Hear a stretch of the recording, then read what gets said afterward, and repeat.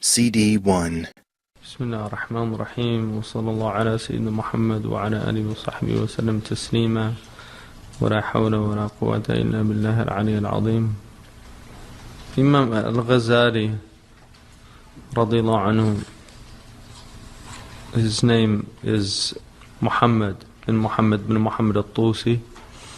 He had the laqab, which is a name that's given usually.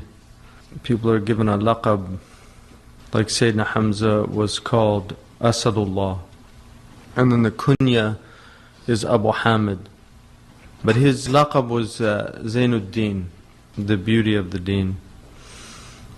He was born in Tus in Khurasan in 450 after Hijrah, which is about 1058. He was born into a very poor family, not poor, extremely poor, but poor. His father was a weaver, and when he died, they were very young, and he put them in charge of a local Shaykh there who was he wasn't an alim by any means, but he was a very righteous man and had some knowledge, and he educated them in their early education. But Imam al-Ghazali, both of them, Ahmad al-Ghazali, who's his brother, became a faqih and also a poet and is noted for his spirituality as well. But Imam al-Ghazali very early on showed his brilliance, and they both entered into the madrasa. That's everything that his father left. He left towards their education. He asked this Shaykh to give them their education, and then he ended up becoming a student. He went to one of the nearby cities and studied, and during that time one of the greatest sheikhs of Islam happened to be in the area. And that's one of the things that you note in Islamic history. In fact, it's really noted in human history. You'll find very often that very brilliant people, they emerge at a time when there are other brilliant people to nurture their brilliance, which is very helpful. So Imam al-Ghazali was very fortunate, and so was Imam al-Juwayni, to have a student like Imam al-Ghazali, because one of the great blessings of a great teacher is to have great students. And Imam al-Ghazali became the student of probably the greatest teacher at the time, who was Imam al-Juwayni, who's called Imam al-Haramain. He was a brilliant Shafi'i faqih. His book in Usul is a very important book in Usul. And Imam al-Ghazali would go on to actually develop Usul and write his own book in Usul that surpassed his teacher's book. Imam al-Juwayni was also a great theologian. So Imam al-Ghazali, his genius emerges in fiqh early on, usul al-fiqh, and also in ilm al-kalam. These were the two areas that he was really a master of. And during that time, there was a lot of trouble in the Muslim world for a lot of different reasons, but partly because the period that he was living in was a period in which the creed of Islam was going through some transitions. First of all, the Mu'tazila were still very powerful, and the Mu'tazila, they were rationalists, and they were people that believed that the aql, the intellect, should actually be the criterion by which you judged matters of religion. So you put the Quran under the microscope of the intellect, and the intellect examined the Quran, and then the intellect determined how you viewed everything. And the opposite of that was the traditionist path, which the intellect had very little to do with anything, and we just took revelation. So we took the Quran and we took the Hadith, and we understood them at a literal level, and we don't use the intellect to interfere with that understanding. Imam al-Juwayni was probably in the middle of that, and Fakhruddin al-Razi, a later scholar, said that in the verse that Allah says in Surah An-Nur, in Ayatul Nur, when he says Nurun ala Nur, that this is light upon light, he said it was Wahyun ala al-aqal, it's revelation on the intellect. That revelation illuminates the intellect. So you need both, and there should be a balance in the two. You don't want revelation mujarrad an al-aqal, that doesn't have intellect, but you don't want intellect overriding revelation. Whenever you can't understand revelation by the intellect, you say, oh, it must mean this, because it certainly can't mean that. حتى تعرف الطريق إلى الحضرة الإلهية وتبلغ إلى مشاهدة الجلال والجمال, until you know the road to the divine presence, and you will reach the witnessing of His majesty and His beauty. وتخلص نفسك من قيد الشهوة والغضب, and you free yourself from the constraints of desire and anger. وتعلم أن هذه الصفات لأي شيء ركبت فيك, and so that you will understand why these other qualities were designed in you, why they were placed in you. فما خلقها الله تعالى لتكون أسيرها ولكن خلقها حتى تكون أسراك. So these were not created in you in order for you to be their prisoner, but they were created in you in order to facilitate your journey, to take you on your journey. وتسخرها للسفر, so that you can subjugate it for this journey, الذي قدامك, that's in front of you. You have this immense journey in front of you, and that's why you have these. وتجعل إحداها مركبك, so that you can make one of them your vehicle. والأخرى سلاحك, and the other your weapon. حتى تصيد بها سعادتك, in order that you can hunt your joy, your felicity. So one is your beast, and the other is your sword, so that your weapon, so that you can hunt your felicity. That's what you're here in life to do, is to go out and hunt your joy, which is to know Allah subhanahu wa ta'ala and to be in His presence. And that's why you have these things. فَإِذَا بَلَغْتَ غَرَضَكَ فَقَاوَمْ بِهَا تَحْتَ قَدَمَيْكَ. So if you have reached your goal, then struggle with it under your feet. Like when you capture your prey, you have it under your foot. وَارْجِعْ إِلَى مَكَانِ سَعَادَتِكَ, and return to the place of your joy. وَذَلِكَ الْمَكَانِ قَرَارُ خَوَاصِ الْحَضَرَةِ الْإِلَهِيَّةِ, and that place is the place of the elect of this divine presence. وَقَرَارُ الْعَوَامِ دَرَجَاتُ الْجَنَّةِ. So the elect, their final abode is this divine presence, and the common people is the different degrees of paradise. And this is an articulation of what you can call the path of sanctification and the path of salvation. The path of sanctification is the path of the elect, which is to literally struggle in this life for a sanctified soul, so that you actually purify yourself in this world and you're free of the dross of your humanity in this world. And that's the path of the awliya, the path of the khawas, the path of the people, what we call in English the saints. These are the saints. And these are the people that are in the divine presence. They're in the divine presence here. And this is the path that the Prophet ﷺ definitely tread. And this is the path of the majority of his companions. And in fact, all of his companions, if you use the meaning of the companions, which is specific to a certain group of the people, of the Sahaba, but certainly the majority of his companions, it's enough just to have seen the Prophet ﷺ to have arrived. So those who saw him and truly believed in him, they were sanctified just by that, by seeing and being in the company of the Prophet ﷺ. In that presence. So the path of salvation is people that just get into paradise. And there's nothing belittling about that at all. وَمَنْ زَحِزِحَ عَنِ النَّارِ فَقَدْ فَازَ. You know, if you're just وَأُدْخِلَ الْجَنَّةَ فَقَدْ فَازَ. Whoever is removed from the hellfire, entered into paradise, he's had foes, victory. So, but those are the two paths. فَتَحْتَاجُ إِلَى مَعْرِفَةِ هَذِهِ الْمَعَانِ حَتَّى تَعْرِفَ من نفسك شيئا قليلا فكل من لم تعرف هذه المعاني فنصيبه من القشور لأن الحق يكون عنه محجوبا.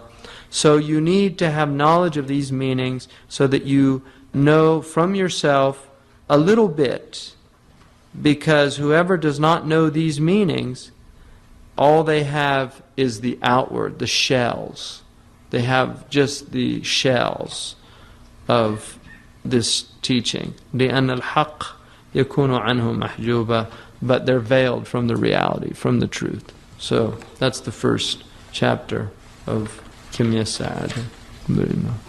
جزاك الله خيرا. اللهم صل على سيدنا محمد وعلى آله وصحبه وسلم تسليما. جزا الله عنا سيدنا محمد خير ما جزى نبينا عن أمته. سبحان ربك رب العزة عما يصفون والسلام على المرسلين والحمد لله رب العالمين. End of CD 1.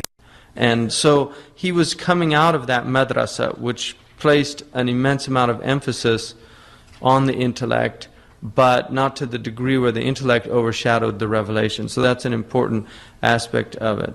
Imam al-Juwayni said about Imam al-Ghazali that he was an ocean. So his own teacher was aware that he had an ocean. He said, Bahrun Mughdiq. He was a copious or vast ocean of knowledge. And what's really extraordinary about him, I think, is despite his brilliance, he was somebody who was incredibly introspective and aware of his internal states, which is often very rare in people. You can have the most brilliant person, but they're completely oblivious to their inward state. And you'll see this if you've gone to a university.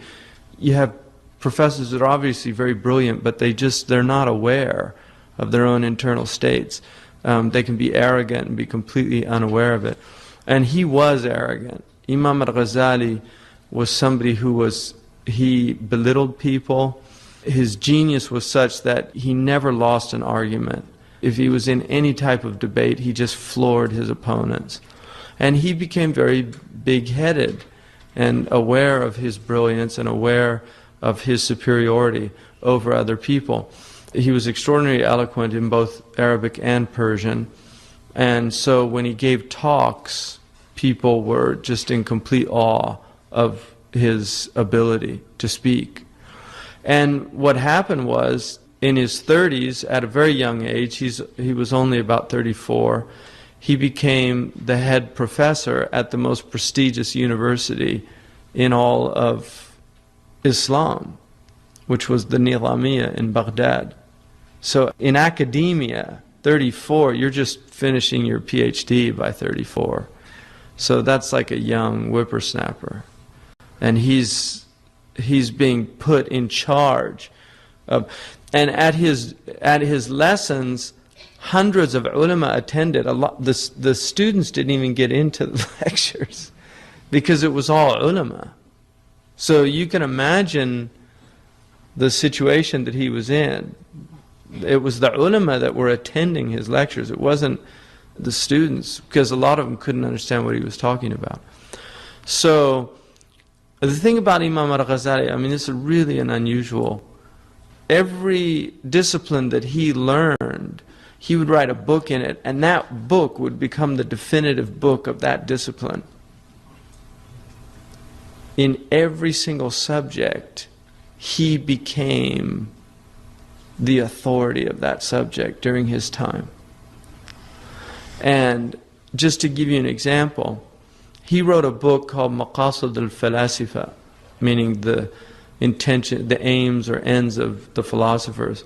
He learned philosophy in 2 years, he said, in his autobiography, in his spare time. When he says he learned philosophy, that meant he learned what philosophy was at that time. In other words, he knew the subject of philosophy, because at that time philosophy was limited. Now you have a lot of different philosophies. At that time you only had certain philosophies, and you could actually learn all of the philosophies. He mastered Plato, Aristotle, Ibn Sina, Al-Farabi in his spare time. He says he read it when he had free time. And then he wrote this book called Maqasid al-Falasifa.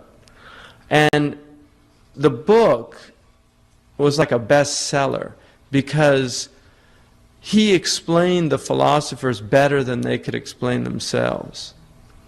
And some of the ulama actually criticized him for making philosophy much more accessible than it had been before him. Because suddenly it was philosophy for dummies. You know, he made it so clear that everybody could understand it.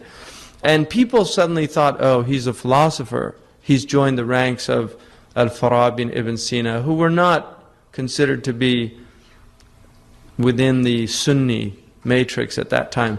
So he wrote this book, but he followed the book up with a book called Tahafut al-Falasifa, which is the incoherence of the philosophers. And the reason he did that was he wanted first to make sure everybody knew that he knew philosophy. And then he wanted to deconstruct philosophy. So he put a book out to let everybody know, okay, and so all the philosophers read it and they said, Muhammad, you know, he's quite a philosopher. And then he wrote a book to say, here's what's wrong with philosophy. So he showed them, and people don't realize the service that he did for Islam, because philosophy was threatening Islam. And that's why he did it. He says that he didn't find anybody else amongst the ulama that was doing that. And he felt an obligation to do that. So he did that. And he wrote a book called Tuhafat al-Falasifa. And he also did a great favor because he went through philosophy. He defined 6 branches of philosophy. And he said out of the 6 branches, 5 branches are actually fine. They're not really a problem. Politics isn't a problem. That's an Islamic science. Ethics isn't a problem. That's an Islamic science. Mathematics is not a problem. That's an Islamic science. He said these are all fine. But when we get into what's called metaphysics, we have a problem. And then he identified 20 problems within metaphysics in philosophy. And from those 20 problems, he identified 3 problems in particular. And he wrote that in his Tahafut al-Falasifa, that the philosophers are a problem because they believe in the eternity of the world. They don't believe that the bodies are resurrected.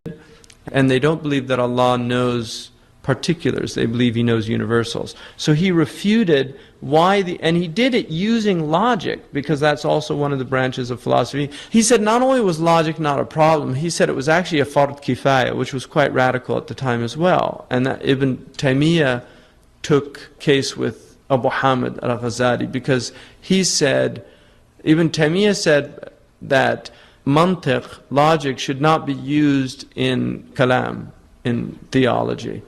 And he actually makes a brilliant case for it.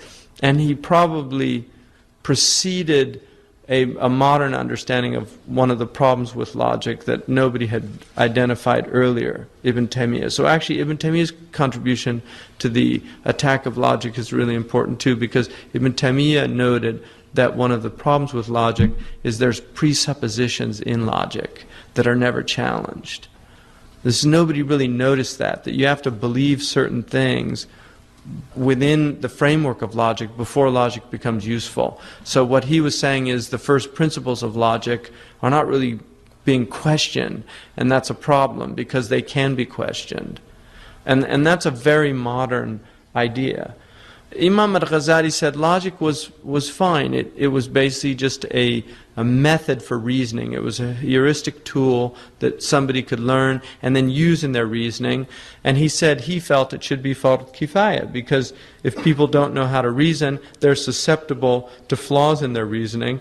And also, the sophistical reasoning, which is logically flawed reasoning, is very common.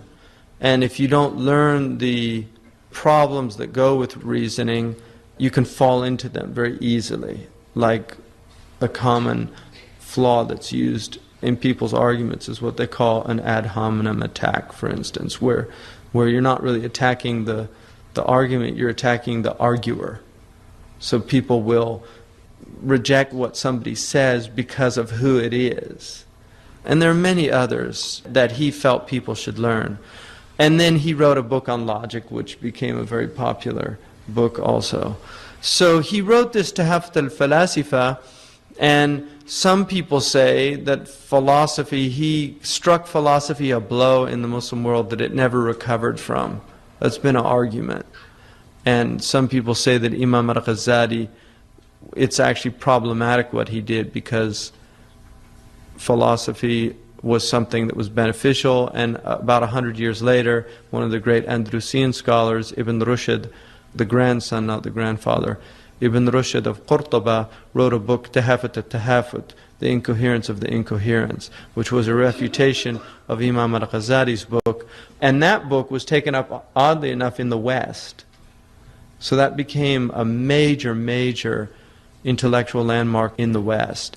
The West did not take Tahafut al-Falasifa, they took Tahafut al-Tahafut.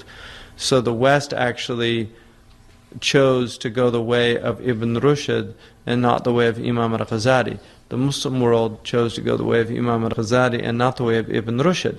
Now, one could argue, and many modern Muslims have argued, is that Imam al-Ghazali is actually at the root of the backwardness and the problems that are wrong with the Muslim world. I mean, this is a modern argument that you'll actually find in books and amongst certain groups of thinkers in the Muslim world, particularly in the late 19th, early 20th century. There was a real attack on Imam al-Ghazali. Now you have to understand the importance of that attack, because Imam al-Ghazali was called Hujjat al-Islam, the proof of Islam. Imam al-Ghazali is to Islam what St. Thomas Aquinas was to Catholicism. He really laid the foundations for the Islamic religion during his time, and those foundations carried the religion for the next several centuries, really almost 1,000 years. So there are Muslims that argued that. Now, if you look at it at a deeper level, you have to become aware of the fact that the West has lost their religion. The path, the course that they chose to take destroyed their faith. Europe is a faithless civilization now.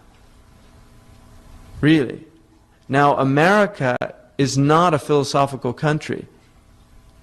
America has never engaged in serious philosophy. The only philosophical tradition in America is pragmatism. Europe was engaged in philosophy at a very deep level. It's a pragmatic country, and it's had a very interesting relationship with faith. It's kind of a love-hate relationship, but it's had an interesting relationship with faith. But Europe's faith, the underpinnings of it were beginning to erode in the 17th and 18th century. By the 19th century, at the intellectual level, there was serious erosion. The 20th century, with 2 world wars, pretty much wipes out the faith of Europe. That's what happens. Now, one of the real interesting aspects of the modern world is the faith of the Muslims.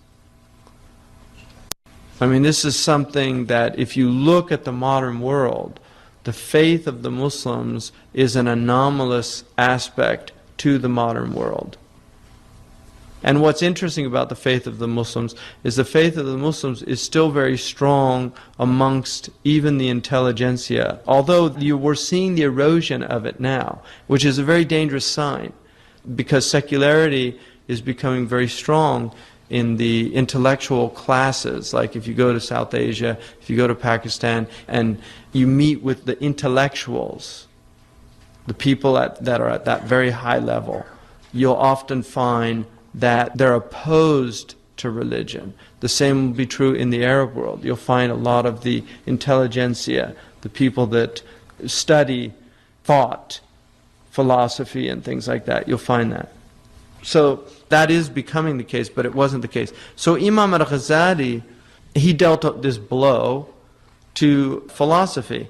Now, the second thing that he did, which is extremely important, is Imam al-Ghazali took the esoteric element to religion. And if you look at any religious tradition, you will find there's very often a split occurs early on between exoteric religion and between esoteric religion. Exoteric religion is the formal aspect of the religion, the outward, it's the body of the religion. And so you have, for instance, in Judaism, the exoteric aspect of Judaism is the 613 laws that they have to follow to be a Jew. So you learn these laws, and they become often ritualized, and people tend to forget what they were originally there for, and begin to really make that outward aspect of the religion the sole aspect of the religion. That's exotericism. Esotericism is when you focus on the inward aspects of the religion and forget the outward aspects of the religion. In Islam, probably the most significant example of that is Ismailism. Right? The Ismailiyah were probably the most significant example of esotericism, where the religion is all secret esoteric meanings, and the exoteric religion is for the common people. It's for the people that don't understand what true religion is, that they need those outward forms. And during Imam al-Ghazali's time, probably the biggest threat to religion after philosophy was esotericism. So not only did he defend Islam from the philosophers, he defended Islam from the Ismaili Batinists. And that's why they do not like him to this day. The Ismaili tradition does not like Imam al-Ghazali because much of his emphasis was against the Batinists. Now, one of the aspects of the Batinists were the assassins, who were very powerful at the time. They were like terrorists. I mean, they really did terrorize the rulers. They were assassins. They would live amongst a ruler for 10 years to get their secret message, and then one day just in the court literally stab the ruler. Everybody thought it was a loyal servant, but he was actually a spy for the assassins. So he was fighting these, and you can't imagine the courage of the man, because it was an incredibly dangerous thing to do at the time. So he had immense courage in doing that. Now what happens to Imam al-Ghazali in his late 30s is he begins to have an internal crisis. I mean, what some people might call it a midlife crisis. But he was deeply troubled by his personality. And he was troubled by the fact that all the things that he was teaching, he wasn't really practicing. And so he was having this crisis of being the teacher who wasn't practicing. One of the things that he says in the Ihya is, he says, the zakat of wa'al, the zakat of being a preacher, is itti'al, is practicing what you preach. That's the zakat of wa'al. That you can't tell others. أَتَأْمُرُونَ النَّاسَ بِالْبِرِّ وَتَنْسَوْنَ أَنفُسَكُمْ. You know, the Quran says, do you command people to righteousness and you forget about yourselves? And he was aware of that he was teaching and he wasn't practicing. And it was really troubling him, and his personality was bothering him. He noticed that kibr, you know, the Quran says that avoid the outward sins and the inward sins, right? ظاهر الإثم وباطنه. You know, avoid the outward sins and the inward sins. And so he felt that the formalists, he called them mutarassimun, the people of the rusum, the people of the form of the religion. And he said that the ulama of his time were mutarassimun. They had really turned Islam into a formalist tradition. And he said that the spirit of Islam was lost. And he said the esoterics, on the other hand, had removed the form and had this esoteric tradition that didn't have the protection of the exoteric tradition. So he saw this crisis in Islam, that the inward and the outward were not unified. And so that was another challenge that he took up. But he realized he couldn't do that if he wasn't real. If he wasn't living that thing, he couldn't do that. He couldn't tell people that this religion is about purifying the heart, and his heart wasn't pure. He couldn't do it.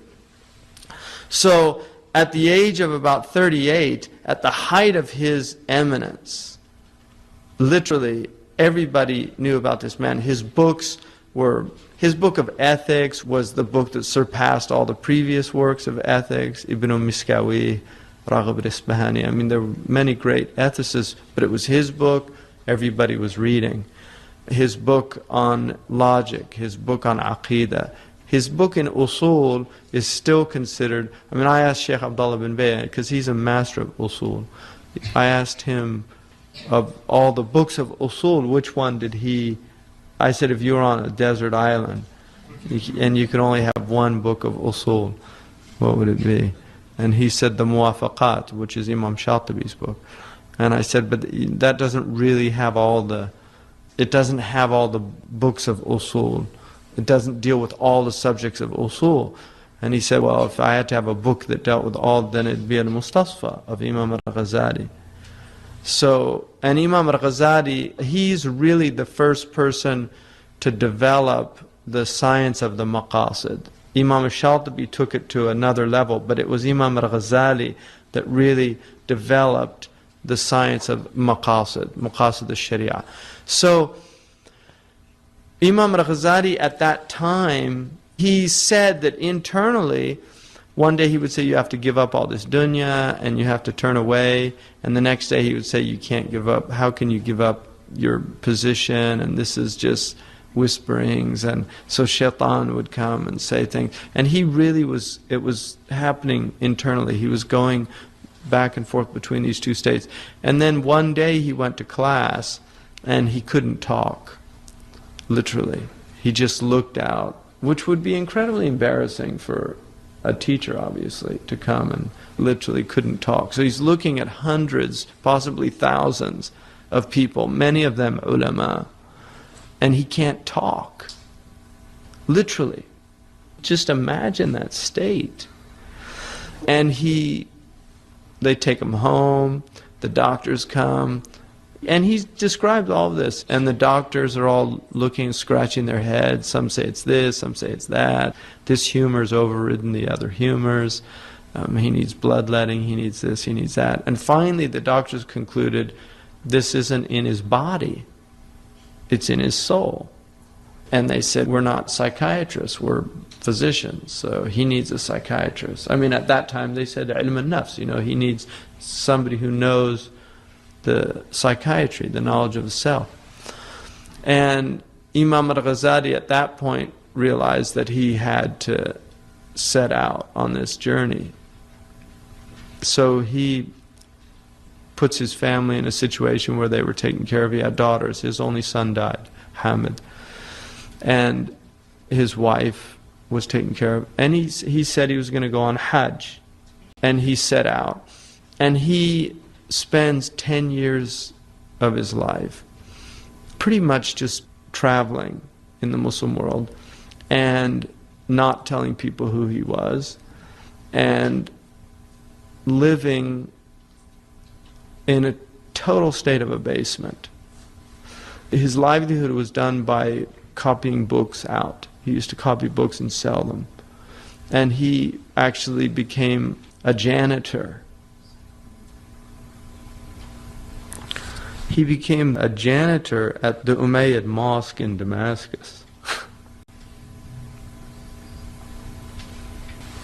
So he used to sweep the mosque, and then he was given a room there, and he used the room as a khalwa, but literally nobody knew who he was. They were teaching his books in the mosque.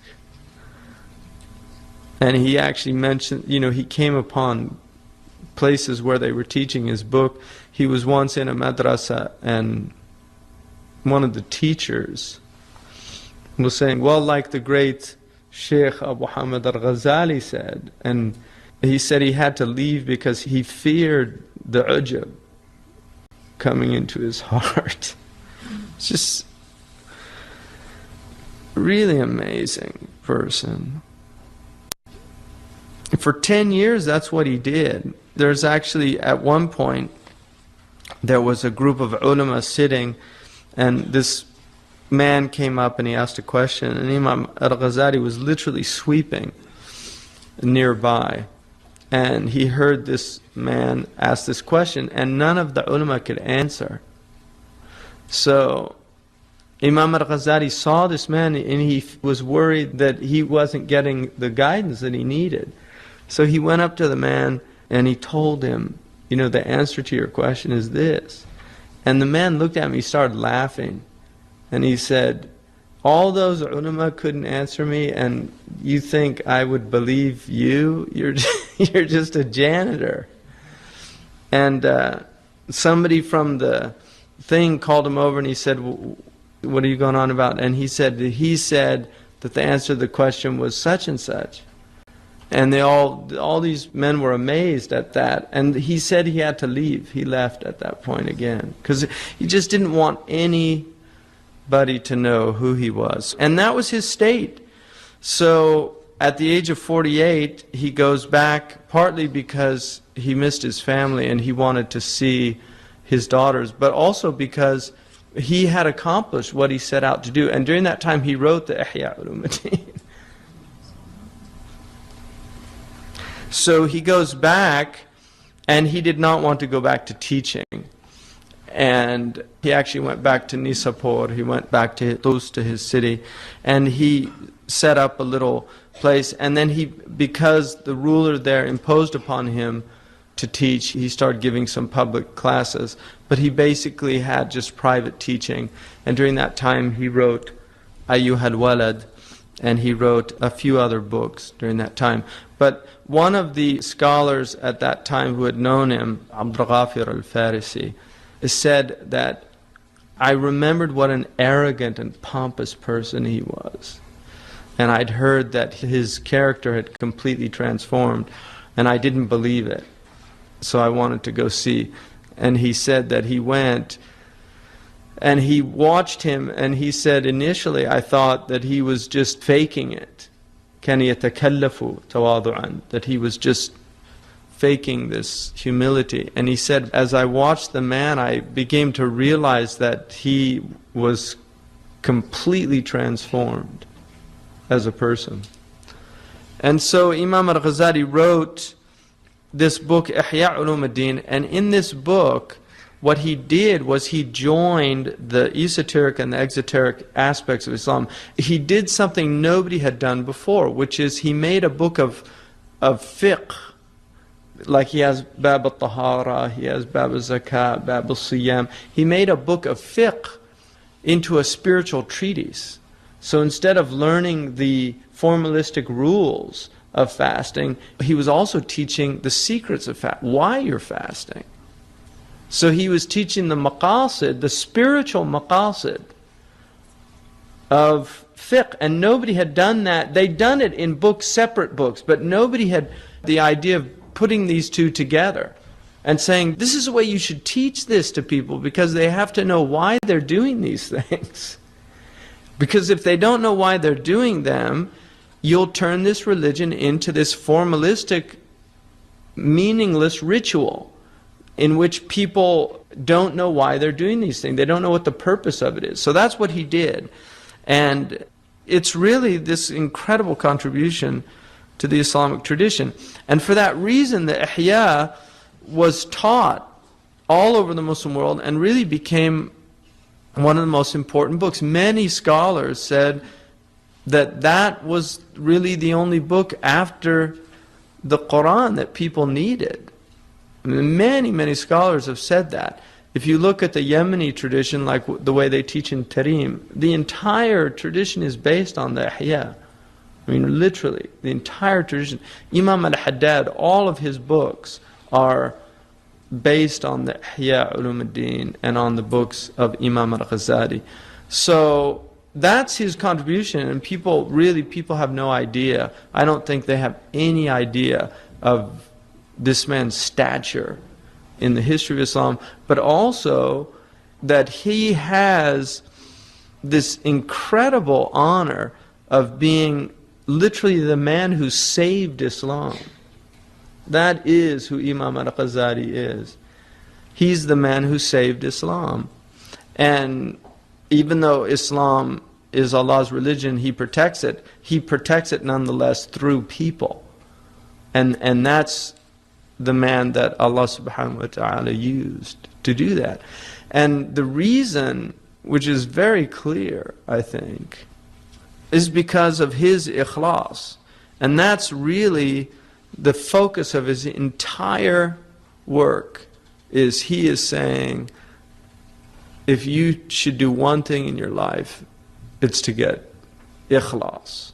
That's really the whole point, is to be sound in your heart. And if you do one thing in your life, you should do that. And all of the accolades that go with life, all of the positions that go with life, all the things that people strive after, what he is saying is all of those things are completely irrelevant if you have not worked on your heart. Not only are they irrelevant, they will destroy you. And so he was willing to completely give up all of that out of fear of being destroyed. Because he says very clearly, I was afraid of my soul falling into perdition. I was afraid of being firewood for the hellfire. He states it very clearly that was my fear, and I was willing to do anything to remove myself from that state. And that's what he did. And that's why he is who he is. I mean, that is why we honor him today. That's why he has the position that he has. That's why Allah elevated him, because he abased himself for the sake of Allah. And so he is somebody eminently worth studying, and he's written no book that isn't a masterpiece. Even before, he had some criticisms of the books that he wrote before his spiritual period. And he only lived 6 years after he came out of his 10-year khalwa. He died the same age as his teacher, Imam Shafi'i, not his direct teacher, but he did not live to be 80 or 90. I mean, we couldn't even imagine what he would have produced. He wrote over 200 books. So we couldn't even imagine what he would have produced had he had a very long life. But he had a life obviously filled with barakah. So he wrote a book, and this is his Arabic version of it. He wrote a book called Kimya Sa'ada, which means the alchemy of happiness. And he wrote this book, it was in Persian, the initial book, and he wrote it for common people. It's an abridgment of his Ihya. But then he wrote a very small Arabic treatise, which he called Kimya Sa'ada, also, the alchemy of happiness, about the heart. And he begins it, Alhamdulillah, الذي أصعد قواعد بالأسفياء بالمجاهدة. Praise be to the one who elevated the bodies of the purified ones with struggle. So بالمجاهدة, he elevated the asfiya, the people. وأسعد قلوب الأولياء بالمشاهدة. He engendered happiness in the hearts of the awliya with witnessing, mushahada, witnessing, divine witnessing. وحل ألسنة المؤمنين بالذكر. And he ornamented the tongues of the believers with remembrance. وجل خواطر العارفين بالفكر. And he cleared the thoughts of the Gnostics, of people who know, with meditation. وحرس سواد العباد عن الفساد. And protected the majority of his servants from corruption. وحبس مراد الزهاد على السداد. And he constrained the people of zuhud, of giving up in what was right and upright. وخلص أشباح المتقين من ظلم الشهوات. And he saved the people of taqwa from the oppression of their desires. وصف أرواح الموقنين عن ظلم الشبهات. And he purified the spirits of people of certainty from the oppression of doubtful matters. وقبل أعمال الأخيار بأداء الصلوات. And he accepted the works of righteous people but through the performance of their prayers. وأيد خصال الأحرار بإسداء الصلات. And he helped the qualities of free people, the virtues of free people, by giving them connection to him. وأيد وأحمده حمد من رأى آيات قدرته وقوته. I praise him, the praise of one who sees the signs of his power and his strength. وشاهد شواهد من فردانيته ووحدانيته, and witnessed the witnessing of his uniqueness and his unity. وطرق طوارق سره وبره, and has traversed the paths of his secrets and of his bir, of his righteousness. وقطف ثمار معرفته من شجر مجده وجوده, and has picked the fruits of his knowledge from the tree of his glory and his generosity. أشكره شكر من اخترق واخترف من نهر فضله وإفضاله. I thank him the thanking of one who has forged and drunk from the river of his bounty and his generosity. وأؤمن به إيمان من آمن بكتابه وخطابه وأنبيائه وأصفيائه ووعده ووعيده وثوابه وعقابه. And I believe in him the belief of a man, of someone who believes in his book, in everything that he has stated, in his prophets, in his pure ones, in his promise, in his threat, in his reward, and in his punishment. وأشهد أن لا إله إلا الله وحده لا شريك له. And I testify that there's no God but one true God, Allah, the unique, who has no partner. وأشهد أن محمدا عبده ورسوله. And I testify that Muhammad is his servant and his messenger. بعثه لأصلاب الفسقة والفجرة قاصمة. The one who sent to the children of the wretched and the profligates as one who breaks their back. وَلِعُرَى الْجَاحِدِينَ وَالْمَارِقِينَ فَاصِمًا. And to the handles, or those things that the atheists and the heretics cling to break it. وَلِبَاغِيَ الشَّكِّ وَشِرْكِ قَاهِرًا. And to the transgressor with doubt and shirk, who overwhelms them. وَلِيَتْبَعَ الْحَقِّ وَالْإِحْسَانِ نَاصِرًا. And for those who follow the truth and virtue, he gives victory. فَصَلَوَاتُ اللَّهِ عَلَيْهِ وَعَلَى آلِهِ وَأَصْحَابِهِ أَجْمَعِينَ. And then he says, in the beginning of this book, فَصْلٌ فِي مَعْرِفَةِ النَّفْسِ, the chapter on knowledge of the self. اعلم أن مفتاح معرفة الله تعالى هو معرفة النفس كما قال سبحانه وتعالى سنريهم آياتنا في الآفاق وفي أنفسهم حتى يتبين لهم أنه الحق. Know that the key to knowledge of Allah, the Exalted, is knowledge of yourself. Allah says, glory be to Him, we will show them our signs in the horizon and in themselves, on the horizon and in themselves, until this becomes clear to them that it's true. وقال النبي صلى الله عليه وسلم من عرف نفسه فقد عرف ربه. Whoever knows, and the Prophet ﷺ said, it's generally not considered a hadith. Some of the ulama do consider it a hadith, but it's generally not considered a hadith, but it is a sound statement. Whoever knows his self certainly knows his Lord. And it's said that it's a statement of Yahya ibn Ma'ad al-Razi, and Imam al-Nawawi said it's not thabit. This is not a confirmed hadith.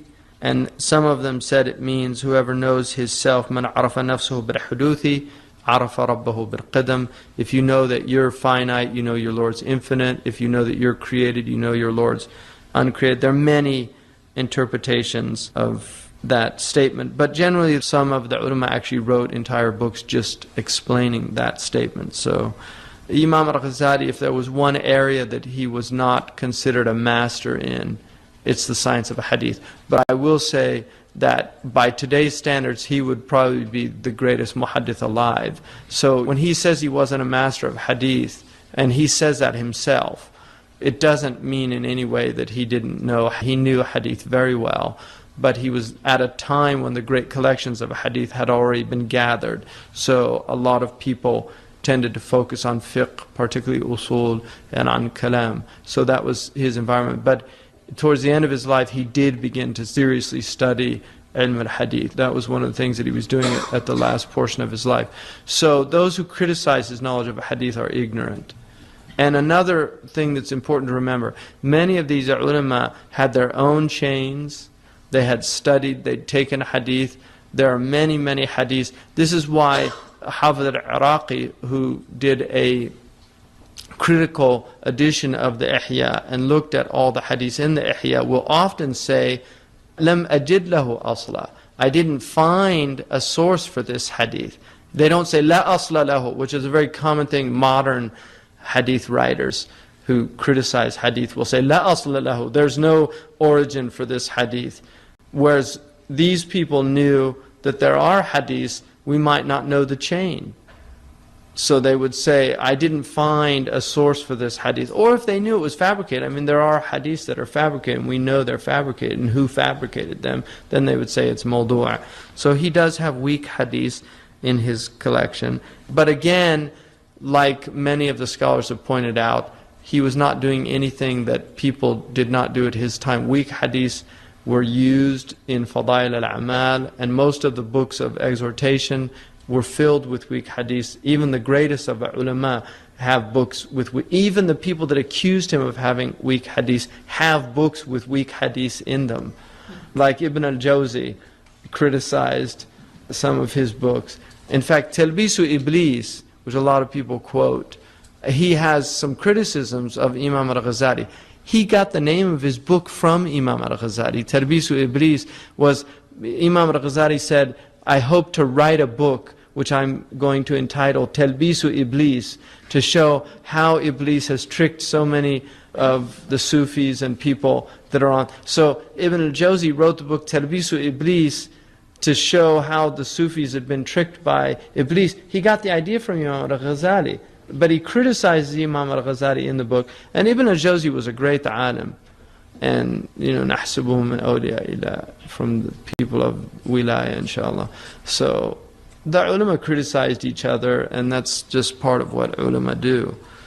So I wouldn't take those things seriously. There's a lot of foolish people that read the criticisms of ulama, of other ulama. There's a lot of reasons why they criticize each other. Sometimes it's just hasad, flat out. Very common. And sometimes it's they genuinely think that this is a problem, and they could be wrong. And sometimes it's because during their time they do have a problem. Like during Ibn al-Jawzi's time, there was a real problem of extremism in Sufism. And so he wrote this book as a corrective, which is why Sidi Ahmed Zarruq says you have to be careful with that book, because he wrote it as a corrective. And when you write a corrective book, you will often go to the other extreme in order to create a corrective. So that's important to remember. So anyway, he mentions this hadith and he says, وَلَيْسَ شَيْءٌ أَقْرَبَ إِلَيْكَ مِن نَفْسِكَ. There's nothing closer to you than your own self. فَإِذَا لَمْ تَعْرَفْ نَفْسَكَ فَكَيْفَ تَعْرَفْ رَبَّكَ. If you don't know yourself, how are you going to know your Lord? If there's nothing closer to you than yourself, if you don't know yourself, how can you know anything else? فإنما تعرف الجسم الظاهر فإن قلت إني أعرف نفسي. So if you say to me, I know myself, I say to you, فإنما تعرف الجسم الظاهر, you know your outward form. الذي هو اليد والرجل والرأس والجثة, the hand, you know the foot, you know the head, you know your body. ولا تعرف ما في باطنك من الأمر الذي به إذا غضبت ضربت الخصومة. You don't know your internal reality. I'm talking about that aspect of yourself that if you get angry, you want to argue. You don't know why. Why do you get angry? وَإِذَا اشْتَهَيْتَ طَرَبْتَ النِّكَاحِ. Or if you become desirous, you look to what's going to satisfy your desire. وَإِذَا جَعْتَ طَرَبْتَ الْأَكَلِ. Or if you get hungry, you're suddenly looking for food. وَإِذَا عَطِشْتَ طَرَبْتَ الشَّرَبِ. That if you get thirsty, you go looking for drink. You don't know why you do those things. And what's the thirst mechanism? وَالدَّوَابُ تُشَارِكُكَ فِي هَذِهِ الْأُمُورِ. And animals share all those things that I just mentioned. Animals have all those things. If they get hungry, they go and they eat. If they get thirsty, they go, they drink. The animals have that, so you have the knowledge of the animals. فالواجب عليك أن تعرف نفسك بالحقيقة حتى تدري أي شيء أنت. So it's an obligation upon you to know yourself in reality, the reality of yourself, so that you will know who are you. you'll know who you are. وَمِنْ أَيْنَ جِئْتَ إِلَى هَذَا الْمَكَانِ, and where you came to arrive at this place. وَلِأَيِّ شَيْءٍ خُلِقْتَ, and why were you created? وَبِأَيِّ شَيْءٍ سَعَادَتُكَ, through which thing is your felicity? وَبِأَيِّ شَيْءٍ شَقَاؤُكَ, and through which thing is your damnation? وَقَدْ جَمَعْتَ فِي بَاطِنِكَ وَقَدْ جُمِعَتْ فِي بَاطِنِكَ صِفَاتٍ. In you, certain qualities have been gathered. There are attributes that have been gathered in you. مِنْهَا صِفَاتَ الْبَهَائِمِ, amongst them the qualities of ruminants, like goats and cows and sheep. وَمِنْهَا صِفَاتَ السِّبَاعِ, and in them the qualities of predators, like lions and tigers. وَمِنْهَا صِفَاتُ الشَّيَاطِينِ, and in them the qualities of demons. وَمِنْهَا صِفَاتَ الْمَلَائِكَةِ, and in you has been gathered the qualities of angels.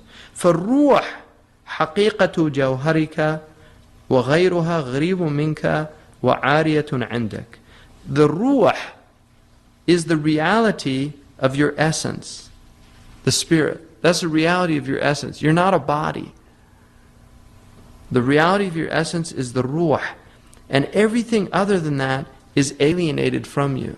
It's a stranger, and it's only borrowed. It's on loan. It's عارية. That's all it is. It's a loan. فَالْوَاجِبُ عَلَيْكَ أَن تَعْرِفَ هَذَا. So it's absolutely necessary that you know this.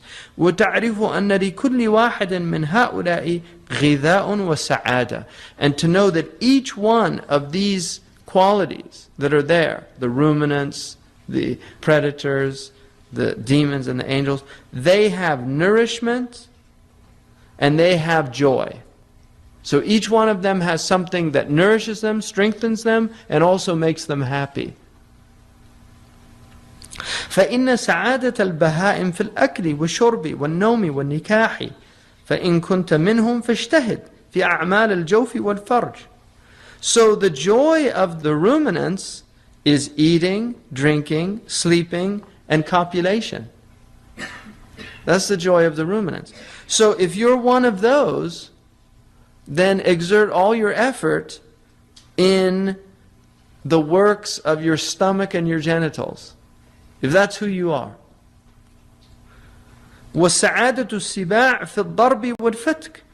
And the joy of the predators is in attacking and ripping the flesh. وَسَعَادَةُ الشَّيَاطِينِ فِي الْمَكْرِ وَالشَّرِّ وَالْحِيَلِ فَإِن كُنْتَ مِنْهُمْ فَاشْتَغَلْ بِاشْتِغَالِهِمْ. And the joy of the demons is in trickery and evil and strategies and machinations. So if you're one of them, then occupy yourself in what they're occupied in. وَالسَّعَادَةُ الْمَلَائِكَةِ فِي مُشَاهَدَةِ جَمَالِ الْحَضَرَةِ الرُّبُوبِيَّةِ وَلَيْسَ لِلْغَضَبِ وَالشَّهْوَةِ إِلَيْهِمْ طَرِيقٌ. And the joy of the angels is in witnessing the beauty of the divine presence. And there's no room for anger or for lust or desire. They have no inroad into these. فَإِن كُنْتَ مِنْ جَوْهَرَ الْمَلَائِكَةِ فَاشْتَهِدْ فِي مَعْرِفَةِ أَصْلِكَ. So if you are from an angelic essence, then struggle to know your source. This begins CD 2. بسم الله الرحمن الرحيم وصلى الله على سيدنا محمد وعلى آله وصحبه وسلم تسليما ولا حول ولا قوة إلا بالله العلي العظيم. اللهم افتح علينا حكمتك وانشر علينا رحمتك يا ذا الجلال والإكرام. وصلي اللهم على سيدنا محمد وعلى آله وصحبه وسلم تسليما. اللهم علمنا ما ينفعنا. So yesterday we looked at the section on Ma'rifatul Nafs, knowledge of the self, and why it was important. And then he talked about the different types of attributes that are in people, the ruminant attribute, the predatory attribute, the demonic and the angelic. And then this section he begins by saying, Bismillah ar-Rahman ar-Rahim, إذا شئت أن تعرف نفسك فاعلم أنك من شيئين.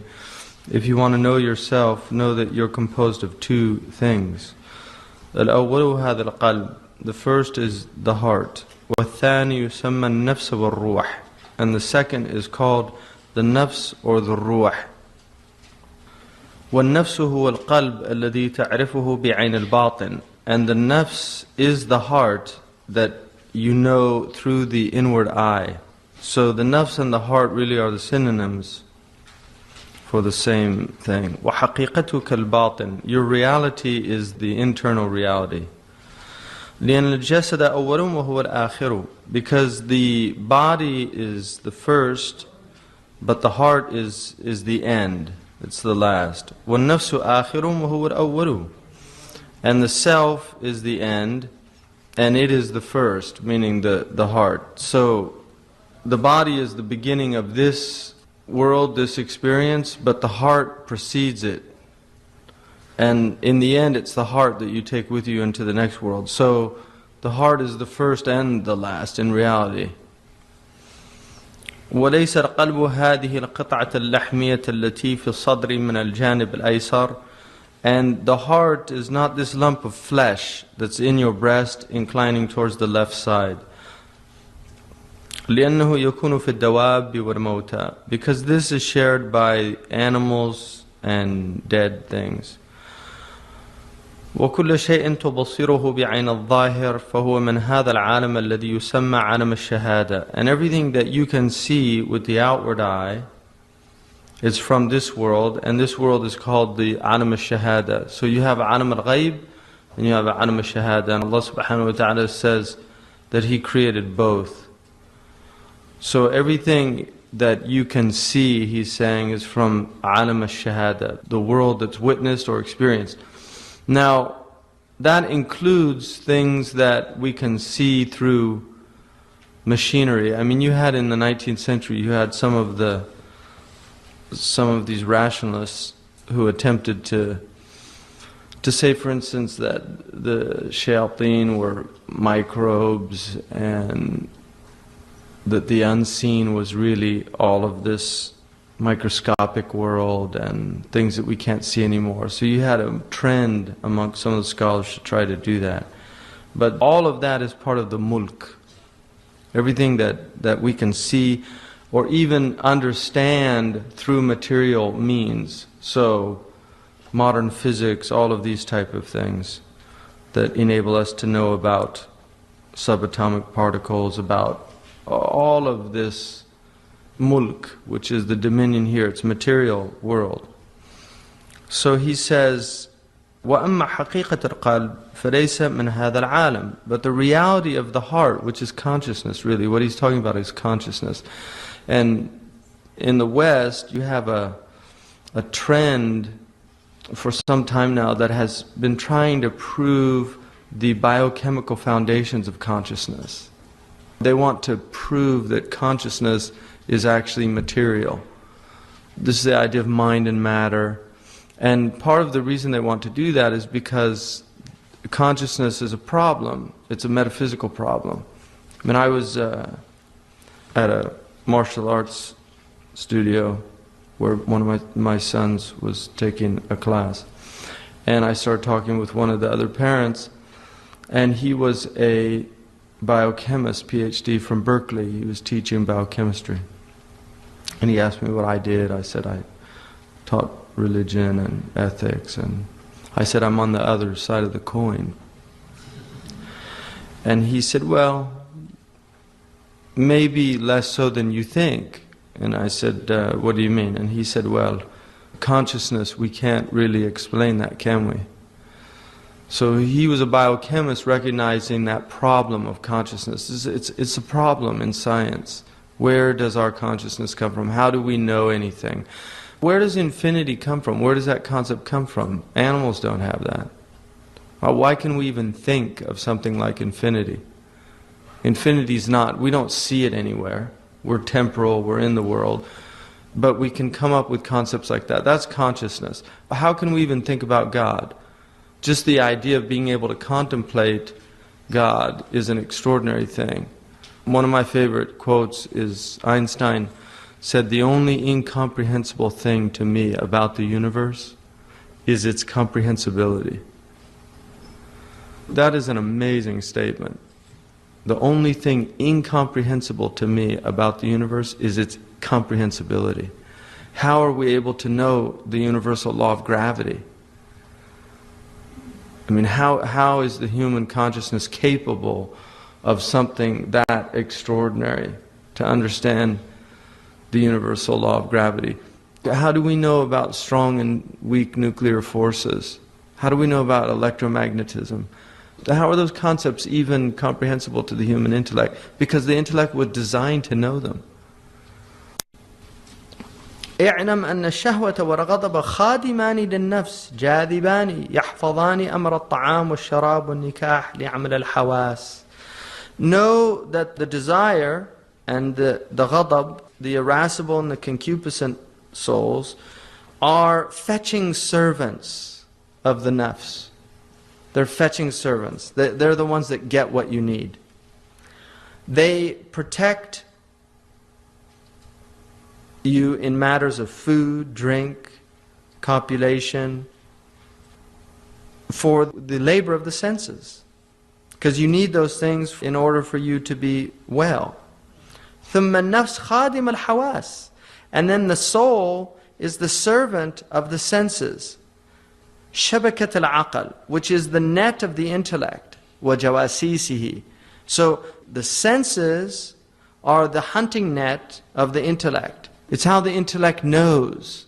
It uses the senses as a net that it throws out to catch reality so that it can understand these things. So you have sight, you have sound, this is a shabaka, it's like a hunting net.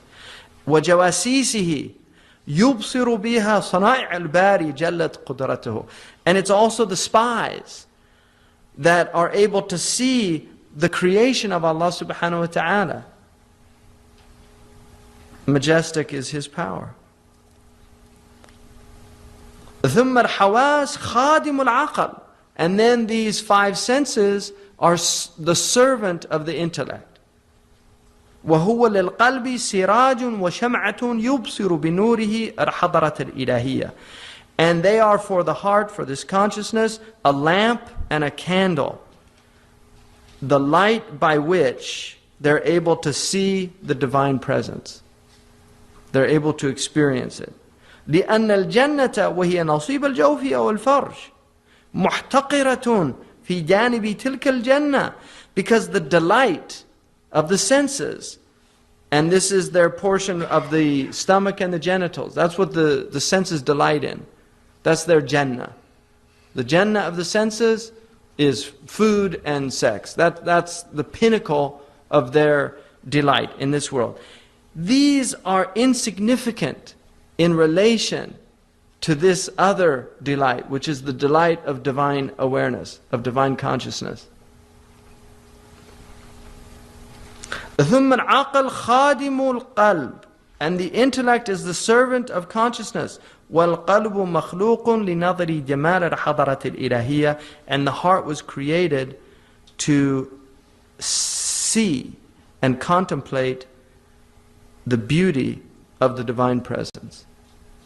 So all of these things are servants for this heart. It's not the other way around. But what happens in the world is people make all of these things the commanders, and the heart becomes subservient. فَمِنْ اجْتَهَدَ فِي هَذِهِ الصُّنْعَةِ فَهُوَ عَبْدٌ حَقٌّ. So the one who is exerting his energies in this craft, that for which he was created, in this thing for which he was created, this is a true servant. مِنْ خِلْمَانَ الْحَضَرَةِ. From the youth of this presence. كما قال الله سبحانه وتعالى وما خلقت الجن والإنس إلا ليعبدون. I only created jinn and ins to worship me. So if you're doing this, you're indeed a true servant. You're fulfilling what you were created to do. معناه إنا خلقنا القلب وَأَعْطَيْنَا الْمَلَكُ وَالْعَسْكَرِ. What this means is we created the heart. We gave it a mulk, a dominion. وَأَعْطَيْنَاهُ الْمُلْكَ وَالْعَسْكَرِ. We gave it a dominion and troops to protect the dominion. وَجَعَلْنَا النَّفْسَ مَرْكَبَهُ. And we made the soul its vehicle حَتَّى يُسَافِرَ عَلَيْهِ مِنْ عَالَمِ التُّرَابِ إِلَى أَعْلَى عِلِّيِّينَ. In order for it to travel upon this beast of the nafs from this dusty world to the highest of the heights. I mean, that's what we've been given.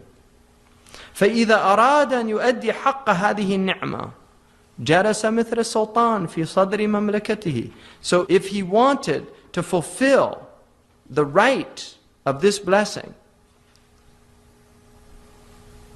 then he sits like the sultan in the midst of his dominion. وَجَعَلَ الْحَضَرَةِ الْإِلَهِيَّةِ قِبْلَتُهُ وَمَقْصِدُهُ. And he makes this divine presence his qibla, his direction, and his goal. وَجَعَلَ الْآخِرَةَ وَطَنَهُ وَقَرَارُهُ. And he makes the next life his true nation, his true birthplace, and his final abode. وَالنَّفْسَ مَرْكَبُهُ. And his nafs is his riding beast. وَالدُّنْيَا مَنْزِلَهُ. And the world is his way station. It's only a temporary alighting place. وَالْيَدَيْنِ وَالْقَدَمَيْنِ خُدَّامُهُ. And his two hands and his 2 feet are his servants. وَالْعَقْلَ وَزِيرُهُ. And his intellect is his minister. وَالشَّهْوَةَ عَامِلُهُ. And his desire is his laborer. It's doing the labor. وَالْغَضَبَ شِحْنَتُهُ. And his wrath is his police force. وَالْحَوَاسَ جَوَاسِيسُهُ. And his senses are his spies that he keeps in touch with his dominion. وَكُلُّ وَاحِدٍ مُوَكَّلٌ بِعَالَمٍ مِنْ عَوَالِمٍ يَجْمَعُ لَهُ أَحْوَالَ الْعَوَالِمِ. And every one of them is entrusted with a world or a domain amongst these domains in order for him to understand the conditions of the domain. So each one of these is there so that he can know what is the condition, what's the state, what's going on.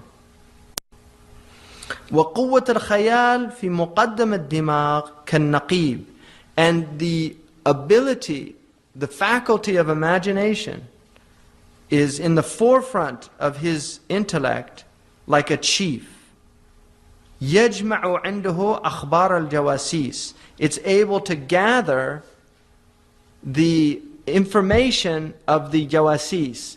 So what he's saying is your neocortex it's in the front, this quwwa al-khayal, this incredible ability that is unique in the human being. Animals don't share this quality, the ability for us to perceive, this ability of perception. He's saying that this is like a chief, and it takes in the news of the jawasis. The spies bring the news, and they tell them. The spies are the senses. It comes into the intellect, it tells them what's going on. And then he says, وَقُوَّةَ الْحِفْظِ في وسط الدماغ مثل صاحب الخريطة يجمع الرقاع من يد النقيب ويحتفظها إلى أن يعرضها على العقل. And then the memory is in the middle of the brain. This is like the map master. It's the one who knows the terrain. And he gathers all of he's listening. He's there next to the chief. And he's gathering all the information and keeping it. Oh, he brought news because he brings the map and he says, this is happening over here. There's troops amassing over here. So he brings that and he's maintaining all of this. And when the intellect needs it, when the minister needs it, he's there to bring the information. That's what the purpose of the memory. فإذا بلغت هذه الأخبار إلى الوزير يرى أحوال المملكة على مقتضاها. So if they bring the news to the minister, the aqal, he's able to know the condition of his dominion. In other words, he can assess reality in reality. So what he's saying is basically is that this is an incredibly orderly system that we've been given. And if it's used properly, you will be in touch with reality and you'll be fulfilling your purpose. But just like out there, things go very, very wrong. They're going to greet you with flowers when you come in to the city. When the army comes in, they're going to throw flowers at you. The Jawasis weren't doing their job. Intelligence wasn't doing its job. They have weapons of mass destruction. Intelligence wasn't doing its job. So now reality is distorted. And what happens? Disaster. That's what happens, disaster, because they're out of touch with reality. And then you have the shihna is down there. Oh, we can make some money here because my salary's not enough. So you know what? I know the minister. We can get I can get a contract with you. The police force needs new guns. It doesn't need new guns, but I'm going to say that it needs new guns because I'll get my 10% when we buy the new guns from such and such corporation that's making the guns. So now it's all out of control. That's what happens. That happens inside the cell. So you're looking outside and you're thinking, oh, look at all these problems in the world. It's all messed up. No, you're messed up. Seriously, you're a reflection. All of that is reflecting to us our inner states. The same confusion that reigns outside is reigning inside. And that's why the reality outside is just expressing the reality inside of the human condition. This is the state that human beings are in. Because they're not following this incredible order that was given to them. In fact, worse than that, they're even denying it. Just deny it flat out. That there's an order here. So if you want to understand why there's chaos outside, you just need to understand the chaos inside. When your irascible nature is controlling your rational nature, when you can't control your anger, then you can understand why things are chaotic out there. Why everybody's angry out there. فإذا رأيت واحدا منهم قد عصى عليك مثل الشهوة والغضب فعليك بالمجاهدة. If you see any one of these is rebelling against you, you have to struggle to suppress the rebellion. If the troops are rebelling, if they're out of control, you need to suppress the rebellion. وَلَا تَقْصِدْ قَتْرُهُمَا. Don't kill them. You don't want to kill them. لأن المملكة لا تستقر إلا بهما. Because the kingdom is not sound, it's not stable except with them. You need them. You need the concupiscence, you need desire, you need anger. If you don't have those, you don't have, the anger is your police force. You can't defend yourself. If you don't get angry, you can't defend yourself. If you don't have desire, you can't, there's no farmers to plow the fields, to bring food to the marketplace. فإذا فعلت ذلك كنت سعيدا. If you do that, you'll be felicitous. وأديت حق النعمة. And you'll fulfill the obligation of this blessing. ووجبت لك الخلعة في وقتها. And the robe of honor will come to you in time. This robe of honor. وإلا كنت شقيا. If not, then you're damned. ووجب عليك النكال والعقوبة. And there's nothing but punishment and chastisement that you warrant. That's it. جزاكم الله خيرا. سبحان ربك رب العزة عما يصفون والسلام على المرسلين والحمد لله رب العالمين. صلى الله على سيدنا محمد. End of CD 2. I mean, that's what you have to conclude, that there is a relationship between consciousness and between the objects of consciousness. And that relationship is designed. So he's talking here about al-qalb, this organ of consciousness. فَلَيْسَ مِنْ هَذَا الْعَالَمِ وَلَكِنَّهُ مِنْ عَالَمِ الْغَيْبِ. But it's not from this world, but it's from the unseen world. فَهُوَ فِي هَذَا الْعَالَمِ غَرِيبٌ. It's a stranger in this world. It's alienated from the world. So consciousness itself is alienated from the world. One of the reasons, one of the Andalusian scholars said that one of the reasons why people have to sleep is because the ruh is not of this world, it's of another world. And the ruh can't take too much materialism. It literally has to go back into the unseen world in order for it to get rest from the dunya. So sleep is a spiritual nourishment for the soul. And that's why people that are sleep deprived become, like me, become really agitated and have a really hard time. وَتِلْكِ الْقَطْعَةُ اللَّحْمِيَّةُ مَرْكَبُهُ. So this piece, this lump of flesh, is the vehicle for consciousness. That's what it is. It's the vehicle for consciousness. وَكُلُّ أَعْضَاءِ الْجَسَدِ عَسَاكِرُهُ وَهُوَ الْمَلَكِ.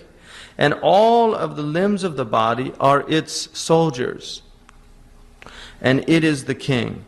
وَمَعْرِفَةُ اللَّهِ وَمُشَاهَدَةُ جَمَالِ الْحَضْرَةِ صِفَاتُهُ.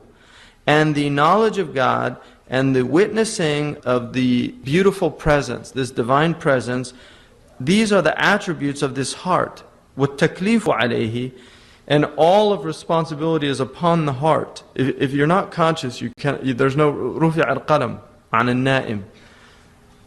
The qalam, the pen has been lifted for the sleeper. If you're in a state of sleep, there's no responsibility because there's no consciousness. So, which is why alcohol is prohibited, because you lose your consciousness, you lose your ability to think. وَالْخِطَابُ مَعَهُ. And this lordly speech that is being articulated to us is to the consciousness. Quran is speaking to your consciousness. It's not speaking to your body. It's speaking to your heart, your ability to perceive. وَلَهُ الثَّوَابُ وَعَلَيْهِ الْعِقَابُ. And in accordance, إِنَّمَا الْعَمَلُ بِالنِّيَّاتِ. Actions are by intentions. مَحَلُ النِّيَّةِ الْقَلْبِ. The place of the intention is the heart. So all of your reward and your punishment is based on what happens in the heart. The whole thing. It's all in the heart. وَالسَّعَادَةُ وَالشَّقَاءُ تَلْحَقَانِهِ وَالرُّوحُ الْحَيَوَانِ فِي كُلِّ شَيْءٍ تَبَعُهُ وَمَعَهُ. And felicity and damnation, the salvation in the akhirah and also damnation, they follow it. They follow the heart. And this animal spirit, what they used to call the vital force, it's what the Chinese call qi. The vital force is something that is in the body, but it's not really of the body, and it's what animates the body. The Arabs called it ar-ruh al-hayawani, the living spirit. 20th century medicine really denied that aspect. They don't really put a lot of credence in that. But he's saying that this vital spirit or vital force is in everything subservient to it and with it.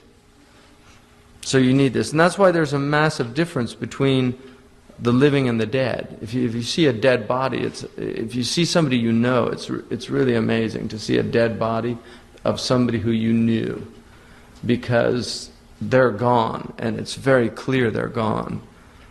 What animated the body is gone. The animus, the spirit, the animal. So it's the same animus, the ruh al-hayawani, same as the Latin meaning. وَمَعْرِفَةُ حَقِيقَتِهِ وَمَعْرِفَةُ صِفَاتِهِ مِفْتَاحُ مَعْرِفَةِ اللَّهِ سُبْحَانَهُ وَتَعَالَى. So knowledge of its reality and knowledge of its attributes is the key to knowledge of Allah subhanahu wa ta'ala. فَعَلَيْكَ بِالْمُجَاهَدَةِ حَتَّى تَعْرِفَهُ. So you must struggle until you come to know it. لأنه جوهر عزيز من جنس جوهر الملائكة, because it is an inestimably precious essence from the nature, the essential nature of the angels. Because angels are pure, the angels are light. Angels are, they don't have the dross of the body. Angels are pure consciousness. They're conscious creatures. They're aware of only their Lord. So they have that consciousness. And that's what he's saying. That's your essential nature. وَأَصْلُ مَعْدِنِهِ. And the source of its origin, مِنَ الْحَضْرَةِ الْإِلَهِيَّةِ. وَأَصْلُ مَعْدِنِهِ. And the source of its origin is from the divine presence. The soul was in the divine presence. أَلَسْتُ بِرَبِّكُمْ. We were all there in the divine presence. And the pain and the alienation of the dunya is the recollection of that presence. So that's why people are in the states they're in. Because they're alienated. That's why the only people that have itmi'nan in the dunya are the people of dhikr. Everybody else is a mess. مِنْ ذَلِكَ الْمَكَانِ جَاءَ وَإِلَى ذَلِكَ الْمَكَانِ يَعُودُ. From that place, the consciousness came, and to that place it goes back. That's where we came from, and that's where we go back to. So he says, مَا حَقِيقَةُ الْقَلْبِ. What is the reality of the heart? أَمَّا سُؤَالُكَ مَا حَقِيقَةُ الْقَلْبِ. As for your question, what is the reality of the heart? فَلَمْ يَجِي فِي الشَّرِيعَةِ أَكْثَرَ مِنْ قَوْلِ اللَّهِ تَعَالَى وَيَسْأَلُونَكَ عَنِ الرُّوحِ قُلِ الرُّوحُ مِنْ أَمْرِ رَبِّي. They ask you about the ruh. Say, the ruh is from the command of my Lord. لأن الروح من جملة القدرة الإلهية. Because the ruh is from the collection, the summation of the divine power. Allah subhanahu wa ta'ala is omnipotent. So the ruh is basically the greatest expression of the divine power. Because obviously, if you can make life, inanimate things is one thing. We can make forms and do things with inanimate things. Humans can do that. But to put life in, that's why the musawwir, أَشَدُّ النَّاسِ مُعَذَّبِينَ يَوْمَ الْقِيَامَةِ الْمُصَوِّرُونَ. People that have the greatest punishment are the form makers. Because Allah subhanahu wa ta'ala says, blow life into it now. Put life into it. Because that's, only Allah can do that. So that ability to give life is the greatest expression of divine power. That He can animate us and give us life. And it's also an attribute of Allah subhanahu wa ta'ala. Al-haya is an attribute of Allah subhanahu wa ta'ala. And it's the ruh that gives this life. أَلَا لَهُ الْخَلْقُ وَالْأَمْرُ. Doesn't He have the khalq and the amr? So creation and the command. So the command, the ruh is from the command of Allah subhanahu wa ta'ala. And the command precedes creation. So Allah creates, but He creates by the command. إِذَا أَرَادَ شَيْئًا أَنْ يَقُلْ لَهُ كُنْ فَيَكُنْ. When He wants a thing, He just commands it to be, and it is. So that's the command of Allah subhanahu wa ta'ala. فَالْإِنسَانُ مِنْ عَلَمَ الْخَلْقِ مِنْ جَانِبٍ وَمِنْ عَلَمَ الْأَمْرِ مِنْ جَانِبٍ. So the human being is from the created world, from one aspect, but he's from the world of the command, from another aspect. Because he has a ruh. So you have a body and a ruh. فَكُلُّ شَيْءٍ يَجُوزُ عَلَيْهِ الْمَسَاحَةُ وَالْمِقْدَارُ وَالْكَيْفِيَّةُ فَهُوَ مِنْ عَالَمِ الْخَلْقِ. Everything that can be measured, that has place, that has quality, a howness, all of that is from the created world. وَلَيْسَ لِلْقَلْبِ مَسَاحَةٌ وَلَا مِقْدَارٌ وَلِهَذَا لَا يَقْبَلَ الْقِسْمَةِ. But the heart does not have a space like that, nor does it have measurements, consciousness. And that's what the scientists know. They don't know how to, they can't measure it. And if they can't measure it, they don't know how to give it a reality because they're materialists, generally. That's what they're working in. They're working in the world of material, and so consciousness becomes the great problem. Because it doesn't have masaha, it doesn't have miqdar, so they can't place it like they can other things.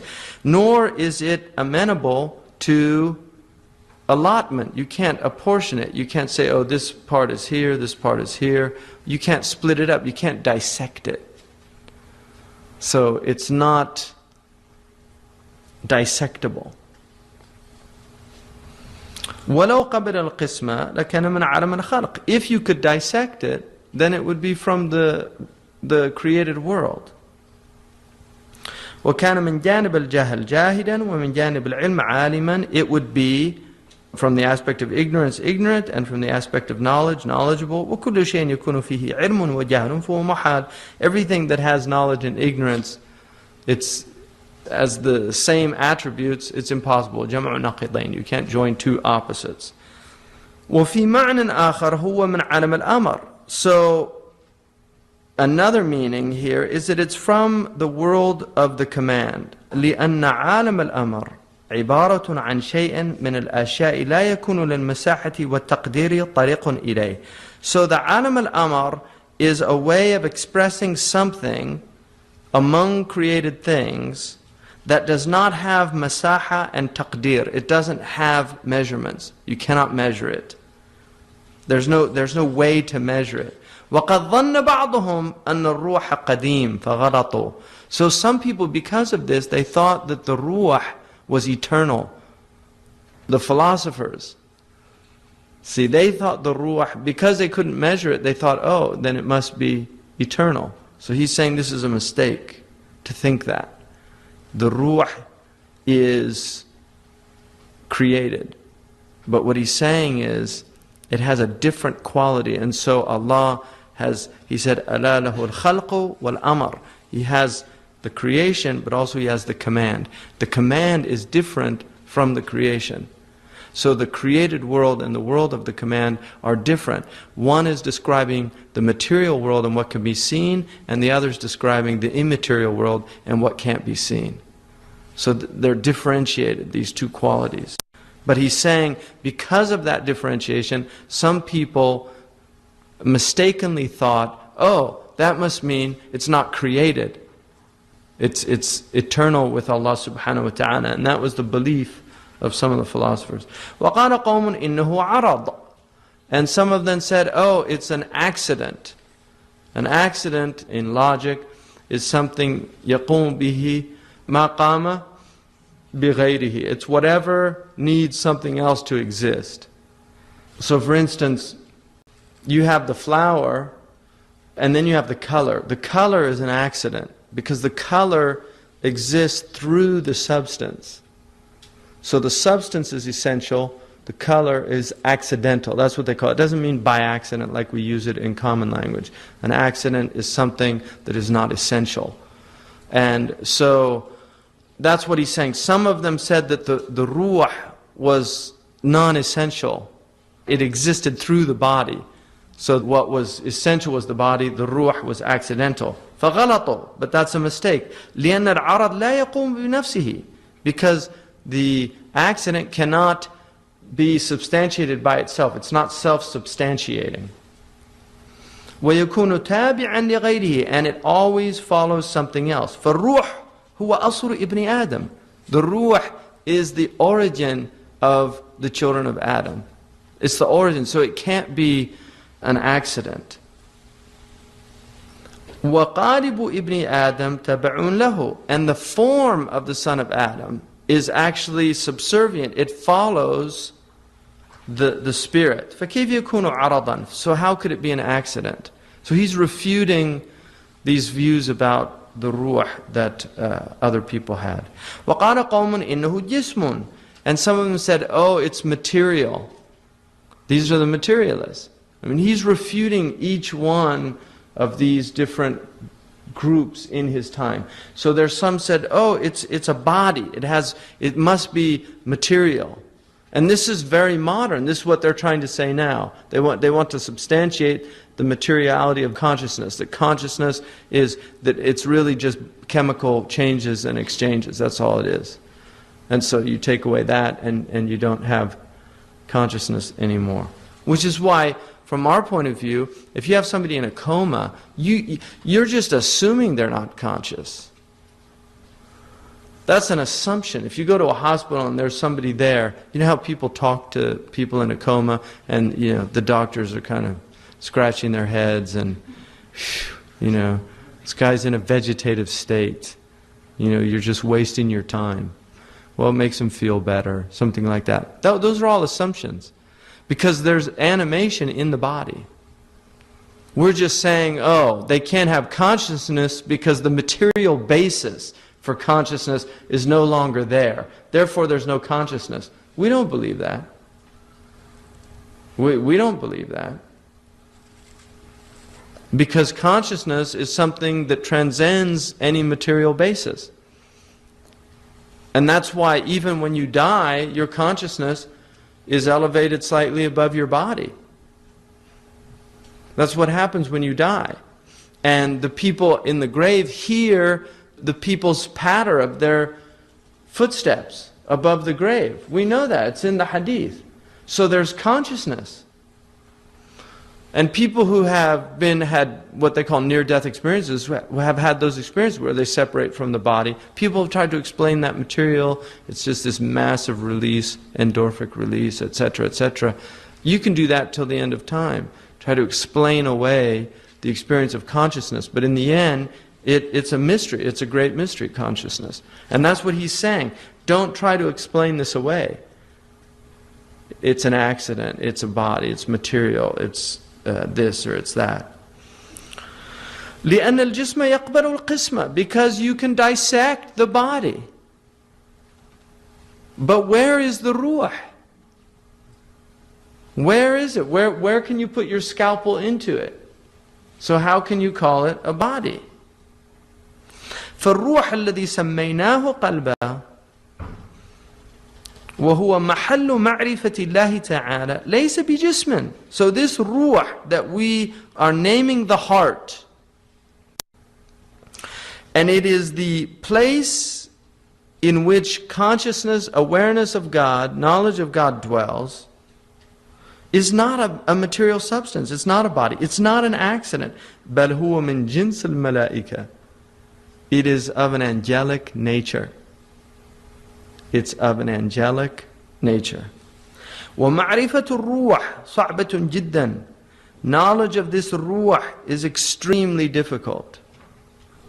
لأنه لم يرد في الدين طريق إلى معرفته لأنه لا حاجة في الدين إلى معرفته. Because there's nothing in the religion that has come to us that will give us this knowledge. When they asked him about the ruh, Allah said, say the ruh is from the command of my Lord. That's the extent of the knowledge. So he's saying we can't have knowledge of its reality, but this is what we can know about it. لأن الدين هو المجاهدة, because the religion is struggle. That's the essence of the religion. If you want to understand the religion is not a metaphysical teaching. The religion is a struggle in the world. That's what the deen is. It's a struggle in the world. It's mujahada. وَالْمَعْرِفَةُ عَلَامَةُ الْهِدَايَةِ. And all knowledge is it's a sign that you're guided. That's what knowledge is. It's a sign that you're guided. كما قال سبحانه وتعالى والذين جاهدوا فينا لنهدينهم سبلنا. Those who struggle for our sake, we will guide them to our pathways. We'll guide them to our pathways. ومن لم يجتهد حق اجتهاده لم يجوز أن يتحدث معه في معرفة حقيقة الروح. So if you're not expending all of your energy, it's not permissible for you to even talk about the reality of the ruh. It's not permissible. If you're not expending all of your energies, whoever does not expend all of his energies, he says, it is not permissible for him, it is not permissible to speak with him about the knowledge of the reality of the ruh. وَأَوَّلُ أُسِّ الْمُجَاهَدَةِ أَن تَعْرِفَ عَسْكَرَ الْقَلْبِ لأن الإنسان إذا لم يعرف العسكر لم يصح له الجهاد.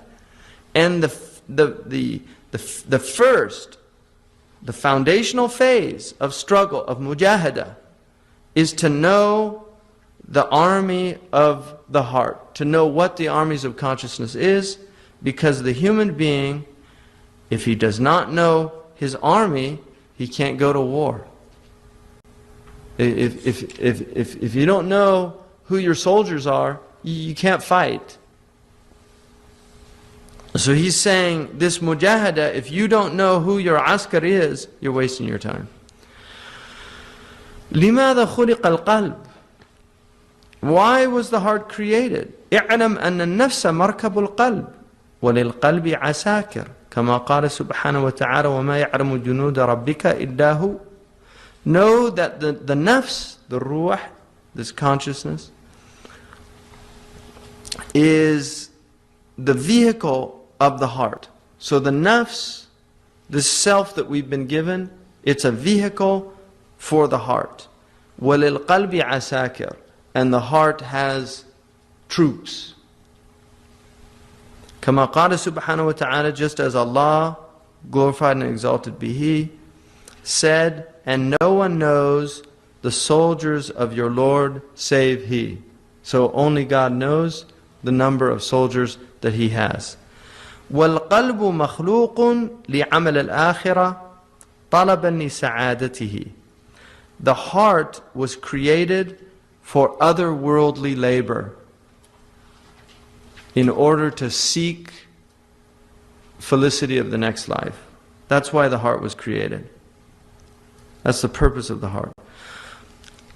وَسَعَادَتُهُ مَعْرِفَةُ رَبِّهِ عَزَّ وَجَلَّ. And its felicity is knowledge of its Lord, the exalted and the majestic. وَمَعْرِفَةُ رَبِّهِ تَعَالَى تَحْصُلُ لَهُ مِنْ صُنْعِ اللَّهِ. And this knowledge of its Lord, the exalted, is achieved through the creation itself. So the way that you know your Lord is through the creation. The way the heart comes to know Allah subhanahu wa ta'ala is through the creation. وَفِي أَنفُسِكُمْ. In your own selves. سَنُرِيهِمْ آيَاتِنَا فِي الْآفَاقِ وَفِي أَنفُسِهِمْ. He began it with that. It's through the self. And then he says, وَهُوَ مِنْ جُمْلَةِ عَالَمِهِ. And the heart itself is among the totality of its world. وَلَا تَحْصُلُ لَهُ مَعْرِفَةُ عَجَائِبِ الْعَالَمِ إِلَّا مِنْ طَرِيقِ الْحَوَاسِ. And you cannot know these wondrous aspects of the world except by means of the senses, your hawas. وَالْحَوَاسُ مِنَ الْقَلْبِ وَالْقَالِبُ مَرْكَبُهُ. So the senses are from the heart. So they're part of consciousness. The senses are from the heart. And the qalib, because the Arabs say al-qalb wal-qalib. The qalb, you have the qalb, the essence, and then you have the qalib, the body. So the body is the vehicle for the senses, for the experience of the senses. ثُمَّ مَعْرِفَةِ صَيْدِهِ وَمَعْرِفَةِ شَبَكَتِهِ. So you cannot get this knowledge except also by knowing how to hunt. You have to know how to seek this out. And also knowledge of the net that you hunt with. So you have to, in order to achieve this knowledge of Allah through His creation, through the use of the senses, you have to understand how to do that. And you also have to understand the tools that you've been given to do that. وَالْقَارِبُ لا يقوم إلا بالطعام والشراب والحرارة والرطوبة وهو ضعيف على خطر من الجوع والعطش في الباطن وعلى خطر من الماء والنار في الظاهر وهو مقابل أعداء كثيرة. So he says, والقالب لا يقوم إلا بالطعام. The body, which is the vehicle for the senses, the vehicle for this knowledge, it's only substantiated, it's only maintained through food, through drink, through this heat having caloric content, rutuba, through the moisture of life, and it is extremely weak. It's constantly exposed to hunger, to thirst inwardly, and it has the danger of water and fire outwardly. It can drown, it can be burnt, and then it is constantly facing many enemies. So, ma'rifatu asakir al-qalb. How do we know then the troops of the heart. تحتاج أن تعرف العسكرين. You need to know two troops.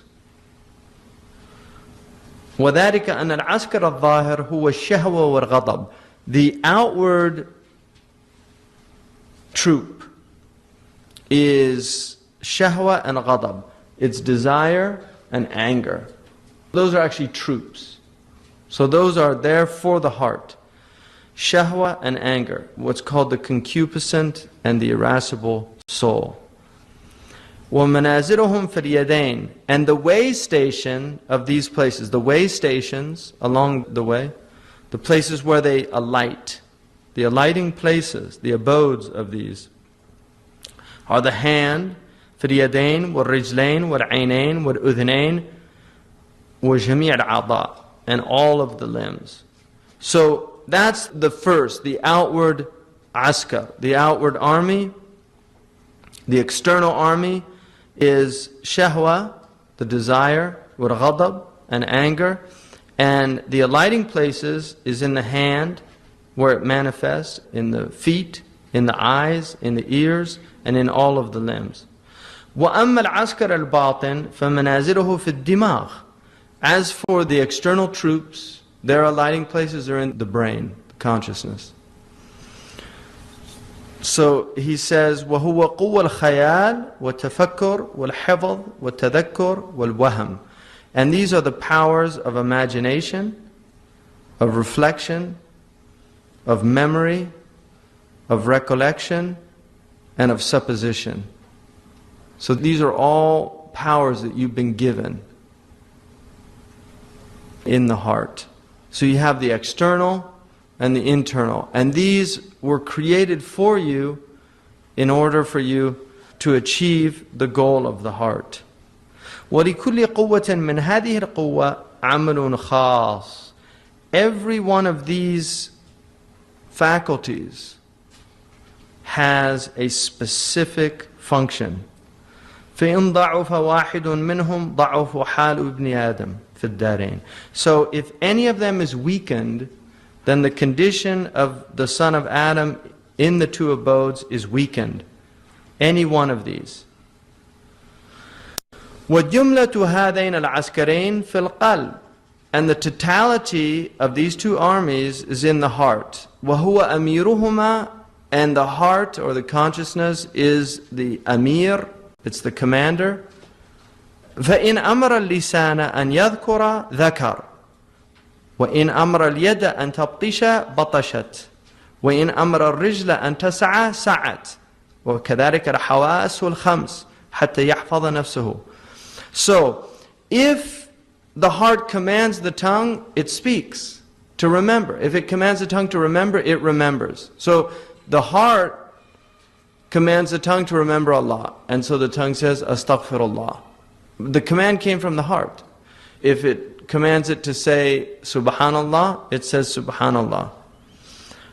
If it commands the hand to strike, it strikes. If it commands the foot to move, like if you're going to go to the Umrah, it's the heart that commanded the foot to go. That's how you set out. If you get up, it's the heart that commanded you to get up. Anything that you do, the command center is the heart. That's where it's coming from. This is very important because what he's trying to do is lay for you a foundation of understanding not only the nature of your consciousness, but the fact that you're going to be responsible for all of your actions. Because people don't think about this stuff. They go through life on automatic pilot. And they're not thinking about the fact that they're not on automatic pilot. That they actually have volition. They have animality. They have knowledge. They have all of these attributes that are attributes of the divine. Allah subhanahu wa ta'ala has put divine attributes in the human being. And then said, you're responsible for these divine attributes. I'm giving them to you for a reason. Not to play, not to eat, not to drink. I've got creatures that I created to do those things. You do those things also. But I have other creatures to do that. I don't need you to copulate. I don't need you to drink. I don't need you to eat. I've got creatures, plenty of them, that do that. That's their function. And yes, you share those qualities with them, but there's a hikmah. There's a reason. It creates humility. There's a lot of reasons for it. That's the most essential. It keeps you down to earth. Because they're better than you at it. So if you want to compete with them, they can eat more than you can. Really, a lion can eat more than you can. A rooster can copulate more than you can. All of them can outdo you in those things. That's not why you were created. So, know what your Amir is. The Amir is the heart, and he's going to explain why you have to have that knowledge, because the troops mutiny. You have a time when the army overthrows the commander-in-chief. It's called a coup d'etat. So that happens. The troops get out of control. And they take over. And then what happens? They wreak havoc in the land. You know, Ghana, they have a coup every couple of weeks. But what happens? Every time they have a coup, there's another, it's all disaster. People get shot. There's all this bloodshed, all this turmoil. They show pictures, it's all in chaos. The town's in chaos. That's what happens when the troops rebel. And then he says, so you've been given these 5 senses in order to protect yourself. If there's fire, you touch it, ouch, that burns. Okay, I know not to do that again. Right? You kick the rock. You know, Dr. Johnson, Berkeley said everything is in the mind. Berkeley was an idealist. So he said none of this has any reality. So Dr. Johnson was walking with Boswell, and he kicked a rock and he said, I refute it thus.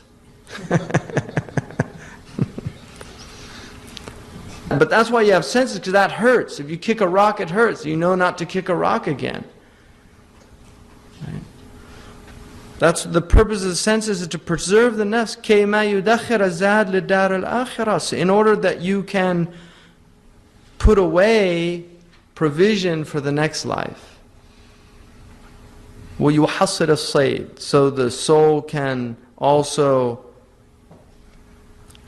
capture the hunt, what it's going after. وَتَتِمَّ التِّجَارَةُ. And the transaction is completed.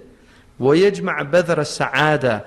And gather the seed of otherworldly felicity. So this is all why you've been given this.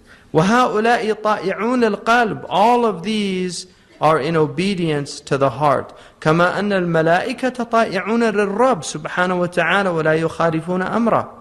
Just as the angels are in obedience to their Lord, glory and exalted is He, and they do not disobey His commands. لَا يُخَالِفُونَ أَمْرَهُ. So these things that you've been given, they're in subservience to you.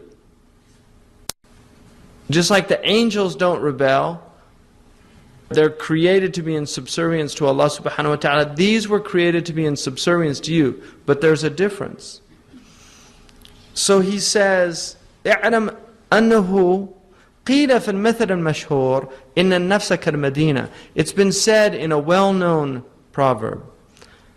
The soul, the nafs, the self, is like a city. وَالْيَدَيْنِ وَالْقَدَمَيْنِ وَجَمِيعَ الْأَعْضَاءِ ضِيَاعُهَا. And the 2 hands, the 2 feet, all of the limbs are like the estates, the farms around the city that supply the city. وَالْقُوَّةَ الشَّهْوَانِيَّةِ وَالِيُّهَا. And the concupiscent soul, this concupiscent faculty, the desire, is its governor. وَالْقُوَّةَ الْغَضَبِيَّةِ شَحْنَتُهَا. And the irascible faculty, anger, is its police force. وَالْقَلْبَ مِلِكُهَا, and the heart is its king. وَالْعَقْلَ وَزِيرُهَا, and the intellect is its minister. So he's saying this is a well-known way of looking at this, that the self is like a city.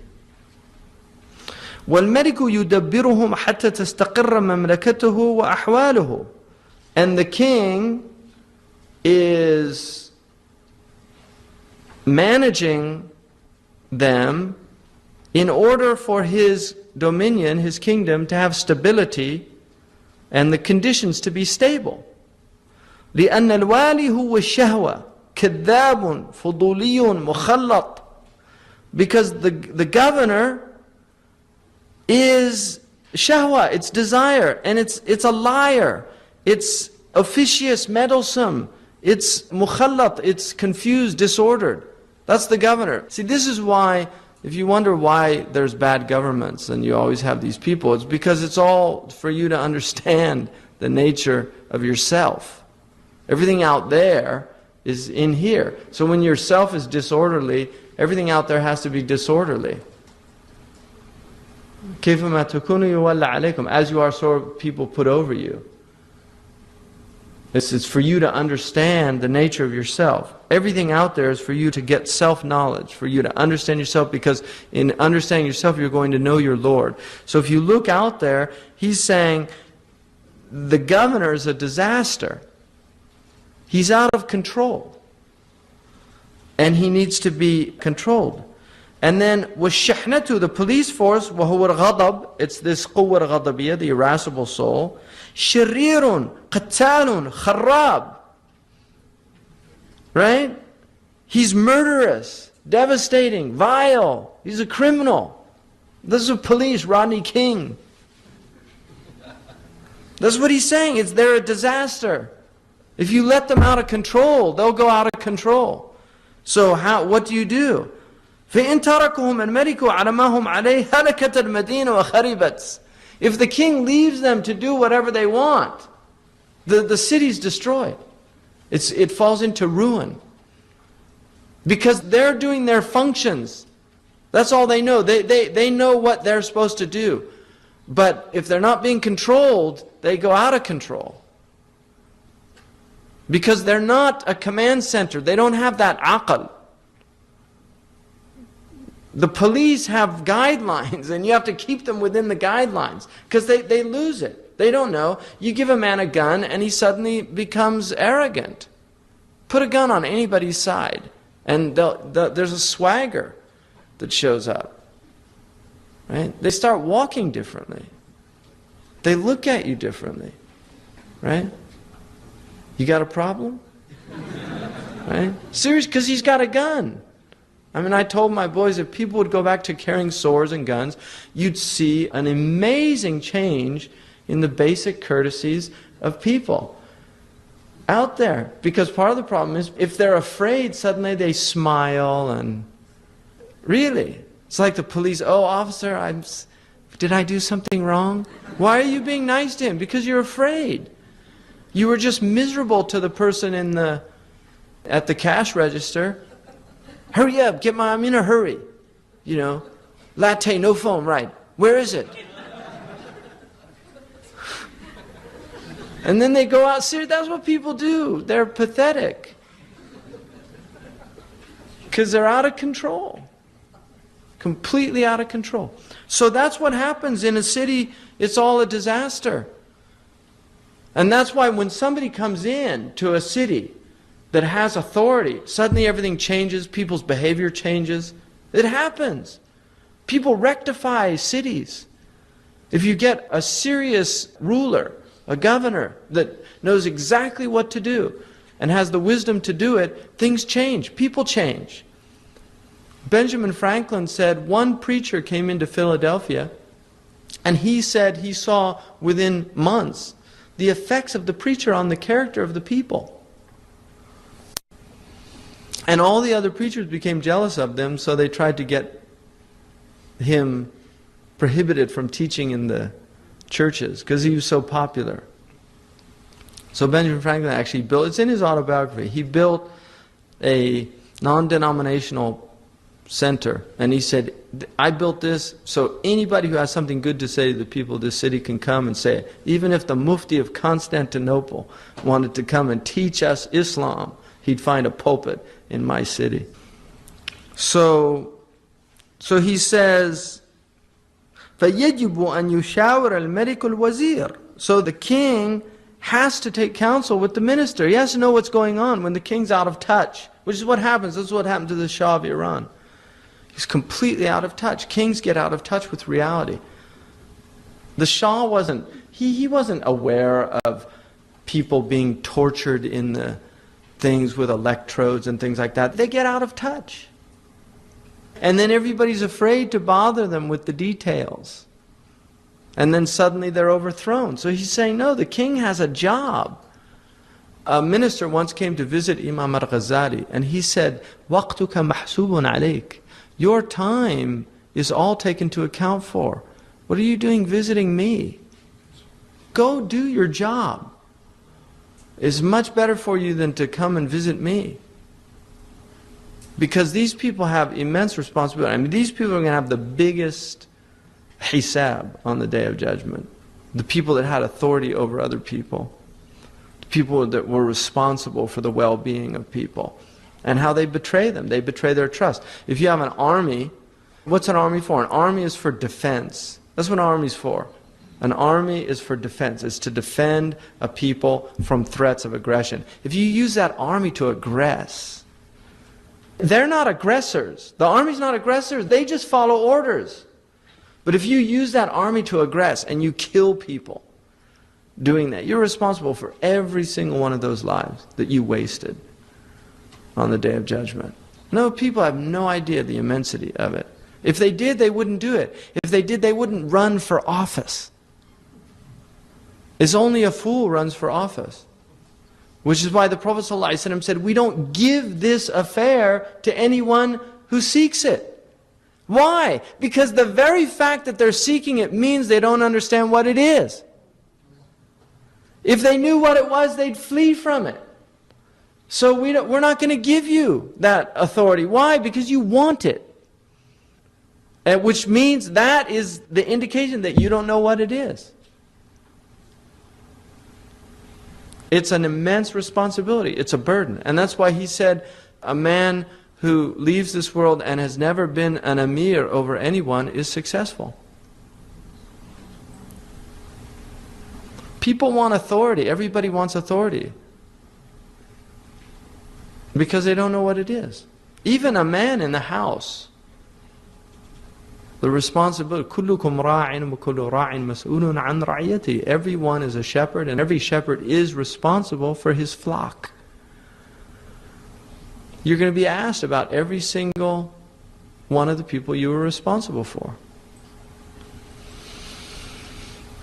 So, the king has to take counsel with the wazir, the aqal. وَيَجْعَلَ الْوَالِي وَالشِّحْنَ تَحْتَ يَدَ الْوَزِيرِ. And he has to put the governor and the police under the authority of the minister. So there's hierarchy. So the police aren't out of control. فَإِذَا فَعَلَ ذَلِكَ اسْتَقَرَّتْ أَحْوَالَ الْمَمْلَكَةِ وَتَعَمَّرَتْ الْمَدِينَةِ. If he does that, then the conditions of the kingdom are stabilized. You have a stable kingdom, and the city flourishes. وَكَذَلِكَ الْقَلْبُ يُشَاوِرُ الْعَقْلِ. And like that, the heart must take counsel with the intellect. Because if you follow your heart without the intellect, you have to listen. The minister, the king can't do it on his own, because the minister is the one that's in touch with reality. Do you see? The king is not in touch with reality. Where does he get his reality from? The minister. Where does the heart get its reality from? The intellect. Because the intellect's in touch with reality. So the intellect, he needs to take counsel with the intellect. Counsel, not be controlled by the intellect, not be dominated by the intellect, but he needs to take counsel from the intellect. وَيَجْعَلَ الشَّهْوَةَ وَالْغَضَبَ تَحْتَ حُكْمِهِ. And he has to place the desire and the anger under its authority. So these troops have to be under the authority of the intellect. Your ghadab and your desire, the intellect is the minister, the desire is, that's the governor, and then the anger is the police. So he's using this as a metaphor so you can understand it. You can see it in the big one, you can see it in the little one. حتى تستقر أحوال النفس, so that the psychological condition is stabilized. People don't lose it. So the psychological condition is stabilized. ويصل إلى سبب السعادة من معرفة الحضرة الإلهية. And so you arrive at the means of felicity from knowledge of the divine presence. That's the whole point. ولو جعل العقل تحت يد الغضب والشهوة هلكت نفسه وكان قلبه شقيا في الآخرة. But if you place the intellect under the authority of the desire and anger, the soul is destroyed. And the heart is wretched in the next life. That's what happens. This begins CD 3. Bismillah ar-Rahman ar-Rahim.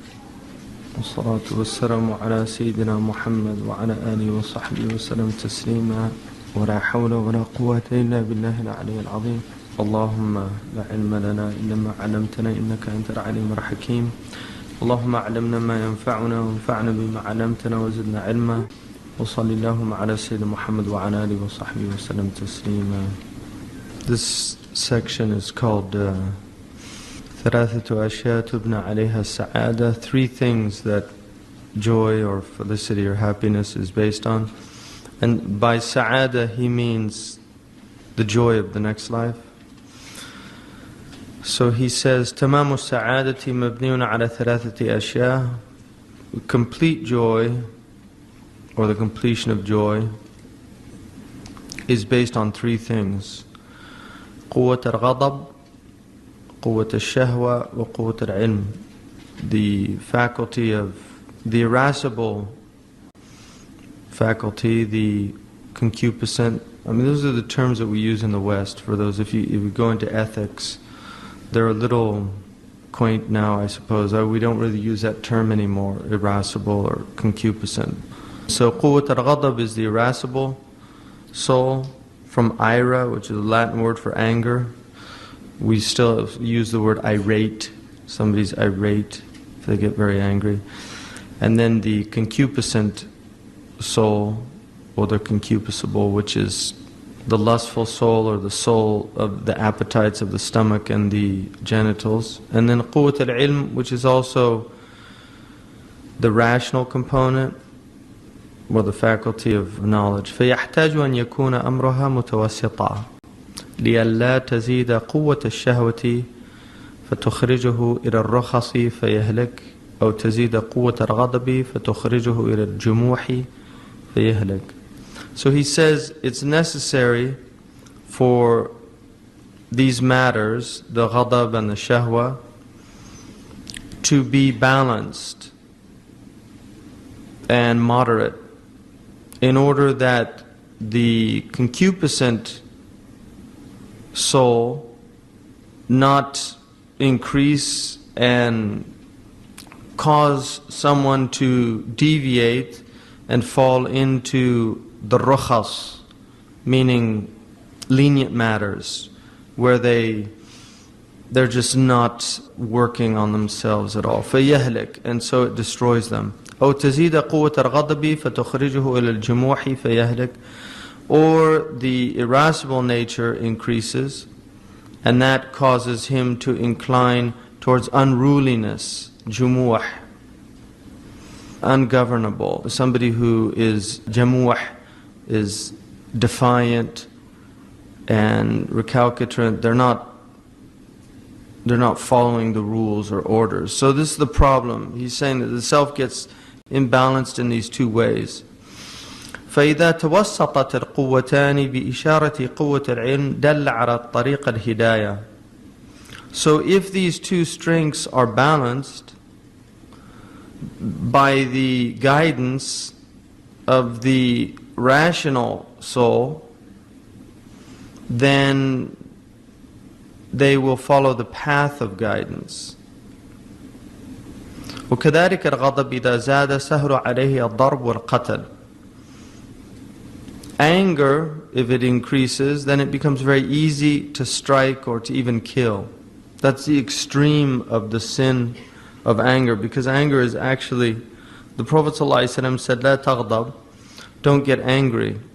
And if he said don't get angry, it's a nahi, it's a prohibition on getting angry, which means don't allow your anger, the ulama say it doesn't mean don't get angry, but don't allow your anger to cause you to do things that take you outside of yourself and result in harm to others. So he's saying that if ghadab increases, if the irate nature, the irascible nature increases in the self, then it'll lead to somebody losing control. And you see that a lot in people that don't have control over that aspect of themselves. They'll lose it. They become very emotional. They become in situations where they're not in control of themselves. They can lash out at people. They lash out verbally. They lash out physically at people. And also, I mean, this is a particular problem now around the globe. I mean, I'll give you an example. They have a program, I don't know if they still have it, but they used to have it, in Arab television, which is called like Candid Camera. And they'll do things like they'll hide a camera, and then they'll have a scenario, and they'll have a situation where somebody will do something really bothersome.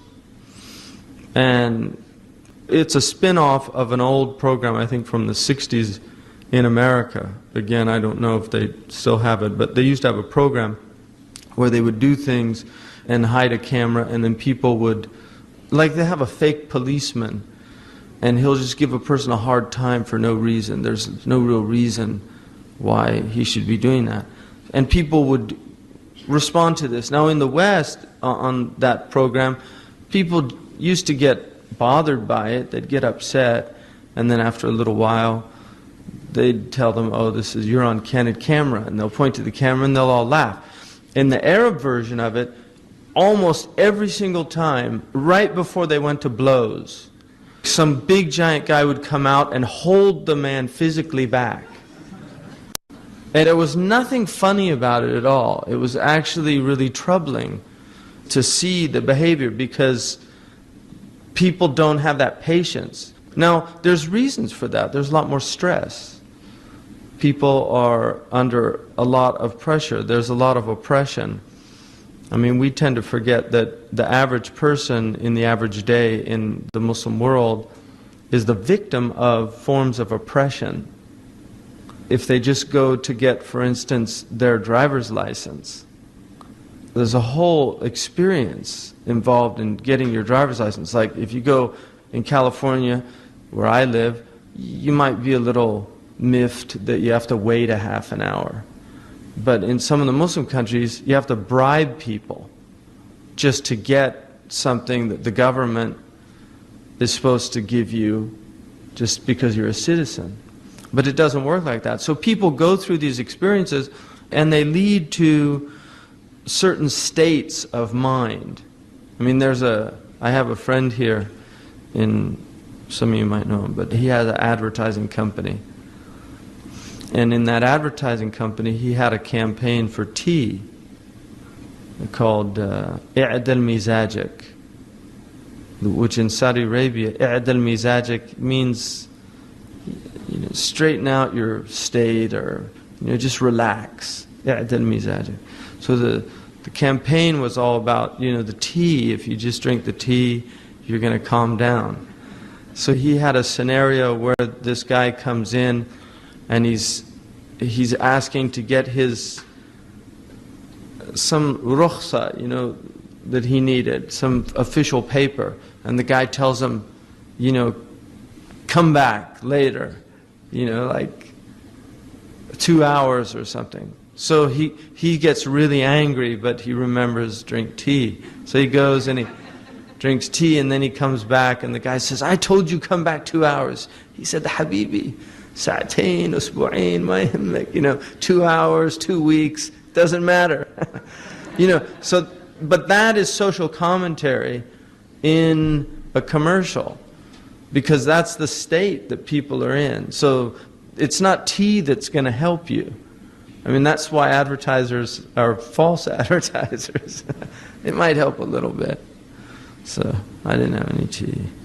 But that's what he's saying, is that if you allow this soul to get out of hand, the irascible soul, you'll end up in this state where you could even kill somebody. And that happens to people. People literally strike people. They strike their wives. Or the wife strikes the husband in less common situation, but it happens. So people fall into domestic violence because they can't control themselves. So the wife says something. And one of the things, and I've pointed this out many times, but one of the things for people that haven't heard this, one of the things that husbands and wives get into is they fall into these, what they call in kind of a pop psychology, dysfunctional relationships. But what'll happen is people in marriages, they learn buttons to push. So if the wife gets angry at the husband, she says something. You're just like your father. And he might have a problem with the behavior of the father. So that just sets him off. Or he says to her, you're just like your mother, or whatever they want to do. They have these buttons they know, and they push the button, and the person completely loses it. They lose control of their character. I had my 7-year-old, I heard some screaming, and I went upstairs. And one of them screaming, the other's looking sheepish. And I said, what's going on here? And he said, I pushed his buttons. So I was pleased that he understood what he was doing, because children learn that also. They know buttons to push. So these are automatic behaviors that people get into. What this is really about, what this science is about, is learning, instead of being an automatic, like an automaton, where you have buttons that you just react and you're not behaving as a conscious human being. What he's challenging you to do is to fully realize your humanity, your consciousness. So you're no longer behaving in a reactionary mode, because that's what the concupiscent and the irascible soul are. Reactionary souls. They're souls that are just reacting to events. You see something you desire and you can't control yourself. You go on an automatic pilot. You get into a certain situation and you can't control yourself. You react and become angry. And people do it all the time. They do the same thing. A good example of the irascible soul, there's people that just argue. That's all they do. Every conversation they get into, they have to argue. Every single conversation, they can't control themselves because they're on this automatic pilot. So he's saying if these aren't balanced in the self, then this is the situation that you have. وَإِذَا نَقَصَ ذَهَبَتِ الْغَيْرَةُ وَالْحَمِيَّةُ. If the irascible soul is deficient, there's no jealousy and there's no hamiyya, there's no zeal to protect what needs to be protected, honor. So on the other hand, it can be deficient. So somebody that, for instance, if you see the situation in Lebanon, that should get your blood boiling. It shouldn't be just something that you watch and then you go and have your dinner, which is what a lot of people do. It just doesn't mean a whole lot to them, because that aspect of their soul is diminished. And also you can have, it's diminished in the right things, but it's excessive in the wrong things. So that's also another type of imbalance that occurs. So he says, في الدين والدنيا, in both religion and worldly matters. وإذا توسطت كان الصبر والشجاعة والحكمة. When it's balanced, you will see patience, courage, and prudence.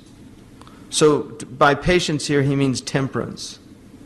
And by courage, and hikmah. So you have these three virtues, and these are called the cardinal virtues, ummahat al-fada'il, in both the Greek and the Islamic tradition. The Greeks felt that the moral virtues were four.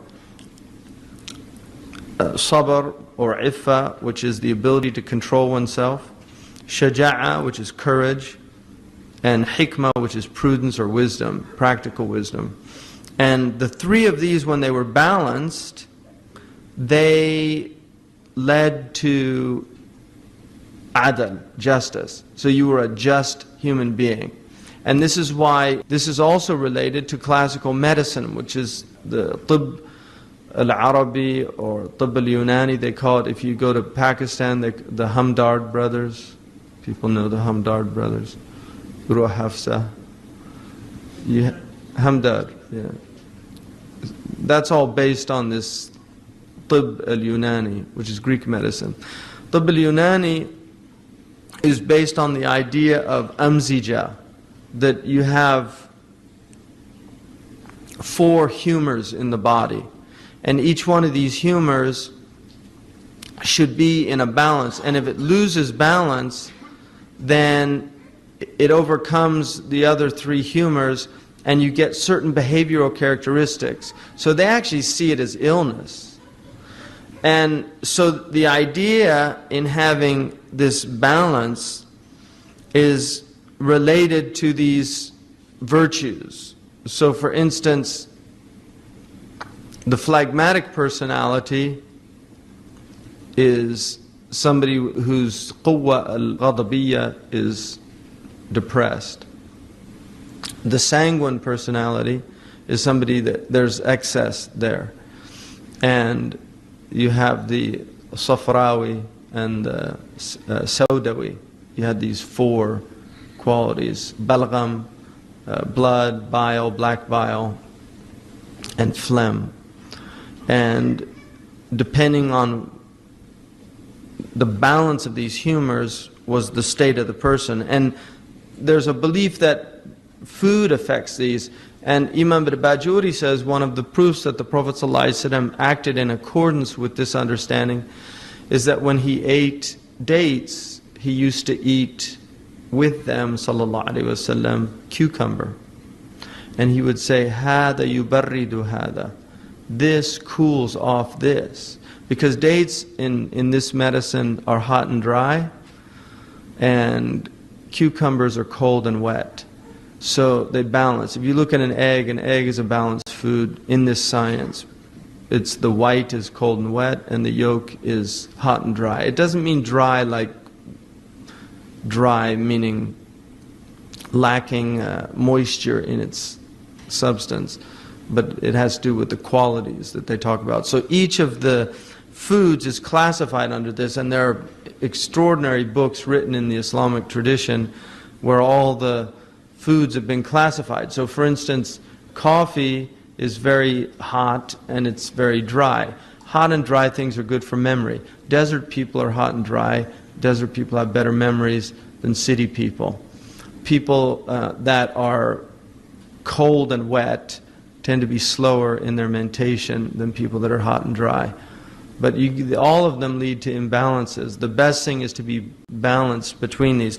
So that also relates to these qualities. So if you look at iffa or temperance, sabr, sabr relates to the shahwa, the ability to control the shahwa. So temperance relates to the concupiscent soul in that you can control the self. The shaja'a relates to the quwwa al-ghadabiyya, the irascible soul. The irascible courage is a mean between foolhardiness, being impetuous, getting angry too quickly, running into the fray without really thinking about what you're doing, and between cowardice, which is not having enough control. So it's a balance between the two. And hikmah is related to the ilm, quwwat al-ilm, or the rational soul, wisdom, prudence. So that's what he's saying. When they're balanced, you get these three virtues.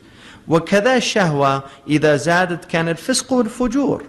And like that, the concupiscent soul, if it increases, then you get profligacy and debauchery. You get people that transgress the boundaries. وَإِن نَقَصَتْ كَانَ الْعَجْزُ وَالْفُتُورُ. And if it's deficient, then you will see al-ajzu wal-futur. You'll see this dissipation where there's no energy, and you'll see laziness, slothfulness. And slothfulness is a deadly sin also, because desire, you need desire to act. People without desire don't. And the energy of desire is a very useful energy that needs to be channeled into the right venues. وَإِن تَوَسَطَتْ كَانَ الْعِفَّةِ وَالْقَنَاعَةِ. If it's balanced, then you will see the iffa and the qana'a. So when the quwwa, the shahwaniyya, the concupiscent soul is balanced, then you see temperance and contentment. People eat, they have enough food, they don't need to go to extremes. They have their relations, they have relations within moderation. So that's basically, he's saying that when you have this balance in the soul, then people are healthy and you have these virtues. The next section is فَصْلُ أَحْوَالَ الْقَلْبِ مَعَ عَسْكَرِهِ, the section on the states of the heart with its troops. اعلم أن للقلب مع عسكره أحوالا وصفات بعضها يسمى أخلاق السوء وبعضها أخلاق الحسن. So he says, know that the heart with its troops has states and qualities or attributes. Some of it is called virtue and others is called vice. Some of it is called good character and others is called bad character. فبالأخلاق الحسنة يبلغ درجة السعادة وبالأخلاق السيئة هلاكه وخروجه للشقاء. So with good character, with beautiful character, he reaches the degree of felicity, and with bad character or vile character, he's destroyed and falls into shaqa, which is damnation. وهذه كلها تبلغ أربعة أجناس. And so each of these are 4 different types of species of akhlaq. So each one is a genus. And ajnas is actually related to the word genus. أخلاق الشياطين, the character of demons. أخلاق البهائم, the character of ruminants. أخلاق السباع, the character of predators. وأخلاق الملائكة, and the character of angels. فأعمال السوء من الأكل والشرب والنوم والنكاح هي أخلاق البهائم. So deeds, foul deeds, when they're related to eating, drinking, sleeping, and copulation, these are the qualities of the ruminants. They're the bahaim, the beasts. This is the character of beasts. So people that overeat, it's a bestial quality. People that drink too much, people that sleep too much, people that copulate too much, these are all bestial qualities. And what he's saying is that they have the character of these bahaim. So they're closer to the bahima than they are to a human being. And again, that's one of the things that you see, is people are becoming more bestial. Obsessions with all of these things. If you look at the time that people put into food, the amount of time that people put into food is amazing. Ibn Ata'illah says people will be, and this is 9th century, I mean it's quite late, people will be at the greengrocer, and he said they'll spend long periods of time looking at the fruit, feeling the fruit, to pick the fruit. He said that they'll take and squeeze it and make sure it's just right and then put each one in. And he said when they go to pray, they pray like the chicken, pecking. So he said the things that for their stomach, they give all of this time. but for their prayer they give no time. And he said the prayer is eternal, it's going to Allah. The food that you're picking out is going to the toilet. That's where it's headed. So he said, well, what a state that human beings are in. So this is what he's saying, is if these are your obsessions, then you're like the ruminants. You're like beasts. وكذلك أعمال الغضب من الضرب والقتل والخصومة هي أخلاق السباع. And also deeds that are related to anger, striking, killing, argumentation. These are the characteristics of predators. Aggressiveness. That's what the predators have. So your character is closer to the lions and the leopards. It's not human. وَكَذَلِكَ أَعْمَالُ النَّفْسِ. And also those qualities of the ego, of the nafs. وَهِيَ الْمَكْرُ وَالْحِيلَةِ وَالْغِشِ وَغَيْرُ ذَلِكَ. Things like subterfuge, faithlessness, disloyalty, deception, strategies, plotting and planning. Those are all qualities of the demons. So when that's your focus, you've become a demonic character. And people, if you don't think people don't plot, people are plotting. People plot. People plot. People plot in the most petty of matters. People will plot your downfall at the office, a place where you work. There's people that are literally plotting to make sure you don't get the promotion. I mean, this is a state of people. This is going on all the time, all around us. These are the states. There's ruminants out there, predators, and demons. And some people are an admixture of all three. And then he says, وَكَذَلِكَ أَعْمَالَ الْعَقْلِ. And also the actions or the deeds of the intellect. And intellect, unfortunately, he's using intellect as a very specific meaning. Now we use intellect to refer more to cognitive processes, mathematics and things like that. The aql, the real aql, is a light. And يعقل النفس عن هواها. يعقل النفس عن هواها. It restrains the soul from its caprice. That's the real role of the aql, the hijab, the nuha. It's there to do that. التي هي الرحمة. I mean, the deeds of the intellect are mercy. Why? Because يرحم من في الأرض يرحمكم من في السماء. Have mercy on those on the earth, and the one in the heaven will have mercy on you. That's revelation. Revelation illuminates the intellect.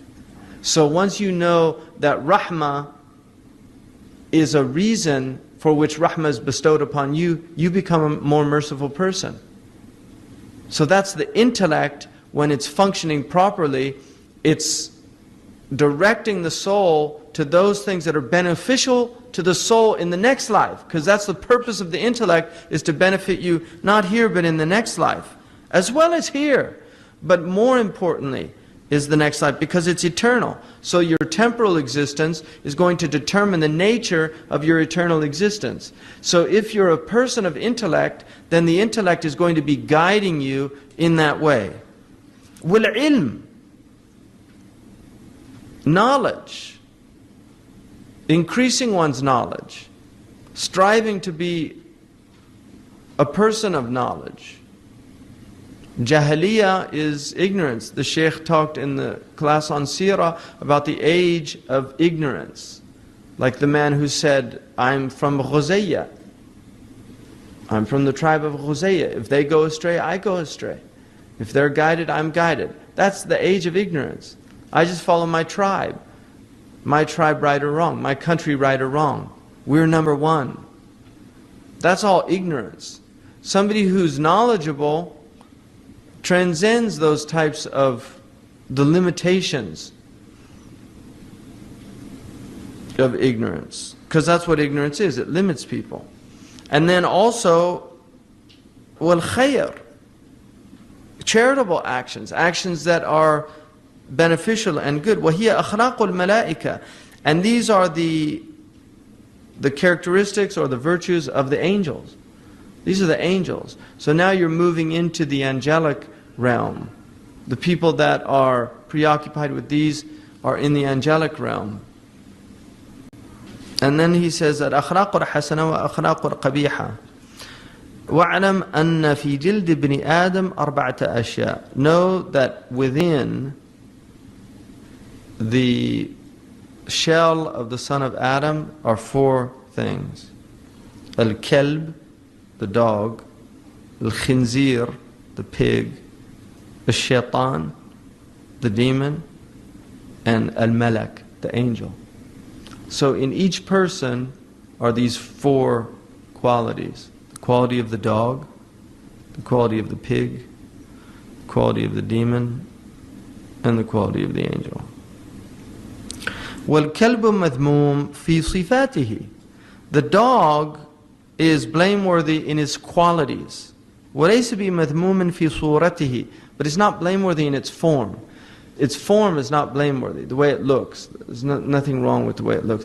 But it's blameworthy in its behavior. So if you train a dog actually can become a praiseworthy creature.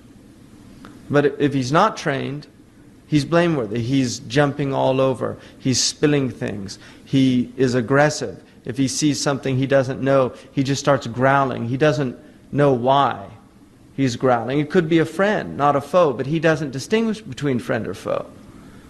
He's just in that aggressive mode. So the dog, that's the state of the dog. وَكَذَلِكَ الشَّيْطَانِ وَالْمَلَائِكَةِ ذَمُّهُمْ وَمَدْحُهُمْ فِي صِفَاتِهِمْ. And like that, the demon and the angel, the blame and the praise of these two creatures is in their qualities. It's not in their forms. إِنَّ اللَّهَ لَا يَنظُرُ إِلَى صُوَرِكُمْ. The Prophet ﷺ said, God doesn't look at your forms. وَلَكِنْ إِلَى أَعْمَالِكُمْ وَقُلُوبِكُمْ. But at your deeds and what's the state of your heart, your intentions. That's what Allah looks at. He doesn't look at your outward forms. وَلَيْسَ ذَلِكَ فِي صُوَرِهِمْ وَخَلْقِهِمْ. It's not in their form or how they've been created. وَكَذَلِكَ الْخِنْزِيرُ مَذْمُومٌ فِي صِفَاتِهِ وَلَيْسَ بِمَذْمُومٍ فِي خِلْقَتِهِ. And like that, the pig is blameworthy in his qualities, in his characteristics, and he's not blameworthy in his external appearance. You can't blame a pig for the way it looks. Right?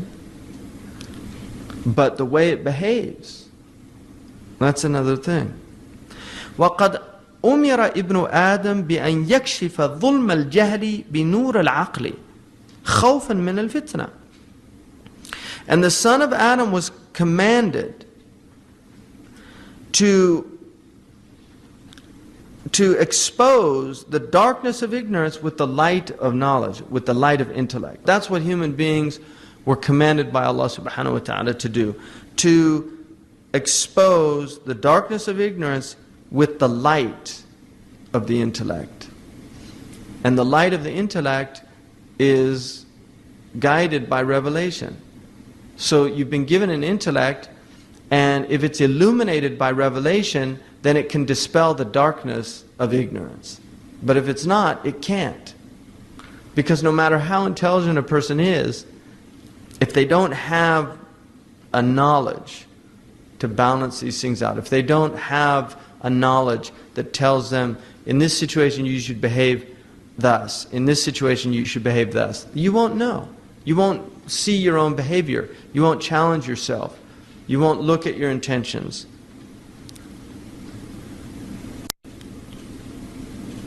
So all of this is out of fear of this fitna. Fitna is a beautiful word in that it conveys an immense amount of meaning in one word. The word fatana means to test the metals for impurities. So when you heat metal and it begins to melt away, you get what's called dross, D-R-O-S-S. That's what fitna does. It reveals the dross of humanity. So I'll give you an example. When you had the cartoon controversy in Denmark, remember that? See, everybody's like, now it's over. The fitna's over. And everybody goes, the cartoons are still there. They're still there. You can look them up on the internet or wherever you want to. They're still there, but the fitna's over. Now the 30 dead people, they're dead. They're in their graves now because of that fitna, or however many people died. So the fitna's over. That's what fitna is. It reveals people's character based on the circumstances. Now, in Mauritania, how did they respond to the fitna? Well, unfortunately, the news didn't cover Mauritania. The ulama had an evening where they all got together in a huge auditorium and people came and they recited qasidas against Denmark. So they had a poetry protest where they had these Danimark, Markun Daniyun, Denmark, a low mark in history. And then the next day they had a demonstration, but before the demonstration they handed out flyers, adab and mudahara, the adab of protest. And amongst the things that they guided the people to was not to do anything inappropriate, not to break the law, not to throw anything, not to attack or harm the Danish embassy, because it was an embassy that was legitimately there, and so it had the aman of the Muslims. So that's how they dealt with it, the fitna. They dealt with it like Muslims. But other people, they didn't. They dealt with it like the dog, the irascible soul. They completely lost it. They went crazy and threw things. And a lot of it is that it's an opportunity to do that. Because there's just a lot of pressure. A lot of those people, they're not religious people. They're just, a riot. Seriously. They just go to be in part of it's what's happening. Something's happening. I mean, there's some places I know, there's some in South Asia, any excuse for a good riot. Right, in Karachi, it's a riot today. It's true or not true, people, that's what they want, to go out and just riot. Because they're in a state. And so the circumstance provides the excuse to behave accordingly. That's what fitna is. So out of fear of fitna, we've been commanded to dispel ignorance with intellect in every situation.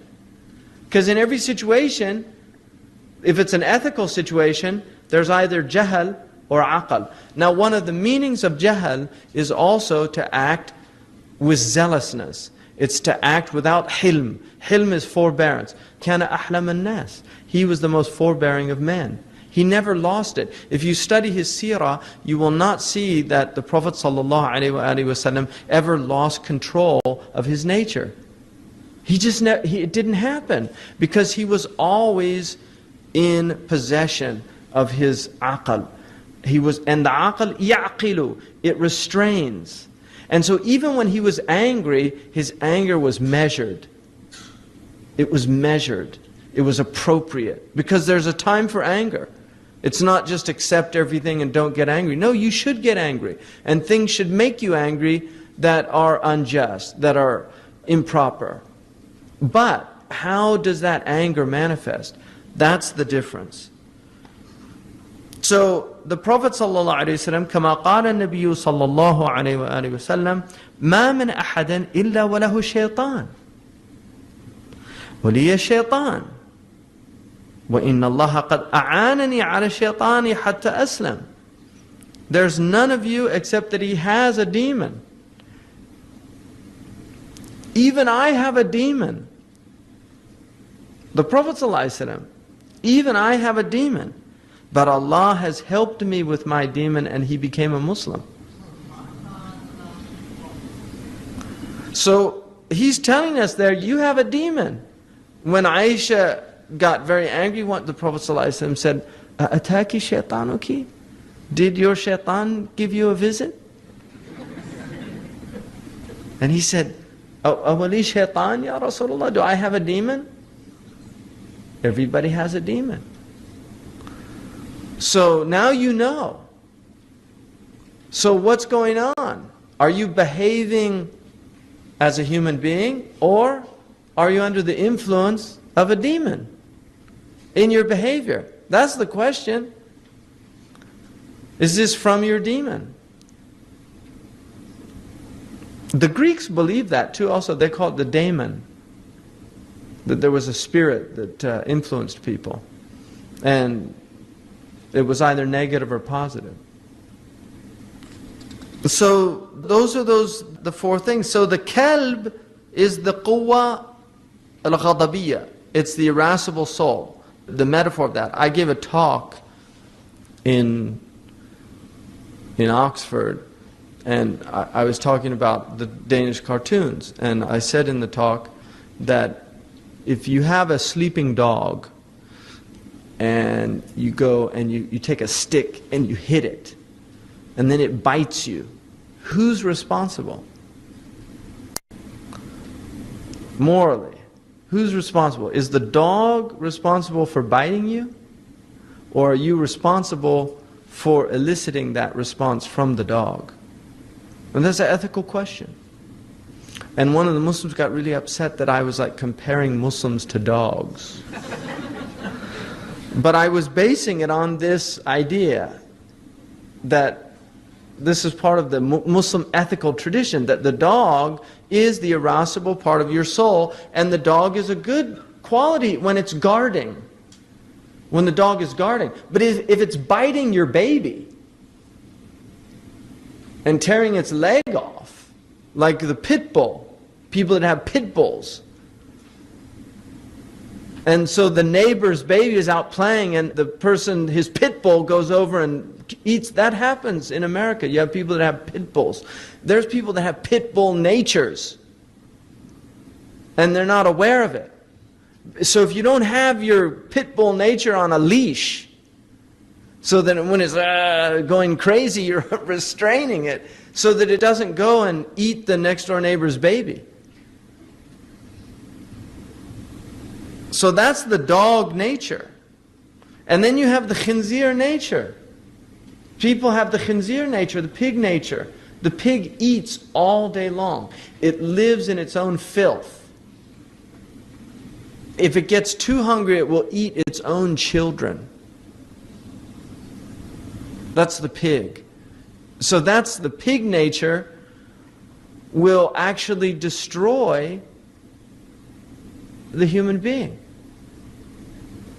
if it gets out of control. But if you can control it, then it becomes beneficial for you. And then shaitan, the demon, and then the malak. He also calls it the Shaykh, which is the sage as well. So وَكَذَلِكَ الشَّهْوَ وَالْغَضَبِ.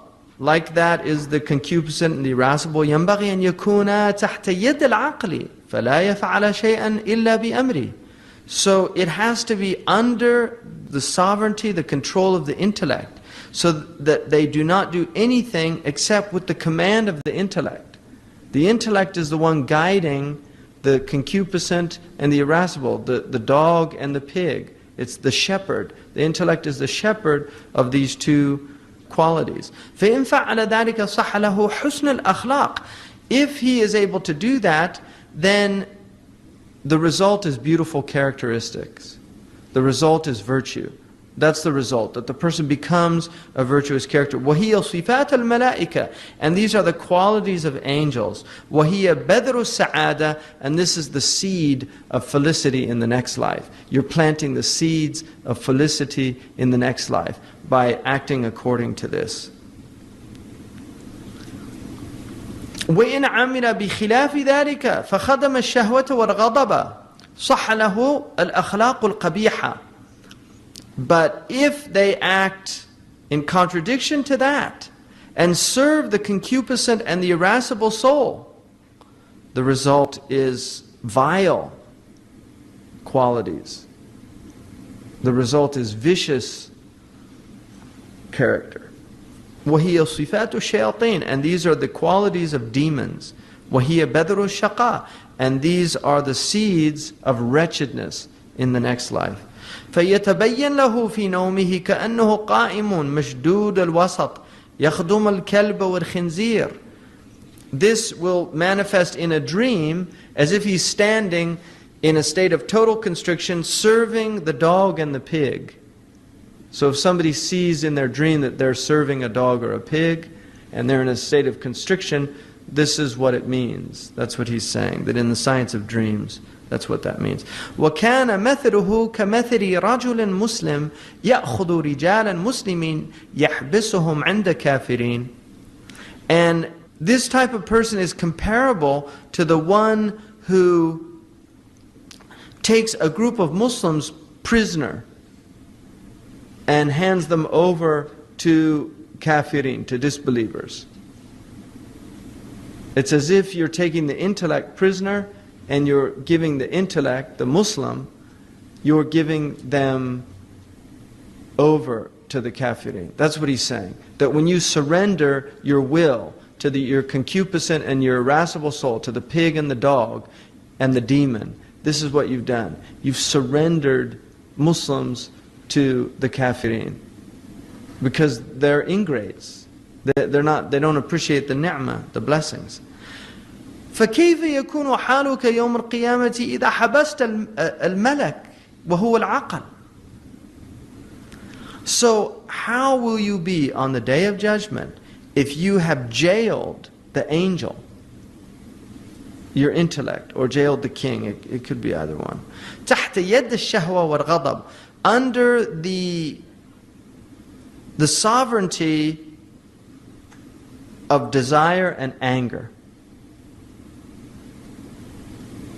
You've taken the king and put the king under the sovereignty of desire and anger. How will your state be? وَهُمَ الْكَلْبُ وَالْخِنْزِيرُ. So you've put the king into the hands of the dog and the pig.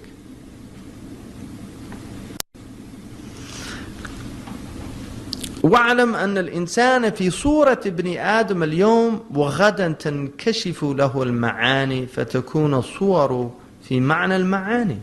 And know today that the human being is in the form of an Adamic creature. But tomorrow, the realities will be revealed, and the true state will be shown. So what he's saying is that you might have the form of a human being, but your meaning is a dog or a pig or a demon.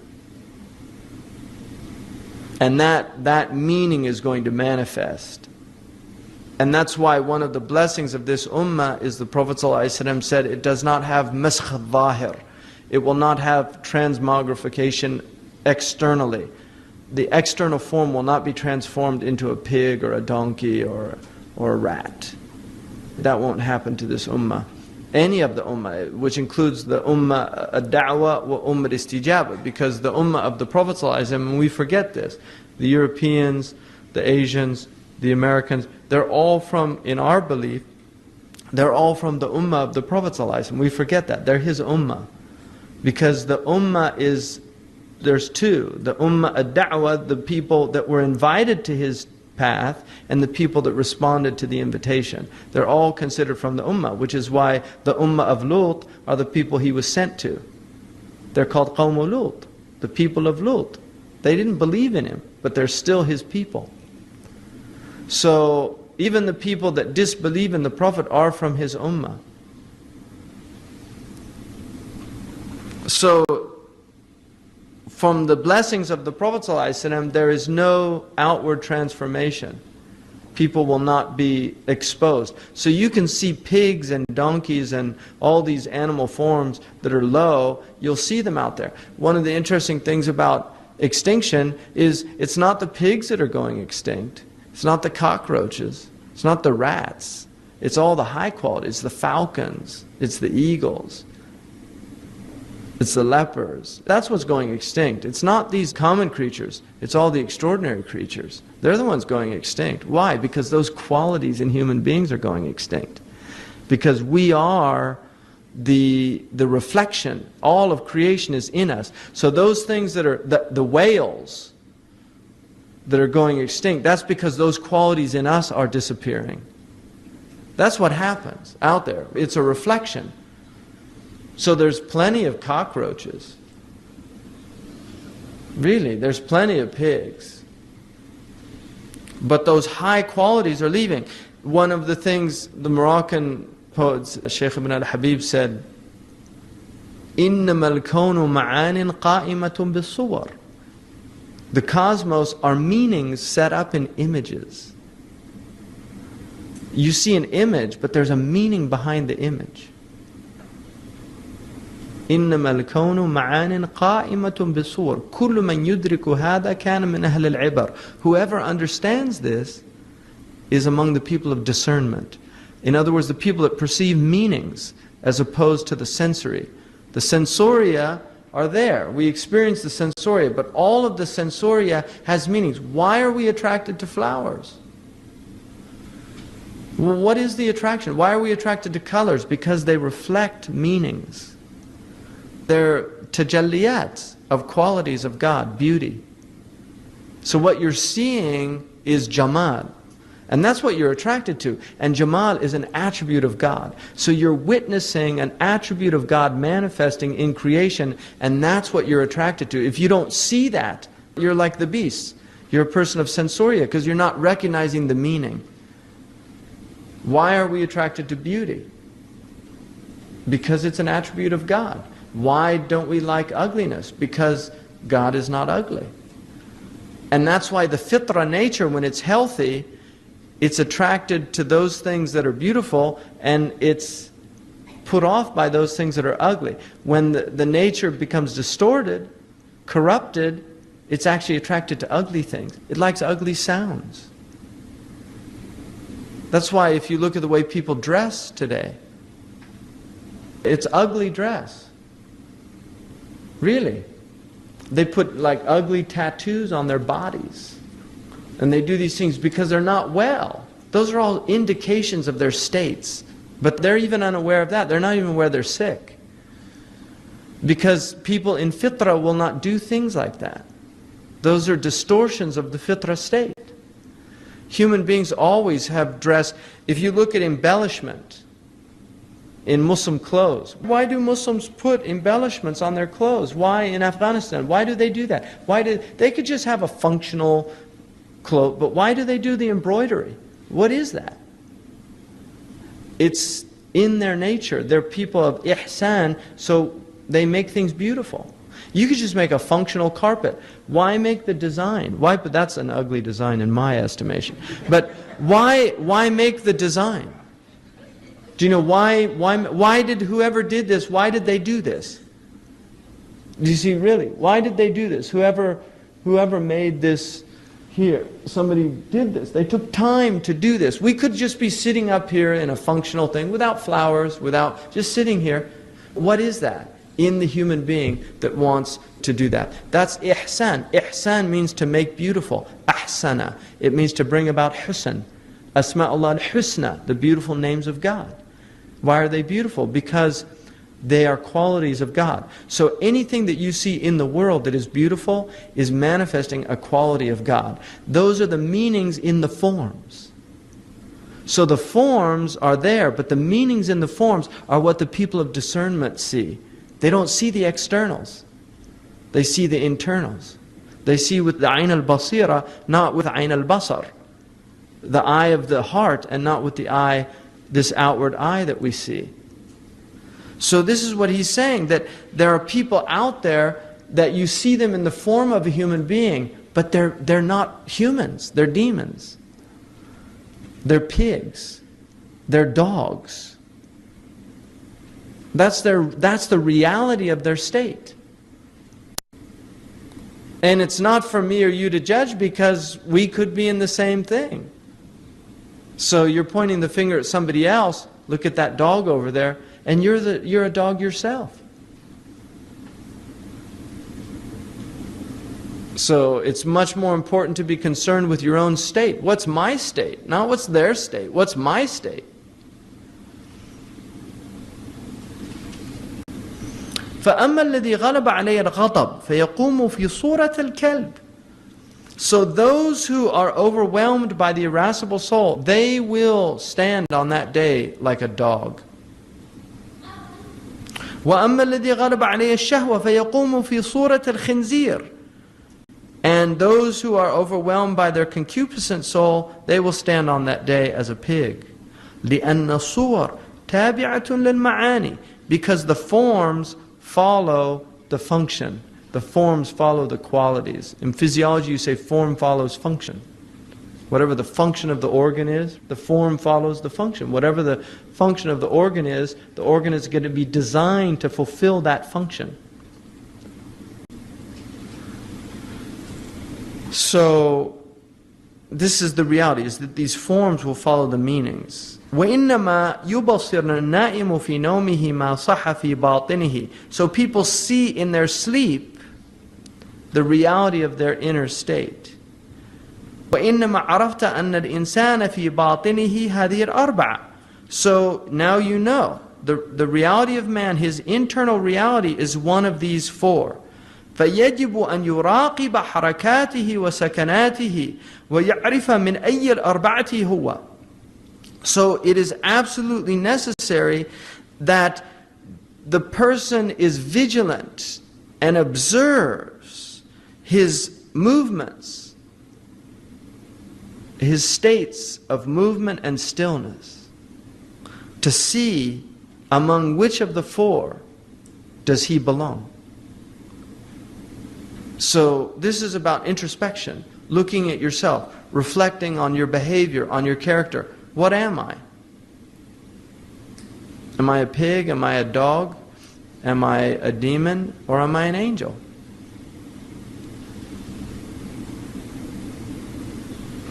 فإن صفاته تحصر في قلبه وتبقى معه إلى يوم القيامة. Because these qualities emerge in the heart and will remain with him until the day of judgment.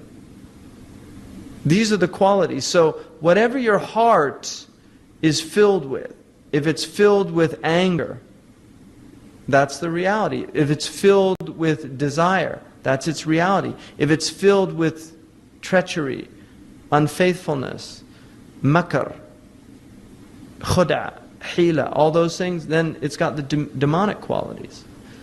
And if it's filled with good, then it has the angelic qualities. Those are its realities. فإن بقي من جملة الباقيات الصالحات شيء فهو بذر السعادة. So if those things, the baqiyat al-salihat, the righteous, perpetual truths that go on forever, your dhikr, your prayer, your charity, your zakat, your hajj, all of those qualities, every good act that you did, even smiling in the face of your brother or sister, right? If you're a sister, even smiling in the face of your brother or sister, that's a charity that goes on. It's perpetual. So all of those qualities are going to be preserved by Allah, and these are all the seeds of felicity. These are all the things that you're planting here, and you will reap the harvest in the akhirah. وَإِن بَاقِيَ مَعَهُ غَيْرُ ذَلِكَ فَهُوَ بَذْرُ الشَّقَى. And if anything remains other than that, these are the seeds of wretchedness. These are the seeds of damnation. وَإِبْنُ آدَمْ لَا يَنْفَكُ وَلَا يَنْفَصِلُ عَنْ حَرَكَةٍ أَوْ سُكُونٍ وَقَلْبُهُ مِثْلُ الزُّجَاجِ. And the son of Adam is neither free of nor released from motion or stillness. You're either in motion, you're either doing something, or you're not doing something. You're either in a state of harakah or sakana. Right? In the du'as of the Prophet ﷺ, the fi harakati wa sakanatihi, right? Fi harakati wa sakanati, in my motion and my stillness. So you're in one state or the other. And your heart is like a glass. It's like a glass. وأخلاق السوء كالدخان والظلمة. And the foul characteristics are like smoke and like darkness. They're going to distort the glass so that you can't see through the glass. فإذا وصل إليه ذلك أضرم عليه طريق السعادة. So if these bad qualities reach the heart, then they cause a darkness that does not enable you to see with clarity. فإذا وصل إلى القلب, and then also وأخلاق الحسن كالنور والضوء, and the good characteristics are like light and clarity. فإذا وصل إلى القلب طهره من ظلم المعاصي. If they reach the heart, they purify the heart from the darkness of disobediences. From the darkness of disobedience. If these good qualities are being acted, then they cause a light to emanate in the heart. So the heart becomes functional. You can see with it. كما قال رسول الله صلى الله عليه وسلم أتبع السيئة الحسنة تمحها. Follow up a bad deed with a good deed, so it wipes it. The effects of it are wiped away. It's a polishing because there's oxidation that occurs, and that's what he's saying. وَالْقَلْبُ إِذَا مُضِيءٌ إِمَّا مُضِيءٌ أَوْ مُظْلِمٌ وَلَا يَنْجُو إِلَّا مَنْ أَتَى اللَّهَ بِقَلْبٍ سَلِيمٍ. And the heart is either illuminating or it's in darkening. It's one of the two. It will either darken or it will enlighten. And no one has salvation unless they come to Allah subhanahu wa ta'ala with a sound heart.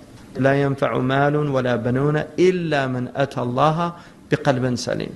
There's no benefit on that day except the one who comes to Allah with a sound heart. Alhamdulillah. Jazakumullah khair. اللهم صل على سيدنا محمد وعلى آله وصحبه وسلم تسليما.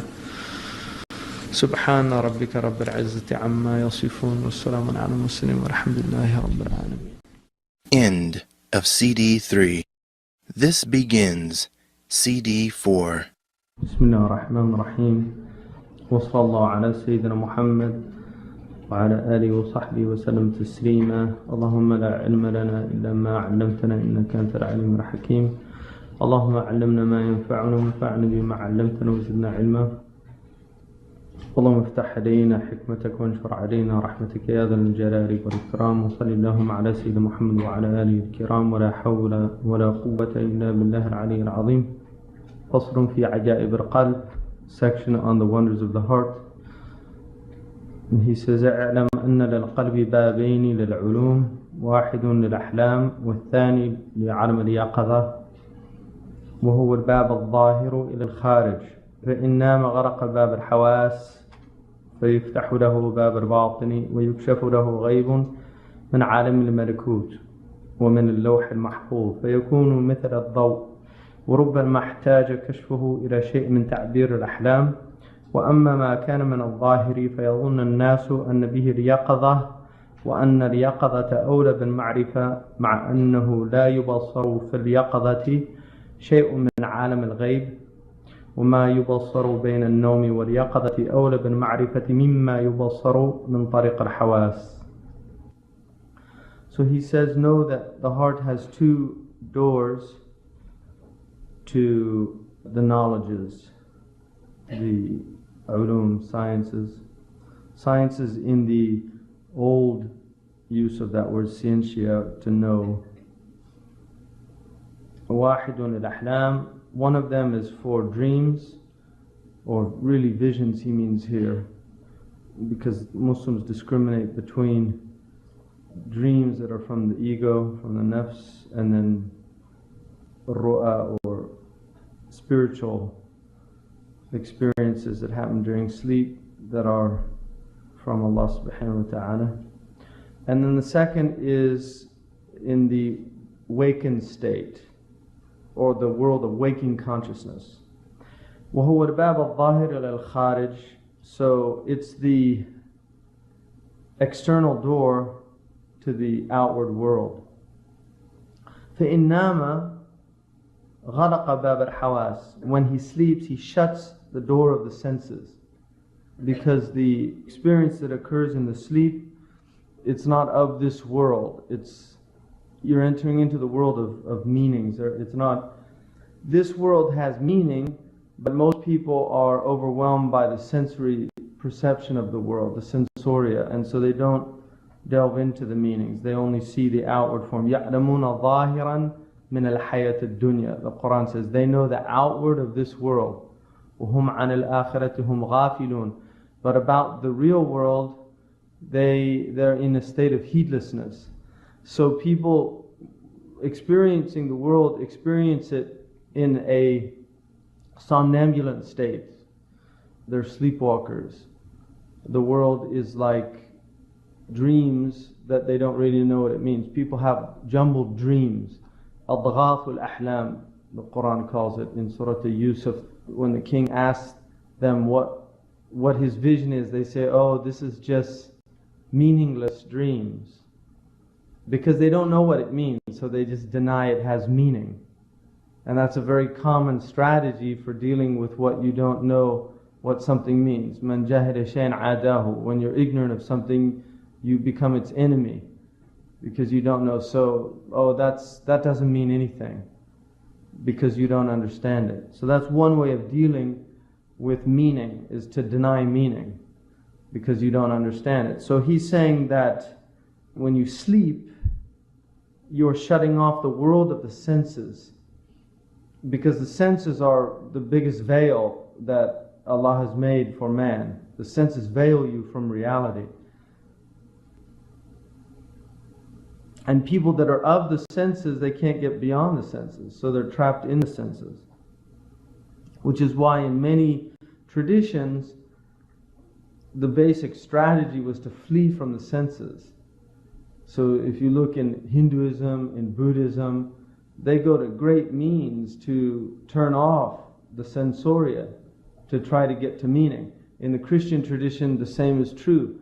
The monks would literally completely detach from the world, go to monasteries, often in deserts, because a desert is a place that is very useful to shut off the sensoria, because there's so little to stimulate you in terms of the senses.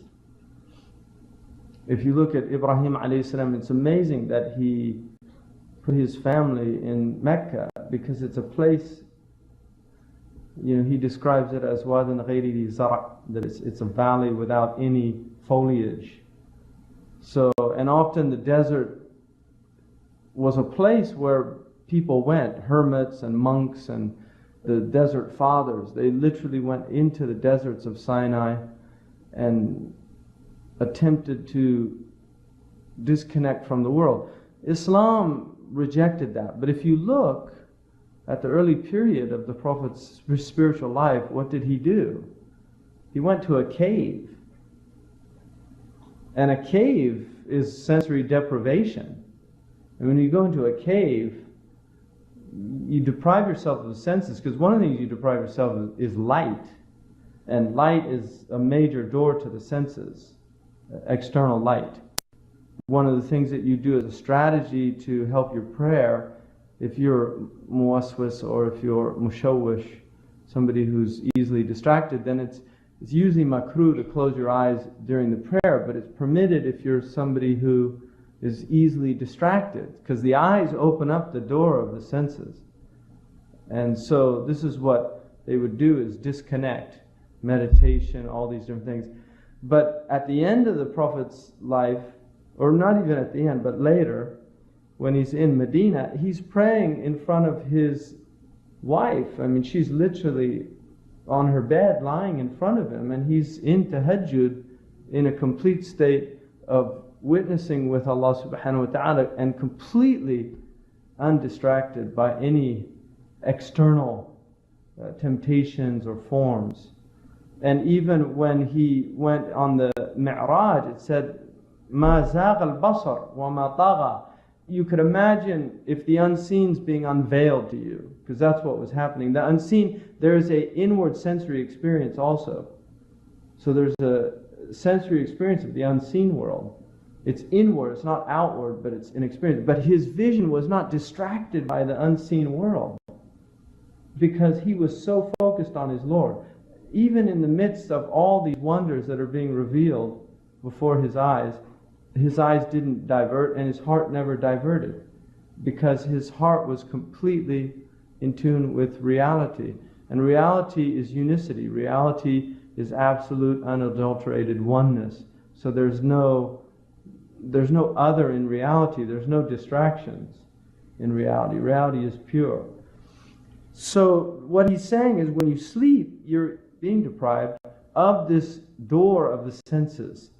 And you're opened up to an internal door, a door of the inward, and there are elements of the unseen that are being opened up to you in the unseen world. And it's from the alam al-malakut. So this is a door to knowledge for the heart. And this is why the Prophet ﷺ said, true dreams are 1/46th of prophecy. 1/46th of prophecy. And true dreams are the access that the average human being has to prophecy. And that's why people will see dreams that come true. They will have meanings revealed to them in dreams. And these are related to prophecy. That's what that hadith means. So it's a door of perception, dreams. And it's an opening to the malakut, which is what in the gospel is called the kingdom of the heavens. And there are many, many references to this in the gospel. Isa alayhi salam talked about the kingdom of the heavens being revealed to his disciples. Min al-lawh al-mahfuz. So those things that are from the lawh al-mahfuz in the unseen world. فَيَكُونُ مِثْلَ الضَّوْء. It's like a light that is revealing things. وَرُبَّمَا احْتَاجَ كَشْفَهُ إِلَى شَيْءٍ مِنْ تَعْبِيرِ الْأَحْلَامِ.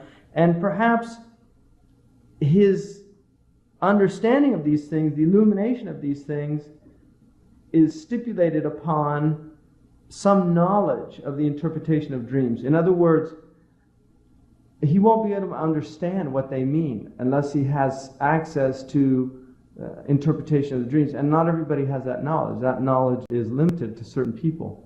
Abu Bakr as-Siddiq had knowledge of the meaning of dreams. So the Prophet ﷺ himself would ask Abu Bakr what dreams meant, because that was one of the knowledges that Abu Bakr radiallahu anhu had. So interpretation of dreams is not a knowledge that everybody has. Some people have it. It's haram to, if you don't know the interpretation of dreams, to tell people what dreams mean, because true dreams are a portion of prophecy. So it's as if you're making commentary on something from the unseen world that's true. And so you shouldn't do it if you don't have knowledge of it. And then he says, as for what's of the outward, people think that this is what the waking state is. That they think the waking state is reality. But the waking state is actually a dream for most people. They're not in reality. They only think they're in reality. So that's what people think this outward door of perception is. But he said it's what you see between sleep, and they also think that what is seen between sleep, that what's seen while you're awake is something that you should have knowledge of, that you just have ma'rifah of it, because you see it while you're awake. But it's not true. People see things all the time and they don't know what they mean. There's signs all around people. There's signs everywhere. But they don't know how to read them. But they assume they do because they're in a waking state. They might not necessarily assume they know what their dreams are, but they automatically assume they know what outward perception is, that what a tree means. They just assume they know what things are on the outward. And he's saying that it seems natural that they would do that, but in reality, what they're seeing in the outward is nothing of the real world. They're signs. They're indicators. That's all they are. They're indicators. There's nothing of the real world, but they think it's the real world because they're trapped in this outward world, veiled by their senses. وما يبصر بين النوم واليقظة أولى بالمعرفة مما يبصر من طريق الحواس. But what is understood in this state that is not sleep and it's not this normal wakeful consciousness, that is what should be more worthy of understanding, of this ma'rifah of it, than what they know through their senses. So understanding reality, that is what people should have knowledge of, not this assumed state of what knowledge is, this outward experience of the world that they're assuming is reality. And then he says, وَتَحْتَاجُ أَن تَعْرِفَ فِي ضِمْنِ ذَلِكَ أَنَّ الْقَلْبَ مِثْلُ الْمِرْآةِ. What you should know in concerning this matter is that the heart is like a mirror. The heart is like a mirror. وَاللَّوْحَ الْمَحْفُوظ مِثْلُ الْمِرْآةِ أَيْضًا. And the lawh al-mahfuz, which contains all of what Allah has decreed in the world, is also like a mirror. لِأَنَّ فِيهِ صُورَةَ كُلِّ مَوْجُودٍ. Because in it is the reflection of every existent thing. So it's like a mirror also. وَإِذَا قَابَلَتْ الْمِرْأَةُ بِمِرْأَةٍ أُخْرَى حَلَّتْ صُورَ مَا فِي إِحْدَاهُمَا فِي الْأُخْرَى. And when one mirror is placed in front of the other mirror, then you see the reflection in that mirror of all the things that's in the other mirror. So if you put one mirror next to another mirror, it's going to reflect what's in that mirror. I don't know if you've ever done that. If you've put two mirrors together, you can see it's a very strange phenomenon. So what he says is, وَكَذَلِكَ تَظْهَرُ صُوَرُ مَا فِي اللَّوْحِ الْمَحْفُوظِ إِلَى الْقَلْبِ إِذَا كَانَ فَارِغًا مِنْ شَهَوَاتِ الدُّنْيَا. And this is part of Imam al-Ghazali's teaching, is that he believes in what's called kashf, that the heart is open to unveilings. So he says, if the heart is pure and freed of the preoccupations and the desires of this world,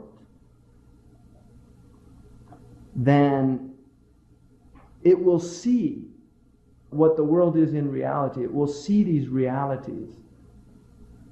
And he says that, but if فَإِنْ كَانَ مَشْغُولًا بِهَا, but if it's preoccupied with desire and filled with the world, كَانَ عَالِمَ الْمَلَكُوتِ مَحْجُوبًا عَنْهُ. This kingdom of the heavens is veiled from it. So it doesn't have access to it. It doesn't have any access to it. وإن كان في حال النوم فارغا من علائق الحواس طالع جواهر عالم الملكوت فظهر فيه بعض الصور التي في لوح المحفوظ. But if in the state of its sleep it's freed of the attachments of the sensory, then it's able to view or look upon this malakut world. You have mulk, malakut, and jabarut. The mulk is the world of senses. It's everything you can see and touch. It's palpable. It's what you can feel. The malakut is the world of the unseen, which is around us. It's also here, alongside of us. And so he's saying that you will be able to see the essences of this other world. And you will see some of the meanings that are in the Lawh al-Mahfuz. Some of these realities. Not all, because only Allah knows all of the unseen. But people have these unveilings from that world. And of all people, the Prophet ﷺ had the greatest portion of that. وَإِذَا أَغْلَقَ بَابَ الْحَوَاسِ كَانَ بَعْدُهُ الْخَيَالِ. And then if he shuts the door of the senses, then this imaginal world will emerge. And this is a technical term. It's not really imagination, but it's the imaginal world. لذلك يكون الذي يبصر تحت الستر القشري. And so what he will see is under the veil of the externalities. So what he's saying is, when you shut off the senses, you've still got the imagination. So there's still a filter. That you don't see even the reality of the unseen world as it truly is. You're still veiled by the nature of your experience. And then he says, وَلَيْسَ كَالْحَقَّ الصَّرِيحِ مَكْشُوفًا. You won't see reality as it truly is. It won't be unveiled to you completely because you're still filtered by your experience in this world. As long as you're in this world, there are filters. فَإِذَا مَاتَ أَيَ الْقَلْبِ بِمَوْتِ صَاحِبِهِ لَمْ يَبْقَ خَيَالٌ وَلَا حَوَاسٌ وَفِي ذَلِكَ الْوَقْتِ يُبْصِرُ بِغَيْرِ وَهْمٍ وَغَيْرِ خَيَالٍ. But if you die, in other words, your heart dies, your sensory consciousness dies. So the possessor of the heart, the imagination goes and the senses go. The imagination is to the intellect what the senses are to the body.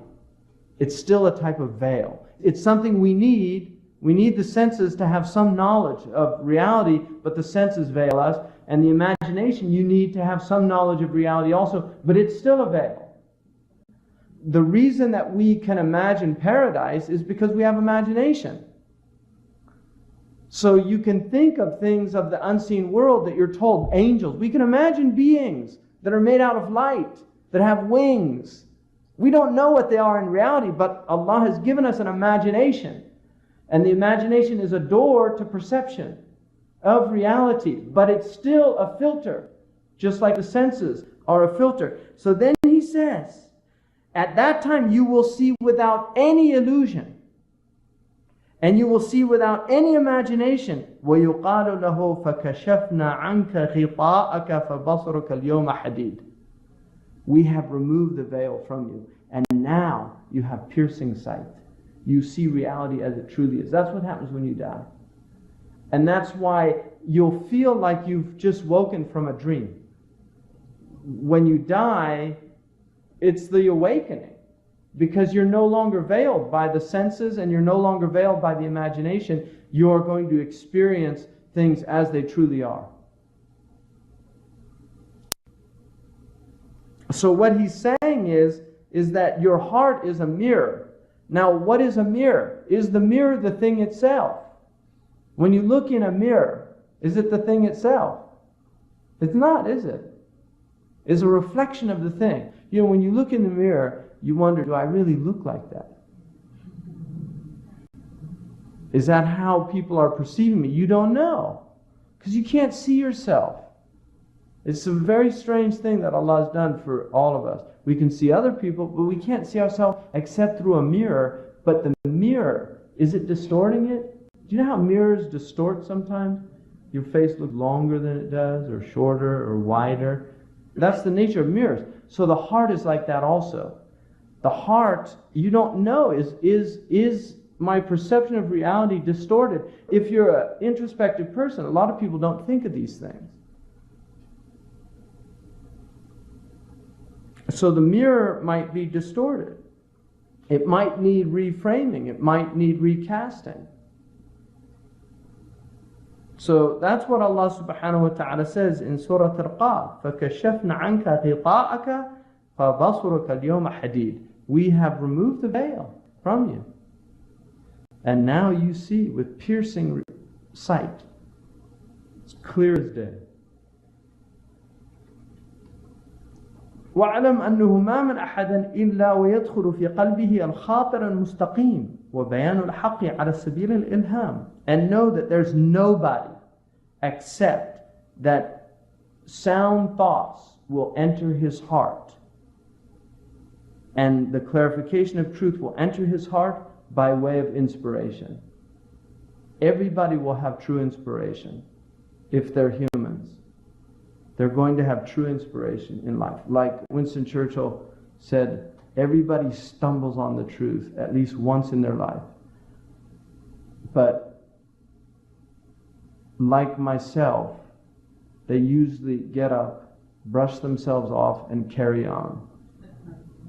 Do you know that's what kufr is? It's when you know the truth, but you just choose to ignore it. You choose to cover it up. So he's saying that people will be exposed to the truth in their life, and their hearts will be open to the truth by way of inspiration. وَذَلِكَ لَا يَدْخُلُ مِنْ طَرِيقِ الْحَوَاسِ بَلْ يَدْخُلُ فِي الْقَلْبِ وَلَا يَعْرِفُ مِنْ أَيْنَ جَاءَ.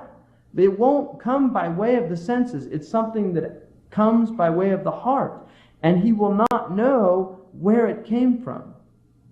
لأن القلب من عالم الملكوت, because the heart is from this other world. It's not of this world. Your consciousness is not of this world. It's of another world.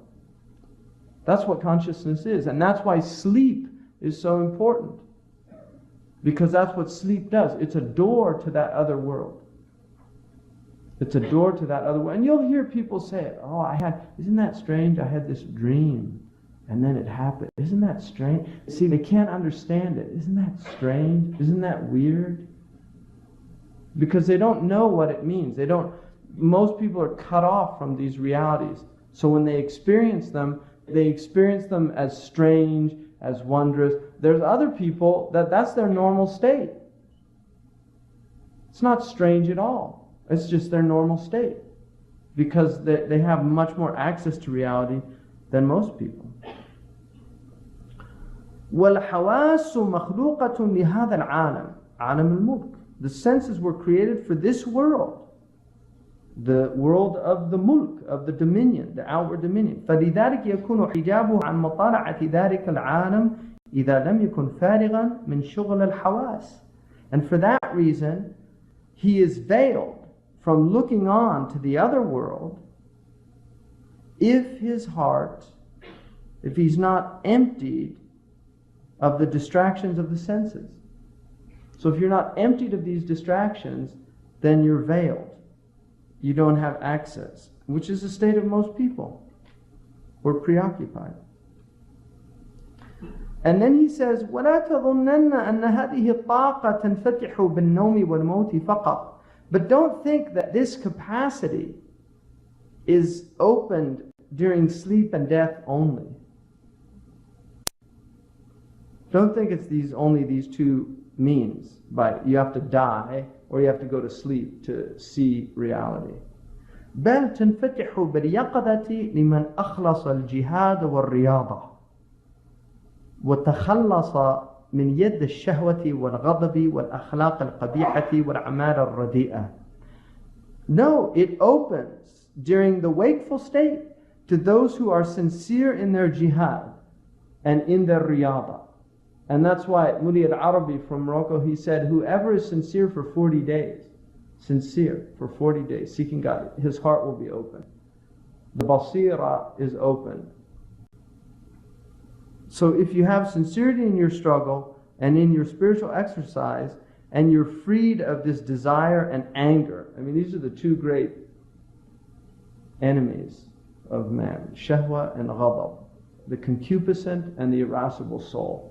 If you're not freed of their sovereignty, so that your quwwa an-natiqa is the one that has authority over them, and from foul character and from vile deeds, if you're not freed of these also. So not only do you have to be sincere in your struggle, but you also actually have to be realized. And this is what, in this tradition, they say there's these stages. The first stage is what's called takhliya, which is the emptying out, and then you go to tahliya, and then the final stage is tajliya, which is where you have the unveilings.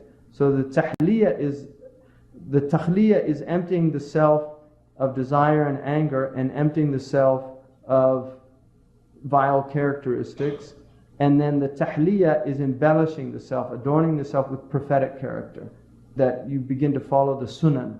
And not just the outward sunan, there's plenty of people that cut their mustache, or trim their nails, or wear their robe a certain way, or eat with 3 fingers, or go into the masjid with the right foot and come out with the left foot and say the du'as when they do certain things, if they drink, if they eat, whatever they do, they follow those outward sunnah, which are important, and they shouldn't be belittled in any way, shape, or form, because they're part of the prophetic character. They're the externals of the prophetic character. But who are the ones who take on the inward prophetic character? The akhlaq of the Prophet ﷺ, his forbearance, his patience, his mercy, his charity, his generosity, his kindness, his humility. That's the tahliya. يتحلى بأخلاق الأنبياء. that adorning the self with the qualities and characteristics of the prophets. And all of the character of the prophets are in the Prophet Muhammad ﷺ, because he's jami'un. He's al-jami' of the akhlaq al-anbiya. He has all of the characters and qualities of the prophets.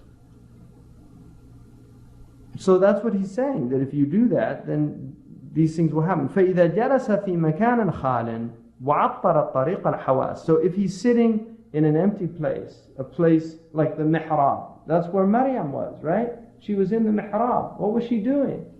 What was the Prophet ﷺ doing in Ghar Hira? What was he doing in his tahajjud? What was he doing? He was in a place where he was freed of distractions. وَعَطَّرَ طَرِيقَ الْحَوَاسِ. And he basically cut off the inroads of the senses. وَفَتَحَ عَيْنَ الْبَاطِنِ. And opened up his inner eye. See, just as you have this eye and it's closed, you can close it like that and then you don't see anything. If you open it, suddenly you see things. You have an inner eye also. The inner eye for most people is not only closed, it's like a spiritual cataract. It doesn't have access. It's literally blinded by the veils of wrong action, by the veils of ignorance, by the veils of desire. All of these different things. That's what the state of the spiritual eye is. The spiritual eye is more sensitive than the physical eye. Look what happens when a little piece of dust gets in your eye, or a hair, like a hair follicle from your eyelash, if it gets in the eye. And look what displeasure and distraction you fall into. You can't even open your eye. You can't see. The spiritual eye is more sensitive than the outward eye. And the spiritual eye, if you open it up, and look what we fill our sensory eyes with, that are all inroads to the spiritual eye. So the spiritual eye is blinded by the senses. I mean, one of the most extraordinary aspects of the prophetic character is lowering the eyes. Even when the Prophet walked, he said one of the adabs of the road is ghadd al-basar, when you're on the road. Now what about all these forms that we take in? What about all the images? If you live in North America, the average person takes in over 3,000 advertisements a day. 3,000 advertisements a day. So the modern world is just completely spiritually blinding people. That's what it's doing. The modern world is like a spike being driven through the spiritual eye of man. And that's why we're blind. As a species, we've become blind. We don't even know there's a spiritual world, because we don't have access to it anymore. We've been cut off. We've been severed from our roots. Our roots are in the unseen world. Our roots aren't here. When you look at the tree's roots are not in the seen world. You can't see the roots. If you can see the roots, the tree's dead. You have to pull the tree up to see the roots. But the roots of the tree are in the unseen world. That our roots are in the unseen world. That's why we're alive. So people can't see those roots. They don't even know they exist. If a child looks at a tree, it doesn't know it has roots. You have to have some level of knowledge about trees to know that there's roots. Well, the same is true for the human being. You have to know, what are our roots? Where do we come from? What's our source? What was our seed? How did we grow? Where did consciousness come from? What's the purpose of consciousness? So if you sit in an empty place and you turn off the inroads of the senses and you open up your inner eye, فَتَحَ عَيْنَ الْبَاطِنِ وَسَمَعُهُ, internal hearing. Just like you have external hearing, you also have internal hearing. Like the hatif. People hear hawatif. This is not like mad people see and hear things also. So there's also people that have, and part of that is people have unveilings as well. Mad people, I mean, unveilings can lead to madness also. So the veilings of the world are also a rahmah from Allah subhanahu wa ta'ala. If the world was unveiled to you, you could go mad. And that happens to people. Doors of perception can be opened and people can go mad. Doors of perception can be forced open with drugs, and people have experiences You have inward sensory experiences and inward meaning experiences. You have inward terrestrial experiences, inward celestial experiences. So they're different. And there's a whole science of discerning what experiences are. And it's not just us. The Catholic Church has this science. The Buddhists have this science. The Hindus have this science. I mean, this is known in other traditions also. Not in the same way that it is in our tradition, but they do discern between different types of experiences. So the Catholic Church has a science of discernment, and they believe it's a gift of the Holy Spirit, that you're able to determine whether an experience is a genuine spiritual experience or whether it's an emotional experience that you think is a spiritual experience. You've got people in Pentecostal states speaking in tongues, feeling the Holy Spirit throughout their body. They have physical sensations. Don't deny their realities. Those people, if you meet people that have been born again, they have had very real experiences. They've had very real and powerful experiences. And that's why their faith is often very strong. But a lot of those experiences are not spiritual experiences. They're actually experiences, they're inward experiences that sometimes have physical aspects to them, but they're of the inward sensory, not the inward meaning.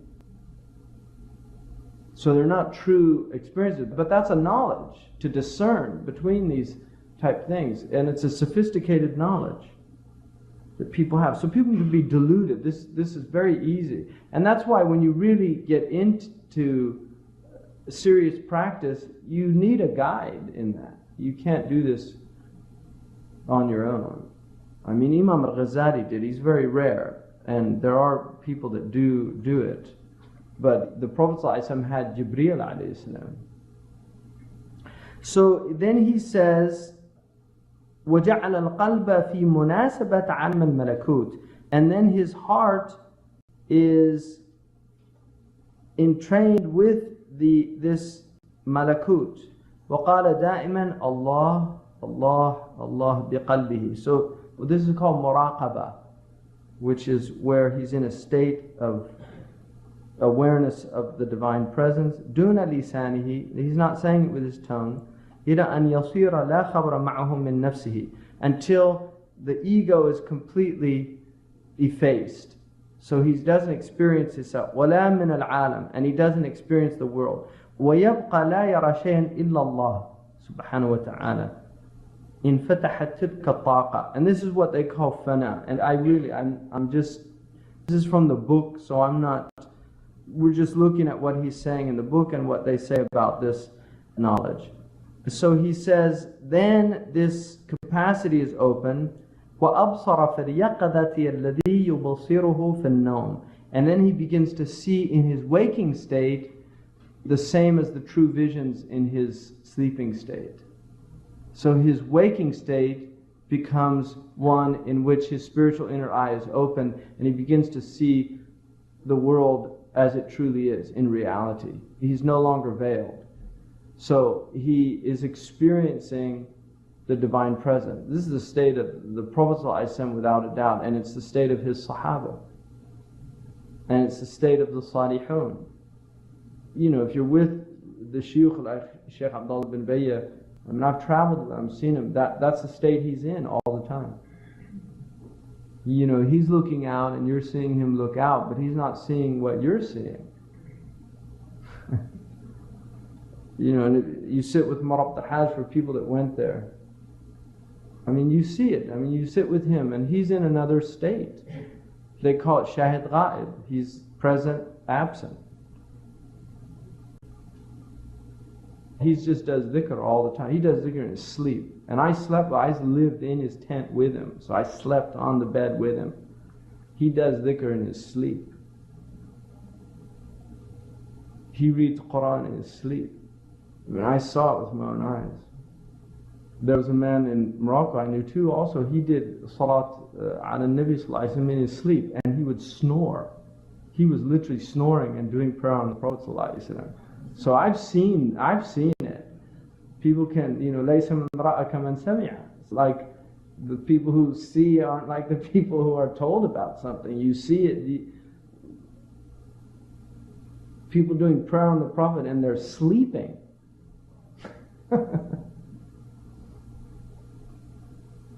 فَتَظْهَرُ لَهُ أَرْوَاحَ الْمَلَائِكَةِ, and then he sees the spirits of the angels, وَالْأَنْبِيَاءِ وَصُورَ الْحَسَنَةِ الْجَمِيلَةِ وَانْكَشَفَ لَهُ مَلَكُوتَ السَّمَوَاتِ وَالْأَرْضِ, the kingdom of the heavens and the earth. It's in the Gospels. I mean, it's talked about this a lot, the kingdom of the heavens and the earth. It's the same teaching. وَرَأَى مَا لَا يُمْكِنُ شَرْحُهُ وَلَا وَصْفُهُ, and he sees things that you can't elucidate and you can't articulate in a book.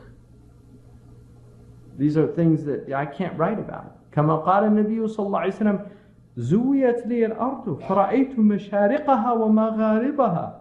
The earth was folded up for me and I saw its various easts and wests. And what does that mean?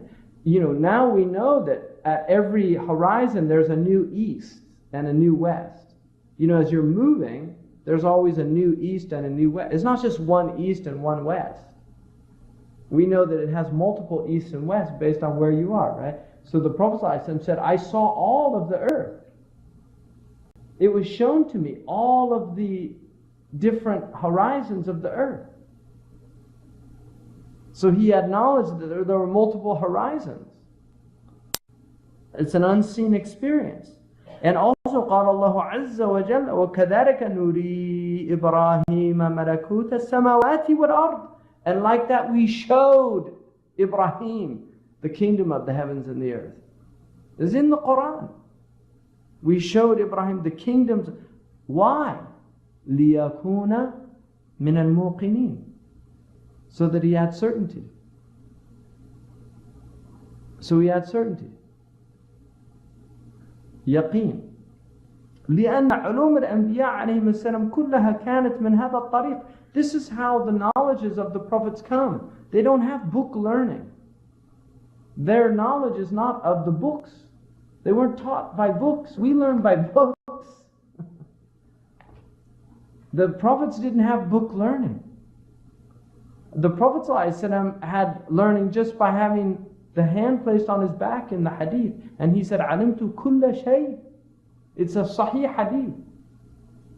I knew everything just by having the hand placed on his back at the point of the seal of prophecy. And he said, عَلِمْتُ كُلَّ شَيْءٍ. I knew everything.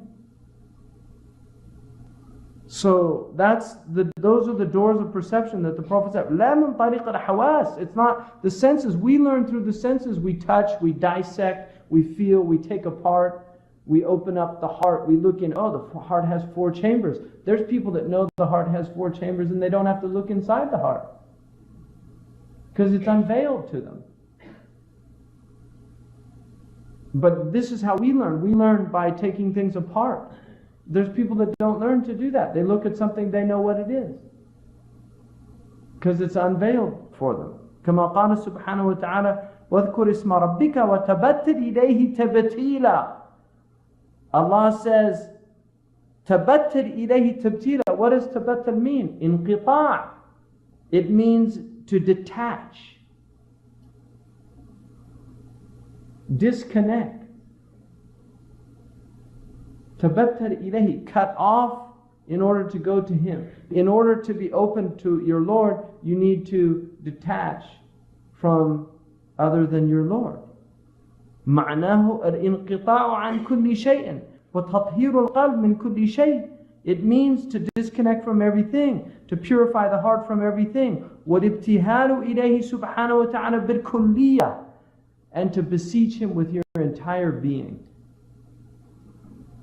It's to beseech Him with your entire being. People make dua, right? People make dua, but maybe they're thinking about other things, or they're just not really there even. There's people when they pray, they're not present at all. The Sahaba, according to the hadith, the man who was shot with the arrow, they waited till he prayed to pull it out because he didn't feel it. We have that in the books. Because he was in prayer and he was completely oblivious to pain. Those are real experiences that people had. وَهُوَ طَرِيقَ الصُّوفِيَّةِ فِي هَذَا الزَّمَانِ. This is the path of the people of Tasawwuf. And Imam al-Ghazali, if you read his Munqidh min al-Dalal, He said there were basically four types of knowledge. There was scientific knowledge, and there was the philosophical knowledge, people that used theories. It's not scientific in that way, but they come up with theories about the world. They could be right, they could be wrong. It's what we call opinion, but not opinion in the modern sense of the word. Opinion is a type of knowledge. Opinion is conclusions that are arrived at after much thought. And it could be right or wrong. So it's not like knowledge in that way, but it is a type of knowledge. It's not just uneducated. People say, well, we call it educated opinion. But it used to be that's what opinion meant. And then there's revelation, which is from the prophets. And then there's kashf, which he said was the knowledge of the people of tasawwuf. And he also felt that the people of tasawwuf, he said that he felt that their path was the soundest path because it led to a type of faith that was rooted in experience. It wasn't rooted in believing in what you were told. It was actually that you experienced the truths of these things. And he felt that that was truly following the Prophet ﷺ, because you weren't just following him in his words and deeds, but you were actually following him in his states. In the same way you can't follow him in his words and deeds as he was indeed. And the same is true as in his states. But that's what he understood. And it's not just like you have fuqaha that are a disaster, you have people that claim tasawwuf that are a disaster. And part of the problem is the majority of people today are so far, people from South Asia, you know what the state of the pirs and all those, it's a disaster. Or if you go to Egypt and Morocco and a lot of Muslim world, and you look at people that have these claims, and they've given tasawwuf a very bad name. But historically, tasawwuf was part of Islam. It was the inner dimension of Islam. And the best book for it is the Ihya Ulum ad-Din. And that is the best book that we have in this science.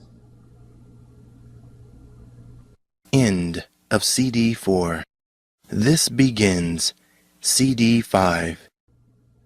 وَأَمَّا طَرِيقُ التَّعْلِيمِ فَهُوَ طَرِيقَ الْعُلَمَاءِ. But the way of learning, book learning, that's the way of the ulama. But this isn't book learning. That's what he's saying. Now I'll give you an example. Ibn Ata'illah, who was an alim, who became a Sufi. He was originally an alim, then he became a Sufi. And then he had openings. And that's where we got the hikam of Ibn Ata'illah. Isa ibn Abdul Salam used to go sit in his class and he would say, هذا الكلام حديث العهد بالرحمن. These words are coming directly in close proximity to the merciful. In other words, he was saying it's not book learning. He didn't get this knowledge from books. He didn't get it from books. And what he said is only the externalities of what he knew and experienced. وهذه الدرجة الكبيرة مختصرة من طريق النبوة. And this high degree of knowledge is an abridgment of the path of prophecy. In other words, just as you follow the prophets in their outward teaching, this is the following of the prophets in their inward realities. And it's not prophecy, hasha, because only the prophets have access to revelation, but it's inspiration, it's ilham. Sayyidina Umar had this, right? The Prophet ﷺ said, from my ummah, min ummati, the muhaddithin, the people that hear, they have this inner hearing. And he said, وَإِنَّ عُمَرْ لَمِنْهُمْ. And Umar's one of them. Umar had this knowledge. I mean, the Sahaba, many of them had great access to this. لأنه وقع في قلوبهم بلا واسطة من حضرة الحق. كما قال سبحانه وتعالى آتيناه رحمة من عندنا وعلمناه من لدنا علما. I mean, this is what Allah says, فَوَجَدَ عَبْدًا مِنْ عِبَادِنَا, right? When they came upon Al-Khadr. And he's not a prophet. The majority of ulama say that he's not a prophet. Who was he? He says that he was a slave right? They found abdan min ibadina, a servant from amongst our servants. آتيناه رحمة من عندنا. We gave him mercy, grace from our presence. وعلمناه من لدنا علما. And we taught him from our presence. This is what they call علم اللدني. This isn't book knowledge. Al-Khidr had a different type of knowledge. And then what did Musa say? قال له موسى هل اتبعك على أن تعلمني مما علمت رشدا. The adab of his question is amazing. May I follow you? هل اتبعك. First he's asking istifham. هل. May I follow you in order that you might teach me مما علمت. Some of what you've been taught. He doesn't say all of what you've been taught. He's not assuming I'm going to learn everything. Maybe, can I follow you? Maybe, so that you can teach me some of what you've been taught. And then what is rushda from this guidance? قال إنك لن تستطيع معي صبرا. You won't be able to be patient because knowledge is hard. This knowledge is knowledge that takes patience. It takes much perseverance, much practice. He said, وَكَيْفَ تَصْبِرُ عَلَى مَا لَمْ تُحِطْ بِهِ خُبْرًا. And how can you be patient about what you don't encompass?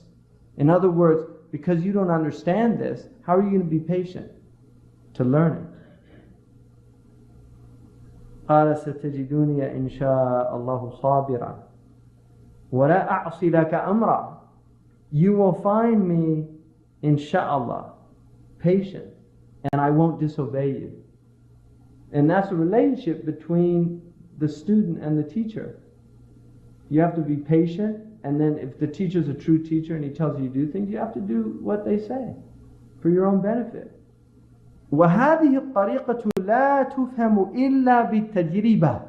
This is a path that will never be comprehended except by continuous practice. Tajriba is to over and over again, not one time.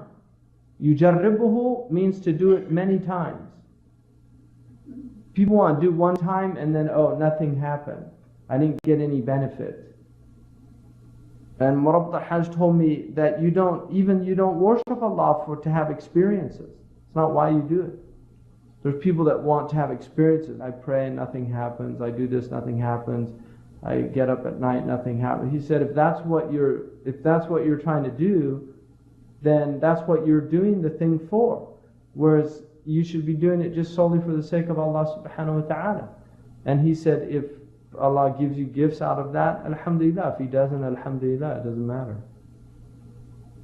Because you're a servant of Allah subhanahu wa ta'ala. وَإِن لَمْ تَحْصُلْ بِالذَّوْقِ لَمْ تَحْصُلْ بِالتَّعْلِيمِ. And what can't be acquired by taste won't be acquired by study. Really, theoretically they believe that the ability to recreate you from your genetic material is on the horizon. They believe that they're going to be able to do it, and they don't believe Allah can do it. الثانية معرفة علمه سبحانه وتعالى وأنه محيط بالأشياء كلها لأن هذه العجائب والغرائب لا تمكن إلا بكمال العلم. And then the second is to know. So the first is to know that He has complete qudra. He's qadirun ala kulli shay. And the second is to know that Allah subhanahu wa ta'ala, that He has complete knowledge. So He's omnipotent and omniscient because He encompasses all things. He could not make all of these wonders and marvels unless He had complete knowledge. And the third, الثالثة أن تعلم أن لطفه ورحمته وعنايته متعلقة بالأشياء كلها وأنها لا نهاية لها لما ترى في النبات والحيوان والمعادن من سعة القدرة وحسن الصور والألوان. And then the third is that you should know that His kindness, His grace, His mercy, His providence, His care is connected to all, engaged with all of these things. And there's no end to it. And you should see this in the flora and the fauna and the mines and all of this vast power that He has displayed in creating these beautiful forms and colors that we witness in the world. لأنها مفتاح معرفة الصفات الإلهية, because all of these things are the key to knowing the divine attributes. وهو علم شريف, and this is a honorable knowledge. وذلك معرفة عجائب الصنائع الإلهية is the knowledge of the wonders of God's creation. ومعرفة عظم الله, and to know the vastness of God, the majesty and magnificence of God subhanahu wa ta'ala وقدرته, and His power. إذا عرفت هذا العز, if you know this izz, this preciousness, والشرف, and this honor, والكمال, this perfection, والجمال, this beauty, والجلال, this majesty, بعد أن عرفت جوهر القلب, once you know the essence of the heart, of consciousness, أنه جوهر عزيز, that this essence is a precious essence, قد وهب لك, it was given to you, وبعد ذلك خفي عنك, and after that it was hidden from you, this gift. فإن لم تطلبه, if you don't seek out what's been hidden from you, this treasure in your heart, وغفلت عنه, and you're heedless of it, وضيعته, and you lose it, you forget about it, كان ذلك حسرة عظيمة عليك يوم القيامة. It's a great tragedy and loss on the day of judgment for you. فاجتهد في طلبه, exert every effort in seeking it. واترك أشغال الدنيا كلها, and leave the preoccupations of this world, all of it. وكل شرف لم يظهر في الدنيا فهو في الآخرة فرح بلا غم, because every honor that doesn't manifest in this world, in the next world it will be joy without grief. وبقاء بلا فناء, and perpetuity without cessation. وقدرة بلا عجز, and power without incapacity. ومعرفة بلا جهل, and knowledge without ignorance. وجمال وجلال عظيمان, and great beauty and majesty. وأما اليوم فليس شيء أعجز منه لأنه مسكين ناقص. But today nothing is more lower than this thing. It's impoverished, neglected. إنما الشرف غدا, the honor is tomorrow. إذا طرح من هذه الكيمياء, if this alchemy is thrust على جوهر قلبه, on the essence of his heart, حتى يخلص منه شبه البهائم, until he's freed of being like animals. ويبلغ درجة الملائكة, and he achieves the ranks of angels. فإن رجع إلى شهوات الدنيا فطرت عليه البهائم. So if he returns to the desires of this world, animals are preferable to him يوم القيامة, on the day of judgment. لأنها تصير إلى التراب, because they go to dust. ويبقى هو في العذاب, and he goes to punishment and chastisement. نعوذ بالله من ذلك, we seek refuge in Allah from that. ونستجير به, and we seek refuge in Allah subhanahu wa ta'ala, and we seek His protection. وهو نعم المولى ونعم النصير, what a great master He is, what a great giver of victory. والحمد لله رب العالمين. وصلى الله على سيدنا محمد وعلى آله وصحبه أجمعين. آمين. سبحان ربك رب العزة عما يصفون والسلام على المرسلين والحمد لله رب العالمين. This completes the last CD in this series. والواجب التصديق بها حتى لا تحرم شعاع سعادتهم. And it's an obligation to believe in this. And this is what's important for us. We should believe in this and its people, so that you're not deprived of the emanations of their joy. At least you should believe in the people, so that when you sit with them, you're not deprived of the emanations of their joy. So even if you're not one of them, you're not deprived of their state. هم القوم لا يشقى بهم جليسهم. They're the people that sit with them are not wretched. Just sitting with them is a blessing, with those people. You know, وَلَا نُزَكِّ عَلَى اللَّهِ أَحَدًا. It's not making tazkiyah and saying, you know, we know who Allah's elect or chosen are. No, but this is, the Prophet said, وَإِن كَانَ لَابُدَّ مِنْهُ فَيَقُولْ أَحْسِبُهُ. This is what I think about him. I mean, we don't say anything, Allahu Alam. Everybody's under, like one friend of mine said about Marabt al-Hajj. He's a student of Marabt al-Hajj. He said, أنت تعلم محبتي لمربط الحاج لكن لم يزل تحت قيد البحث. He's still under the microscope of examination. In other words, as long as he's alive, he's susceptible to fitna, he's susceptible to... So we don't make any... This is what we believe about them. This is our perception of them. That's tasdeeq. And that's what he's saying. And Imam al-Ghazali said this is the least level of wilayah. It's the people that deny these people that are in really serious trouble. Really, they're serious. They're not well. And if you sit with them, you'll know they're not well. And they're obsessed with attacking them and speaking ill of them. It's amazing. I mean, their hearts are just, they're not well. And the fact that Allah has put them in that, that's their state. So don't be with those people. Don't listen to them. I mean, the people that talk about the awliya are really not well. Allah yahdina wa yahdihim. Allah guide us and them. But it's a bad state to be in. There's people, I once went to a dars and this man just started attacking Abu al-Hasan al-Shadhili. I was like, why is he attacking him? What? I mean, somebody, the ummah shahidat lahu bil khair. The ummah has testified that he was amongst the righteous.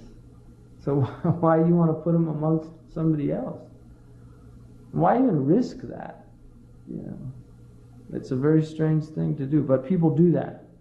But why do they do that? Well, he says, وَهُوَ مِنْ عَجَائِبِ الْقَلْبِ. It's from the wonders of the heart. وَمَنْ لَمْ يُبْصِرْ لَمْ يُصَدِّقْ. Those who don't see, don't believe. كما قال سبحانه وتعالى بل كذبوا بما لم يحيطوا بعلمه ولما يأتيهم تأويله. They denied what they had no knowledge of, nor did they have knowledge of its interpretation. That's what Allah says. They just denied it because they didn't have knowledge of it. وقوله وإذا لم يهتدوا به فسيقولون هذا إفك قديم. If they don't have any knowledge, if they haven't reached guidance of this matter, they just say, oh, these are just old lies. These are just lies. They've been repeated before. And what he's saying is this knowledge is a knowledge of tajriba. The beauty of that statement is what makes something a science is what Sir Karl Popper called its falsifiability. Something is scientific if it's replicable. If you can falsify it, in other words, if you can't replicate it, you can prove that it's not replicable. So for instance, if you freeze water, like I learned water freezes at 32 degrees Fahrenheit, right? Or 0 Celsius if you're from England.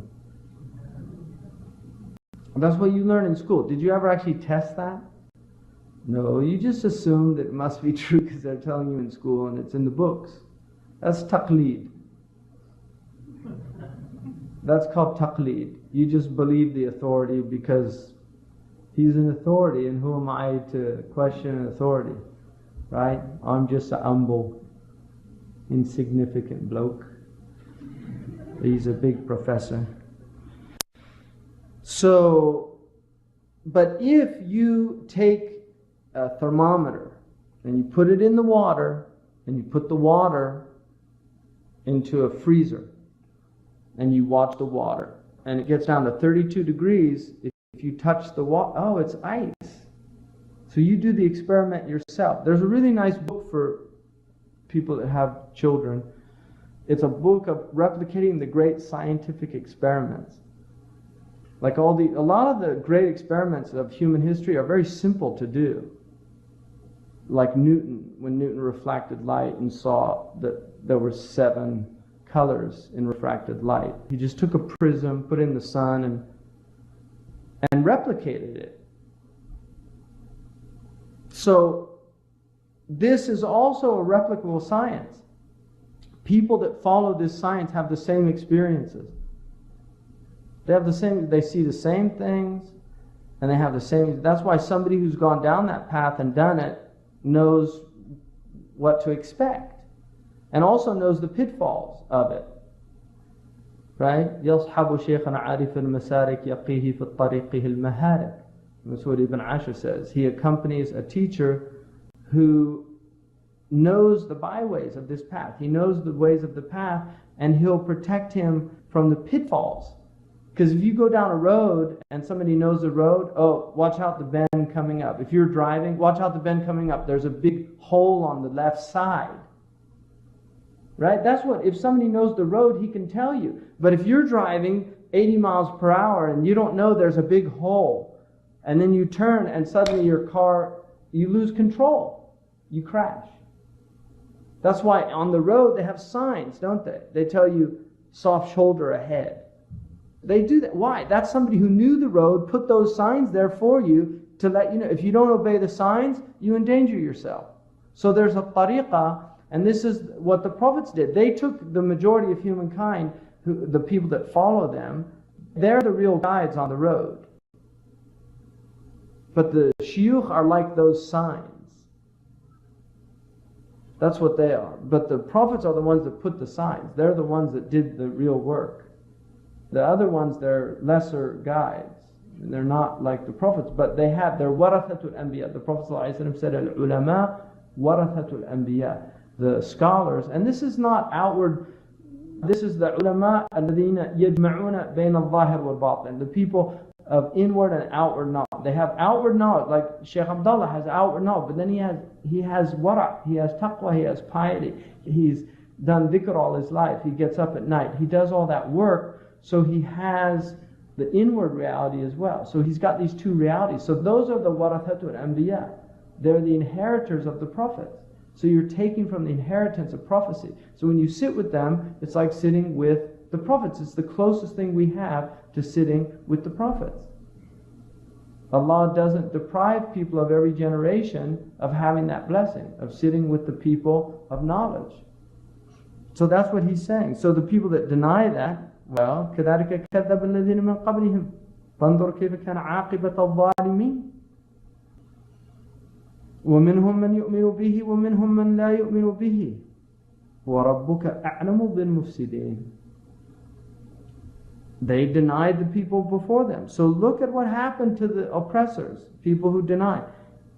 Amongst them are those who believe in Him, and amongst them are those who don't believe in Him. And Allah knows best who are the mufsideen. Allah knows who are the muslihin, who are the mufsideen.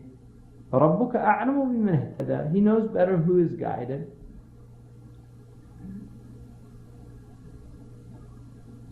وَإِن كَذَّبُوكَ فَقُلْ لِي عَمَلِي وَلَكُمْ عَمَلُكُمْ أَنْتُمْ بَرِيئُونَ مِمَّا أَعْمَلُ وَأَنَا بَرِيءٌ مِمَّا تَعْمَلُونَ. And if they deny you, say, I have my actions. You have your actions. I have my actions. You have your actions. I'm free from what you do. You're free from what I do. And I'm free from what you do. I'm not responsible for what you do. You're not responsible for what I do. قال الذين كفروا للذين آمنوا لو كان خيرا ما سبقونا إليه. So those who disbelieve, they say to those who believe, if this really was good, they wouldn't have got it before us. This hasad. So there's some people, it's just hasad. من طلب وجد. ولا تحسب أن هذا خاص بالأنبياء والأولياء لأن جوهر ابن آدم في أصل الخلقة موضوع لهذا كالحديد لأن يعمل منه مرآة ينظر فيها صورة العالم. Don't think this is limited to the Prophet. That's what he's saying. This is the whole point of this book. Do not think that this is limited to the prophets and the awliya. Because the jawhar of the son of Adam, of the children of Adam, in the origin of its creation, was made for this. We were created to know Allah. This is what we were created for. We were created for ma'rifah. مَا خَلَقْتُ الْجِنَّ وَالْإِنسَ إِلَّا لِيَعْبُدُونَ. What does Ibn Abbas say in the tafsir? إِلَّا لِيَعْرِفُونَ. That's what he said it means. To know Allah. فَاعْلَمْ أَنَّهُ لَا إِلَهَ إِلَّا اللَّهِ. Know that there's no God but Allah. Fa'lam. It's ilm. But it's not book knowledge. A Christian, a Jew, a Hindu, anybody can learn Tawheed. They can study a book and they can teach it. You could have a professor of Aqidah here from Cambridge, and he can teach you our creed better than a lot of Muslims. Wallahi. They have Orientalists that know the creed, the book knowledge of the creed better than a lot of Muslims do. Even some of the ulama, they have deeper knowledge. That's not what he's talking about.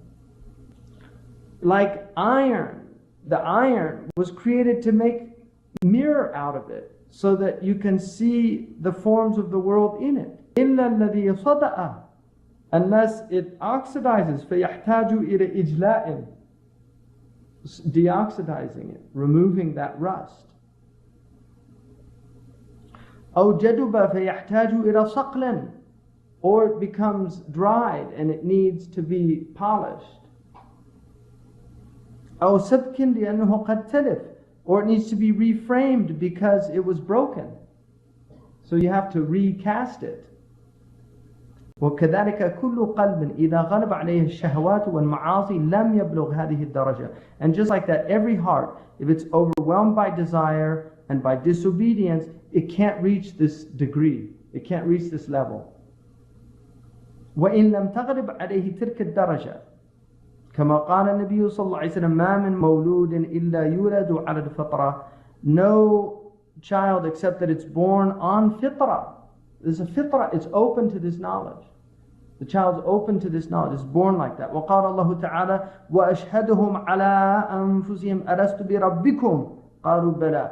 And then he caused them to witness over themselves, am I not your Lord? And they said بلى, because that's what happened. إذا أخذ ربك من بني آدم, when your Lord took from the children of من ظهورهم ذرياتهم وأشهدهم على أنفسهم ألست بربكم قالوا بلى شهدنا أن تقولوا يوم القيامة, so that they can't say on the day of judgment إنا كنا عن هذا غافلين, we had no knowledge of this.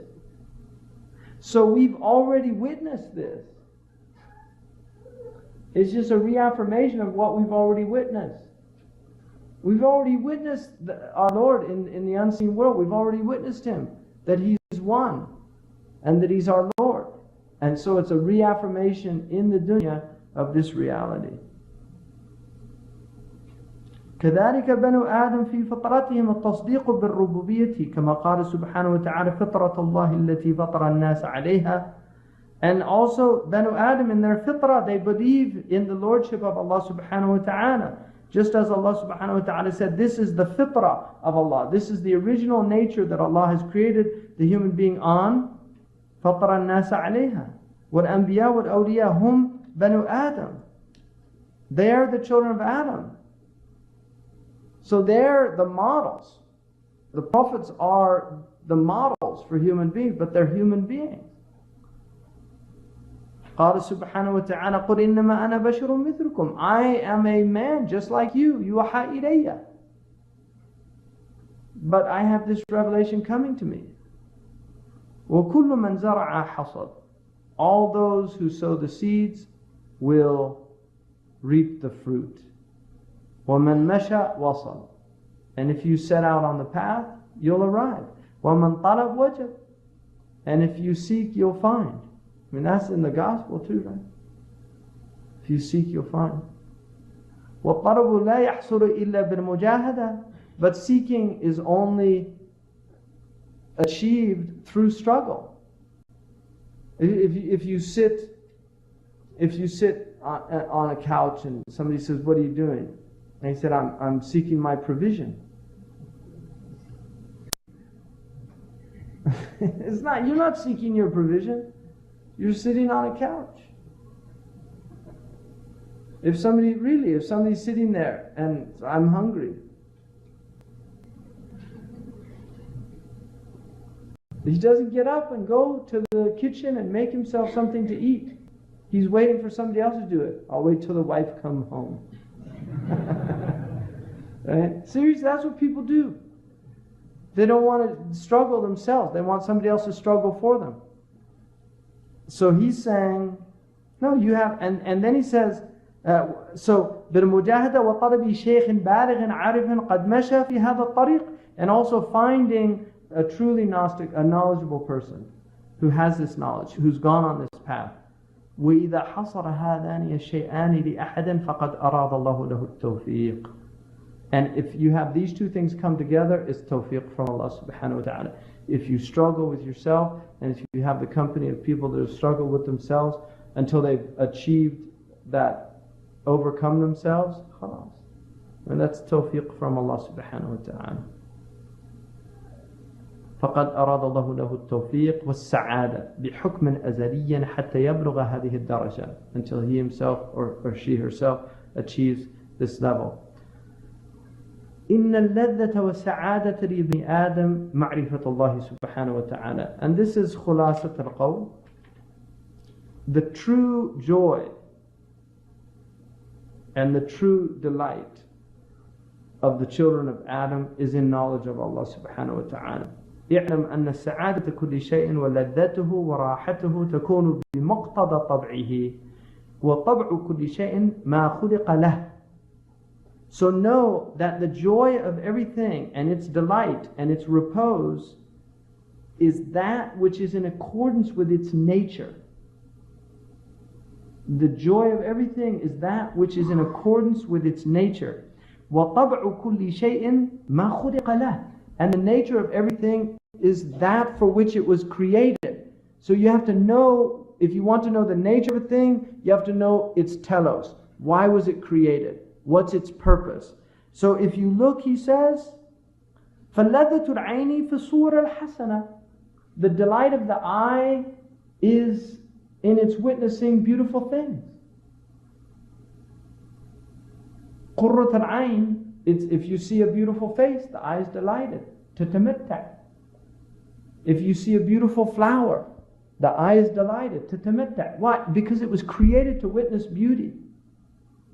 That's what it was created to do. So its joy is in fulfilling the purpose of its creation. That's where its real joy is. The eye, that's why the eye doesn't, if it sees something ugly, there's no joy in it. Why? Because it wasn't created for that. It was created to witness beauty.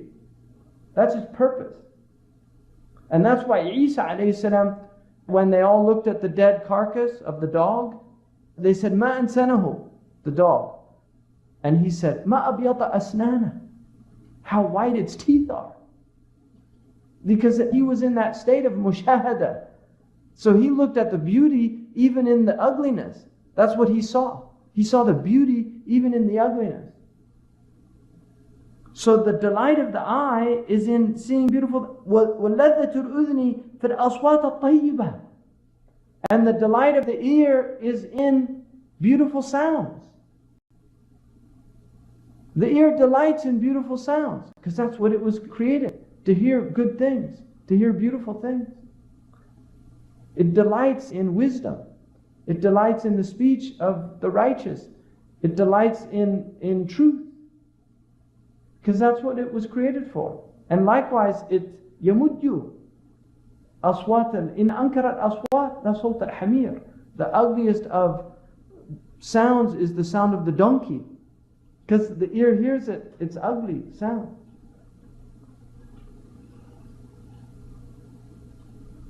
وَكَذَلِكَ سَائِرُ الْجَوَارِحِ بِهَذِهِ الصِّفَةِ. And the rest of the limbs, the tongue, is created to taste good things. That's why it delights in sweet things, it delights in sour things. It delights in those things because it was created to do that. It has all the different taste buds on it. People like salty things. They say lassi, sweet or salty. Some people, they like sweet, some like salty, but they're all there. But that's the joy of these things. And touching, to touch something beautiful. وَلَذَّةَ الْقَلْبِ خَاصَةً بِمَعْرِفَةَ الْجَوَارِحِ بِهَذِهِ الصِّفَةِ. And the ladha of the heart specifically, وَلَذَّةَ الْقَلْبِ خَاصَةً بِمَعْرِفَةِ اللَّهِ سُبْحَانَهُ وَتَعَالَى لِأَنَّهُ مَخْلُوقٌ لَهَا. And the joy of the heart is in knowledge of Allah subhanahu wa ta'ala, because that's why the heart was created. It was created for that. But when people are sick, they take joy in cacophonic sounds. When people are sick, they like to see ugly things. There are people that enjoy seeing terror, watching war. They do really. Because they're sick, they're unwell. There's people that take pleasure in those things, in being cruel to people, because they're sick. And the same way, their heart. But it's not real ladda. He's talking about sa'ada haqiqiyya. All those are false. وَكُلُّ مَنْ لَمْ يَعْرِفْهُ ابْنُ آدَمْ إِذَا عَرَفَهُ فَرِحَ بِهِ. Everything that the son of Adam knows, once you have ma'rifah of it, you rejoice in it. Anything that you have knowledge of, you rejoice in it. مِثْلُ لُعْبَةَ الشَّطْرَنْجِ. Even the game of chess. إِذَا عَرَفَهَا فَرِحَ بِهَا. If you know how to play chess, you get excited. You're happy about it. وَلَوْ نُهِيَ عَنْهَا لَمْ يَتْرُكْهَا وَلَا يَبْقَى لَهُ عَنْهَا صَبْرٌ. And if he's prohibited from playing it, he doesn't want to leave it. And he gets impatient. I really want to play. There's people obsessed with chess. So he's saying, if you have ma'rifah of something, you get a joy. That's the nature of the son of Adam. Even foolish things, they get a joy. There's people that can do the most ridiculous things. And they like to do it, and they like to show you juggle 10 plates and hold something on their nose. Really. There's people that can do that, and they get a pleasure out of that knowledge, that ma'rifah. They have a knowledge of something. وكذلك إذا وقع في معرفة الله سبحانه وتعالى فرح بها ولم يصبر عن المشاهدة لأن لذة القلب هي المعرفة. And just like that, if you have knowledge of Allah, which is knowledge of the greatest thing, كل ما تهواه موجود في ذات الله. Everything you desire exists with Allah subhanahu wa ta'ala. Everything you desire exists with Allah subhanahu wa ta'ala. It's the highest, it's the truest thing, it's reality. And so, for that reason, he'll be impatient without this witnessing, without this knowledge. Because the joy of the heart is in knowledge. وَكُلَّمَا كَانَتَ الْمَعْرِفَةُ أَكْبَرُ كَانَتَ اللَّذَّةُ أَكْبَرَ. Every time the knowledge is greater, the joy is greater. The greater knowledge you have, the greater joy you have. وَلِذَلِكَ فَإِنَّ الْإِنسَانَ إِذَا عَرَفَ الْوَزِيرَ فَرِحْ. And like that, if somebody knows the minister, he's so happy. I know the minister. There's people, even Muslims, they want to have their picture taken with the president. You know, you go fill the gas tank up and the attendant comes. You don't say, oh, can I have my picture with you? And be next to the gas attendant. Why don't you do that? Because anybody can know the gas attendant, but not everybody can know. And then they say, oh, see, they take the picture and look, see, and they put it in their office. They have a picture. That's me with, right? I'm ashamed of my but that's what they do. They put in their office, and people come in, and oh yes, I met the president. And why? Well, because he's happy. وَلَوْ عَرَفَ الْمَلِكَ لَكَانَ أَعْظَمَ فَرْحًا. So if he knows the king, oh, he's just flying out of his skin. If he knows the minister, it's a big thing. But if he knows the king, then it's like the minister. This is the way people are. Wallahi, it's amazing. It's pathetic. وَلَيْسَ مَوْجُودٌ أَشْرَفَ مِنِ اللَّهِ سُبْحَانَهُ وَتَعَالَى. Nothing in existence is more honorable than Allah subhanahu wa ta'ala. There's no greater sharaf. لِأَنَّ شَرَفَ كُلِّ مَوْجُودٍ بِهِ وَمِنْهُ. Because the honor of everything is because of Him. The honor is because of Him and from Him. وَكُلُّ عَجَائِبِ الْعَالَمِ آثَارُ صُنْعَتِهِ. Every wondrous thing in this world that you wonder at and are amazed at, they're just traces of His power, of His creative power. Everything that amazes you in the world is just a trace of Allah subhanahu wa ta'ala's creative power. فَلَا مَعْرِفَةَ أَعَزْ مِنْ مَعْرِفَتِي. There's no knowledge greater, more precious, more inestimable than His knowledge. وَلَا لَذَّةَ أَعْظَمُ مِنْ لَذَّةِ مَعْرِفَتِي. And there's no joy more vast than the joy of His knowledge. وَلَيْسَ مَنْظَرٌ أَحْسَنَ مِنْ مَنْظَرِ حَضَرَتِهِ. And there's no presence like the presence of the Divine. This is the mala. وَكُلُّ لَذَّاتِ شَهَوَاتِ الدُّنْيَا مُتَعَلِّقَةٌ بِالنَّفْسِ. All the joys of the desires of this world are connected with the nafs. They're all related to the ego. All of them. Everything that you have is related to the nafs. وَهِيَ تَبْطُرُ بِالْمَوْتِ. And it all comes to an end with death. All the pleasures of this world, they end with death. It doesn't matter what you can think of. And before you die. I mean, there's people that they lose their appetite. They don't even want to eat. They get to a certain age, food doesn't even taste good anymore. All the laddat of dunya, they go. They're called al-aqyaban. And they say that's part of the end of life. The genitals and the stomach, the joys of those two, they go. So he says, وَلَذَةُ مَعْرِفَةُ الرُّبُوبِيَّةِ مُتَعَلِقَةٌ بِالْقَلْبِ. But the joy of knowledge of Lordship is connected to the heart, to human consciousness. فَلَا تَبْطُرُ بِالْمَوْتِ. It doesn't end with death.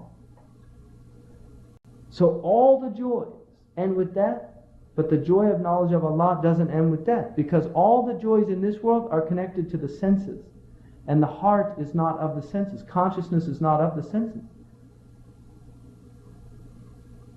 بَلْ تَكُونُ لَذَّتُهُ أَكْثَرُ. The joy is even greater when you die, because the ma'rifah expands and becomes purer and more knowledgeable. وَضَوْءُهُ أَكْبَرُ. Its lights are greater. لِأَنَّهُ خَرَجَ مِنَ الظُّلْمَةِ إِلَى النُّورِ. Because he leaves darkness and enters into light. He leaves the darkness of this world and enters into the light of the next world.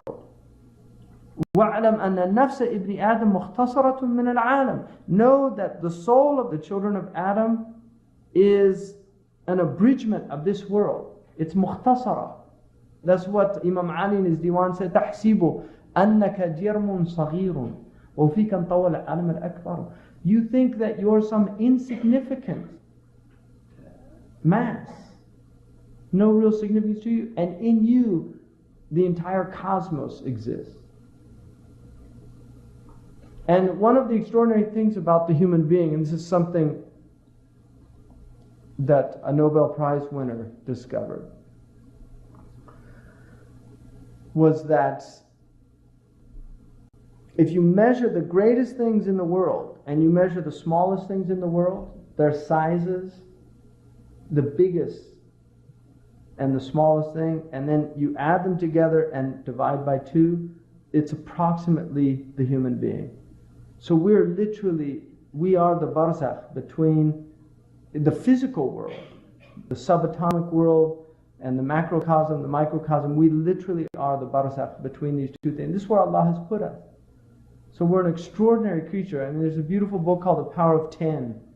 If anybody's ever seen that, it just keeps taking things by power of 10, going out into outer space, and then it goes into the skin. So it starts with a human being sitting, and then they move out and then move in, and show you that in us are vast worlds, as vast as what's out of us. Inside of our bodies, there is a vastness that is not less significant than the vastness of the cosmos. And that's who we are. And that's why human beings have been degraded. They've been made to believe that they're insignificant, that they're meaningless, that they're pointless, that they're there for the lowest of their nature, the shahawat. That's all they're there for, is to eat and drink and copulate and dance and laugh and be entertained until they die. That's all. That's all it is. No, human beings are something vast. That's what he's telling us. وَفِيهَا مِن كُلِّ صُورَةٍ فِي الْعَالَمِ أَثَرٌ مِّنْهُ. Every form that you see in the world, there's the trace of it in the human being. لأن هذه العظام كالجبال ولحمه كالتراب. لأن هذه العظام كالجبال ولحمه كالتراب وشعره كالنبات ورأسه كالسماء وحواسه مثل الكواكب وتفصيل ذلك الطويل. Look, the bones in your body, they're like the mountains. The bones in your body are like the mountain. The mountains hold the earth together. They're the pegs, they're the autad. And you have these bones in your body. Your flesh is like the earth. Hair is beautiful. It adorns the person just like the foliage adorns the earth. Your blood is like the rivers. Your lungs are like trees. Look at the bronchial tree. And what do trees do? They breathe air. They breathe carbon monoxide, and then they in turn exhale oxygen. We breathe in oxygen and we exhale carbon monoxide. So the trees are our lungs. And we're their lungs. So all of these things out there are in you. And he says, he could go on in great detail about this. وَأَيْضًا فَإِنَّ فِي بَاطِنِهِ صُنَّاعَ الْعَالَمِ.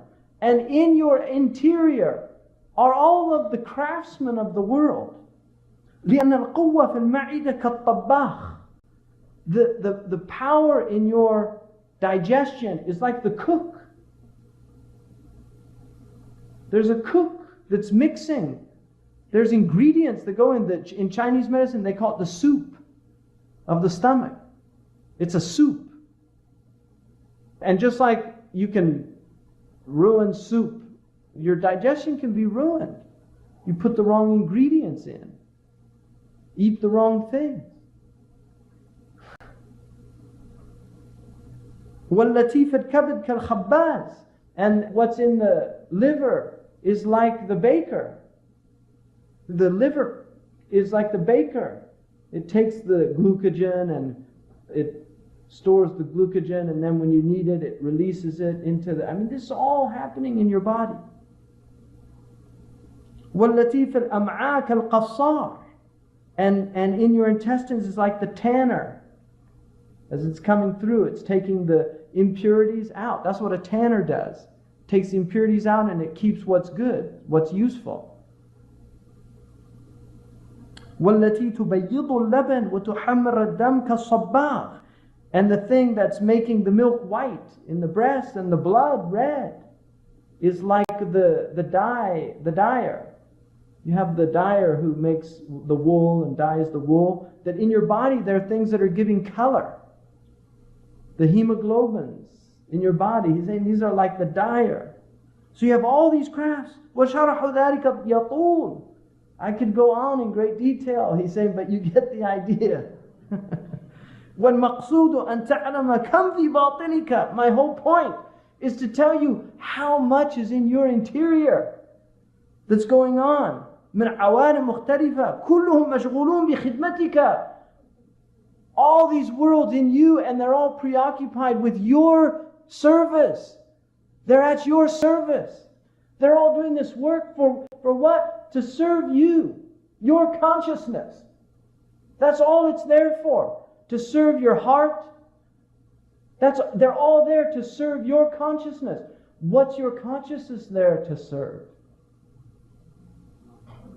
If each one of these has a purpose, what's the purpose of the summation? You're meaningless. You don't have a purpose. There's no point to exist. That's what these ignorant people tell them now. All of this that's going on, all these marvels. So he says all of this is in your service. وَأَنْتَ فِي غَفْلَةٍ عَنْهُمْ. And you're completely heedless of this. وَهُمْ لَا يَسْتَرِيحُونَ. They never get rest. The heart is pumping thousands of gallons. If you looked what the heart does in a day, if you had to do the buckets, you would be completely worn out. You couldn't do in a day what your heart does. Your physical body could not carry in a day what your heart is carrying in a day. You completely be wiped out. Your breathing, your lungs. You're inhaling and exhaling. The digestion. If you had breakfast this morning, they're working down there. You're just sitting here. They're down there working. Shh, come on. You know. We need the gallbladder. Send down more bile. They ate too much fat this morning. We need to break this down. Right? And then the pancreas, they had too much sugar. Emergency, release insulin. Right? The insulin's going out, grabbing the sugar, taking it to the liver. The liver, oh, too much sugar. We need to transform glucose into glycogen. Store it here, move that. It's all happening. It's a factory in there. And there's all of these workers, and they're all serving you, and you're sitting here in a complete state of heedlessness. Kam min ni'matin. How many blessings. Asbagha alaykum. Ni'muhu zahiratan wa batinatan. He's completely showered you in blessings, inwardly and outwardly. And we're in heedlessness. Complete state of heedlessness. وَلَا تَشْكُرُ مَنْ أَنْعَمَ عَلَيْكَ بِهَا. And you don't give gratitude to the one who gave you all of these blessings. How do you give gratitude? الشكر صرف العبد ما أولاه مولاه في من نعمه في رضاه. Shukr is to exert all of the blessings that your Lord has given you in what your Lord intended for them. That's shukr, that's gratitude. وَهُوَ عِلْمٌ عَظِيمٌ وَالْخَلْقُ غَافِلٌ عَنْهُ. This knowledge of all of these things is a vast knowledge, the knowledge of anatomy and physiology. And it was a very important knowledge of Imam al-Ghazali. He actually wrote a book just describing all the wonders of creation. He considered it a very important knowledge. كَذَلِكَ عِلْمُ الطِّبِّ. And like that, the knowledge of medicine. فَكُلُّ مَنْ أَرَادَ أَنْ يَنْظُرَ فِي نَفْسِهِ مِنْ عَجَائِبِ صُنْعِ اللَّهِ تَعَالَى فِيهَا يَحْتَاجُ إِلَى مَعْرِفَةِ ثَلَاثَةِ أَشْيَاء مِنَ الصِّفَاتِ الْإِلَهِيَّةِ. Anybody who wants to look into his self and look at the wonders of God's creation, he needs to have the knowledge of three things from the divine attributes. الأولى أن يعرف أن خالق الشخص قادر على الكمال. You should know the creator of the individual is omnipotent and has complete capacity over perfection. وَلَيْسَ بِعَاجِزٍ. He's not incapacitated by anything. وَهُوَ اللَّهُ سُبْحَانَهُ وَتَعَالَى. And that is Allah. وَلَيْسَ عَمْلٌ فِي الْعَالَمِ بِأَعْجَبْ مِنْ خَلْقِ الْإِنسَانِ. There's no action in the world that is more wondrous than the creation of the human being. مِنْ مَاءٍ مَهِينٍ. From a vile drop of fluid. There's nothing like it. It's over. وَتَصْوِيرُ هَذَا الشَّخْص بِهَذِهِ الصُّورَةِ الْعَجِيبَةِ. And the perception of this person in this wondrous form. Just as Allah subhanahu wa ta'ala has said that Allah has made him صَوَّرَهُ in this wondrous form. He's fashioned him in this wondrous form, just as Allah subhanahu wa ta'ala has said, إِنَّا خَلَقْنَا الْإِنسَانَ مِن نُطْفَةٍ أَمْشَاجٍ نَبْتَلِيهِ. We have created the human being from a mixed fluid. And we know now that it's a mixture of the male and female come together, and the genetic material is mixed. And it's amazing because it says min nutfatin amshaj. It's a singular with a plural, which is very rare in Arabic. Actually, the mufassirun, it was a problem with the mufassirun. They talk about this. But this is what happens when you get the sperm and the ovum come together. All of the genetic material they bring together. It's vast, vast. So they come together, and from that, and then we try him. It's a tribulation. فَإِعَادَتُهُ بَعْدَ الْمَوْتِ أَهْوَنُ عَلَيْهِ. And you should know that his recreation of this first creation would be easier. If you think it's impossible, you're insane. Because to do something a second time for us is easier than the first time. For Allah, it's all the same. But for us, it's easier. So we should know that if He created us the first time, He can certainly do it the second time. And now we have these fools think that they can clone human beings themselves. They think they can recreate a human being. And they don't think Allah can recreate us. This begins CD 1. بسم الله الرحمن الرحيم وصلى الله على سيدنا محمد وعلى آله وصحبه وسلم تسليما ولا حول ولا قوة إلا بالله العلي العظيم. Imam Al-Ghazali, radiallahu anhu, his name is Muhammad bin Muhammad al-Tusi. He had the laqab, which is a name that's given usually, people are given a laqab, like Sayyidina Hamza was called Asadullah. And then the kunya is Abu Hamid. But his laqab was Zainuddin, the beauty of the deen. He was born in Tus, in Khurasan, in 450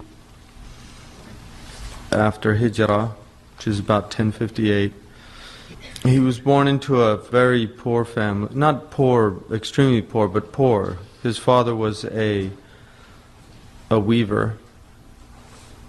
And when he died, they were very young, and he put them in charge of a local Shaykh there who was probably, he wasn't an alim by any means, but he was a very righteous man and had some knowledge, and he educated them in their early education. But Imam al-Ghazali, both of them, Ahmad al-Ghazali, who's his brother, became a faqih and also a poet, and is noted for his spirituality as well. But Imam al-Ghazali very early on showed his brilliance, and they both entered into the madrasa. That's everything that his father left. He left towards their education. He asked this sheikh to give them their education, and then he ended up becoming a student. He went to one of the nearby cities and studied. And during that time, one of the greatest sheikhs of Islam happened to be in the area. And that's one of the things that you note in Islamic history. In fact, it's really noted in human history. You'll find very often that very brilliant people, they emerge at a time when there are other brilliant people to nurture their brilliance, which is very helpful. So Imam al-Ghazali was very fortunate, and so was Imam al-Juwayni, to have a student like Imam al-Ghazali, because one of the great blessings of a great teacher is to have great students. And Imam al-Ghazali became the student of probably the greatest teacher at the time, who was Imam al-Juwayni, who's called Imam al-Haramain. He was a brilliant Shafi'i faqih. His book in Usul is a very important book in Usul. And Imam al-Ghazali would go on to actually develop Usul and write his own book in Usul that surpassed his teacher's book. Imam al-Juwayni was also a great theologian. So Imam al-Ghazali, his genius emerges in fiqh early on, Usul al-fiqh, and also in ilm al-kalam. These were the two areas that he was really a master of. And during that time, there was a lot of trouble in the Muslim world for a lot of different reasons, but partly because the period that he was living in was a period in which the creed of Islam was going through some transitions. First of all, the Mu'tazila were still very powerful, and the Mu'tazila, they were rationalists, and they were people that believed that the aql, the intellect, should actually be the criterion by which you judged matters of religion. So you put the Quran under the microscope of the intellect, and the intellect examined the Quran, and then the intellect determined how you viewed everything. And the opposite of that was the traditionist path, which the intellect had very little to do with anything, and we just took revelation. So we took the Quran and we took the Hadith, and we understood them at a literal level, and we don't use the intellect to interfere with that understanding.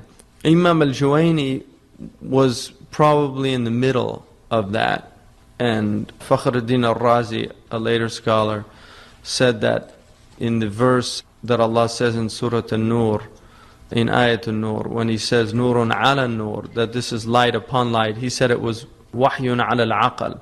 It's revelation on the intellect. That revelation illuminates the intellect. So you need both, and there should be a balance in the two. You don't want revelation mujarrad an al-aql, that doesn't have intellect, but you don't want intellect overriding revelation. Whenever you can't understand revelation by the intellect, you say, oh, it must mean this, because it certainly can't mean that. حتى تعرف الطريق إلى الحضرة الإلهية وتبلغ إلى مشاهدة الجلال والجمال, until you know the road to the divine presence, and you will reach the witnessing of His majesty and His beauty. وتخلص نفسك من قيد الشهوة والغضب, and you free yourself from the constraints of desire and anger. وتعلم أن هذه الصفات لأي شيء ركبت فيك, and so that you will understand why these other qualities were designed in you, why they were placed in you. فما خلقها الله تعالى لتكون أسيرها ولكن خلقها حتى تكون أسراك. So these were not created in you in order for you to be their prisoner, but they were created in you in order to facilitate your journey, to take you on your journey. وتسخرها للسفر, so that you can subjugate it for this journey الذي قدامك, that's in front of you. You have this immense journey in front of you, and that's why you have these.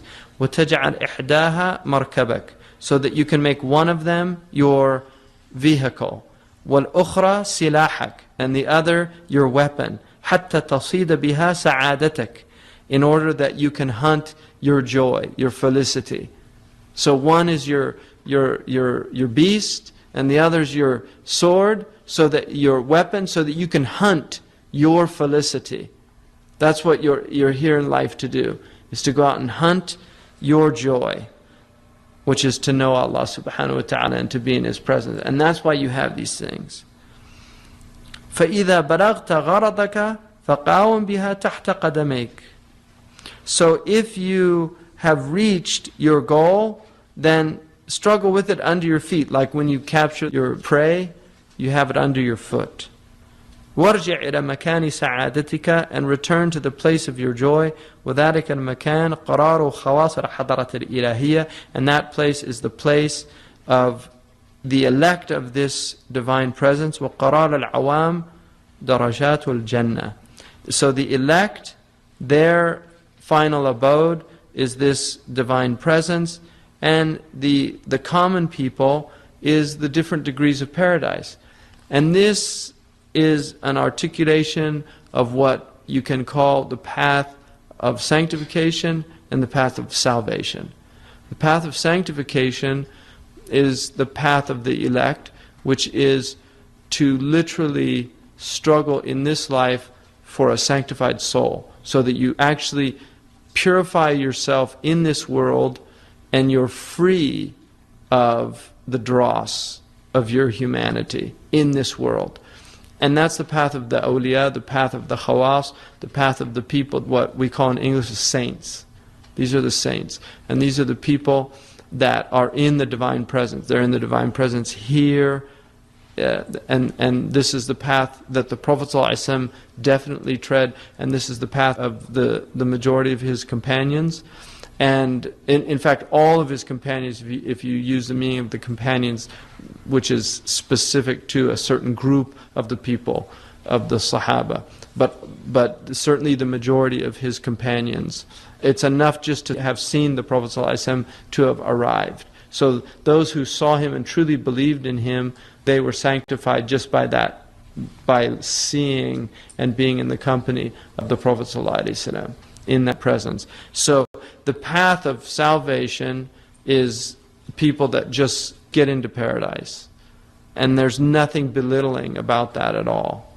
وَمَنْ زَحْزِحَ عَنِ النَّارِ فَقَدْ فَازَ. You know, if you're just وَأُدْخِلَ الْجَنَّةَ فَقَدْ فَازَ. Whoever is removed from the hellfire, entered into paradise, he's had foes, victory. So, but those are the two paths. فَتَحْتَاجُ إِلَى مَعْرِفَةِ هَذِهِ الْمَعَانِ حَتَّى تَعْرِفَ من نفسك شيئا قليلا فكل من لم تعرف هذه المعاني فنصيبه من القشور لأن الحق يكون عنه محجوبا. So you need to have knowledge of these meanings so that you know from yourself a little bit, because whoever does not know these meanings, all they have is the outward, the shells. They have just the shells of this teaching. لأن الحق يكون عنه محجوبا, but they're veiled from the reality, from the truth. So that's the first chapter of كمية السعادة. جزاك الله خيرا. اللهم صل على سيدنا محمد وعلى آله وصحبه وسلم تسليما. جزا الله عنا سيدنا محمد خير ما جزى نبينا عن أمته. سبحان ربك رب العزة عما يصفون والسلام على المرسلين والحمد لله رب العالمين. End of CD 1. And so he was coming out of that madrasa, which placed an immense amount of emphasis on the intellect, but not to the degree where the intellect overshadowed the revelation. So that's an important aspect of it. Imam al-Juwayni said about Imam al-Ghazali that he was an ocean. So his own teacher was aware that he had an ocean. He said, Bahrun Mughdiq. He was a copious or vast ocean of knowledge. And what's really extraordinary about him, I think, is despite his brilliance, he was somebody who was incredibly introspective and aware of his internal states, which is often very rare in people. You can have the most brilliant person, but they're completely oblivious to their inward state. And you'll see this if you've gone to a university. You have professors that are obviously very brilliant, but they're not aware of their own internal states. They can be arrogant and be completely unaware of it. And he was arrogant. Imam al-Ghazali was somebody he belittled people. His genius was such that he never lost an argument. If he was in any type of debate, he just floored his opponents. And he became very big-headed and aware of his brilliance and aware of his superiority over other people. He was extraordinarily eloquent in both Arabic and Persian. And so when he gave talks, people were just in complete awe of his ability to speak. And what happened was, in his 30s, at a very young age, he was only about 34, he became the head professor at the most prestigious university in all of Islam, which was the Nizamiya in Baghdad. So in academia, 34, you're just finishing your PhD by 34. So that's like a young whippersnapper. And he's being put in charge of, and at his lessons, hundreds of ulama attended. The students didn't even get into the lectures because it was all ulama. So you can imagine the situation that he was in.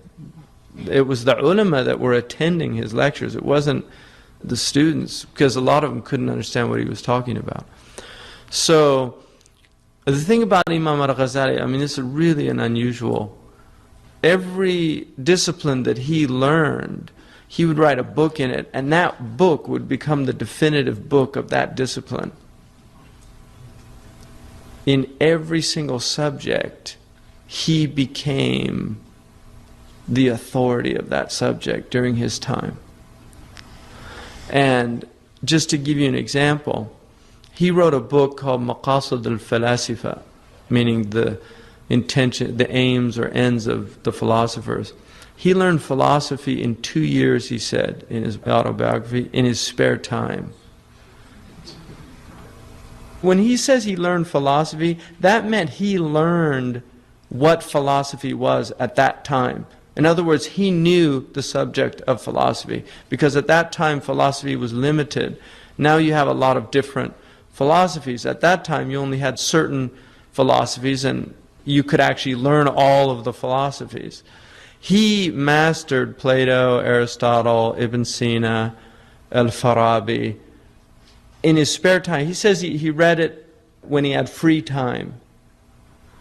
And then he wrote this book called Maqasid al-Falasifa, and the book was like a bestseller because he explained the philosophers better than they could explain themselves. And some of the ulama actually criticized him for making philosophy much more accessible than it had been before him, because suddenly it was philosophy for dummies. You know, he made it so clear that everybody could understand it. And people suddenly thought, oh, he's a philosopher. He's joined the ranks of Al-Farabi and Ibn Sina, who were not considered to be within the Sunni matrix at that time. So he wrote this book, but he followed the book up with a book called Tahafut al-Falasifa, which is the incoherence of the philosophers. And the reason he did that was he wanted first to make sure everybody knew that he knew philosophy. And then he wanted to deconstruct philosophy. So he put a book out to let everybody know, okay, and so all the philosophers read it and they said, Muhammad, you know, he's quite a philosopher. And then he wrote a book to say, here's what's wrong with philosophy. So he showed them, and people don't realize the service that he did for Islam, because philosophy was threatening Islam. And that's why he did it. He says that he didn't find anybody else amongst the ulama that was doing that. And he felt an obligation to do that. So he did that. And he wrote a book called Tuhafat al-Falasifa. And he also did a great favor because he went through philosophy. He defined 6 branches of philosophy. And he said out of the 6 branches, 5 branches are actually fine. They're not really a problem. Politics isn't a problem. That's an Islamic science. Ethics isn't a problem. That's an Islamic science. Mathematics is not a problem. That's an Islamic science. He said these are all fine. But when we get into what's called metaphysics, we have a problem. And then he identified 20 problems within metaphysics in philosophy. And from those 20 problems, he identified 3 problems in particular. And he wrote that in his Tahafut al-Falasifa, that the philosophers are a problem because they believe in the eternity of the world. They don't believe that the bodies are resurrected. And they don't believe that Allah knows particulars. They believe He knows universals. So he refuted and he did it using logic, because that's also one of the branches of philosophy. He said not only was logic not a problem, he said it was actually a fard kifaya, which was quite radical at the time as well. And that Ibn Taymiyyah took case with Abu Hamid al-Ghazali, because he said, Ibn Taymiyyah said that mantiq, logic, should not be used in kalam, in theology. And he actually makes a brilliant case for it. And he probably preceded a modern understanding of one of the problems with logic that nobody had identified earlier, Ibn Taymiyyah. So actually Ibn Taymiyyah's contribution to the attack of logic is really important too, because Ibn Taymiyyah noted that one of the problems with logic is there's presuppositions in logic that are never challenged. Nobody really noticed that you have to believe certain things within the framework of logic before logic becomes useful. So what he was saying is the first principles of logic are not really being questioned, and that's a problem because they can be questioned. And that's a very modern idea. Imam al-Ghazali said logic was fine. It was basically just a method for reasoning. It was a heuristic tool that somebody could learn and then use in their reasoning. And he said he felt it should be fard kifaya, because if people don't know how to reason, they're susceptible to flaws in their reasoning. And also, the sophistical reasoning, which is logically flawed reasoning, is very common. And if you don't learn the problems that go with reasoning, you can fall into them very easily, like a common flaw that's used in people's arguments is what they call an ad hominem attack, for instance, where you're not really attacking the argument, you're attacking the arguer. So people will reject what somebody says because of who it is. And there are many others that he felt people should learn. And then he wrote a book on logic, which became a very popular book also. So he wrote this Tahafut al-Falasifa, And some people say that philosophy, he struck philosophy a blow in the Muslim world that it never recovered from. That's been an argument. And some people say that Imam al-Ghazali, it's actually problematic what he did, because philosophy was something that was beneficial, and about 100 years later, one of the great Andalusian scholars, Ibn Rushd, the grandson, not the grandfather, Ibn Rushd of Qurtuba, wrote a book, Tahafut al-Tahafut, The Incoherence of the Incoherence, which was a refutation of Imam al-Ghazali's book. And that book was taken up, oddly enough, in the West. So that became a major, major intellectual landmark in the West. The West did not take Tahafut al-Falasifa, they took Tahafut al-Tahafut. So the West actually chose to go the way of Ibn Rushd and not the way of Imam al-Ghazali. The Muslim world chose to go the way of Imam al-Ghazali and not the way of Ibn Rushd. Now, one could argue, and many modern Muslims have argued, is that Imam al-Ghazali is actually at the root of the backwardness and the problems that are wrong with the Muslim world. I mean, this is a modern argument that you'll actually find in books and amongst certain groups of thinkers in the Muslim world, particularly in the late 19th, early 20th century. There was a real attack on Imam al-Ghazali. Now you have to understand the importance of that attack, because Imam al-Ghazali was called Hujjat al-Islam, the proof of Islam. Imam al-Ghazali is to Islam what St. Thomas Aquinas was to Catholicism. He really laid the foundations for the Islamic religion during his time, and those foundations carried the religion for the next several centuries, really almost 1,000 years. So there are Muslims that argued that. Now, if you look at it at a deeper level, you have to become aware of the fact that the West has lost their religion. The path, the course that they chose to take destroyed their faith. Europe is a faithless civilization now. Really. Now, America is not a philosophical country. America has never engaged in serious philosophy. The only philosophical tradition in America is pragmatism. Europe was engaged in philosophy at a very deep level.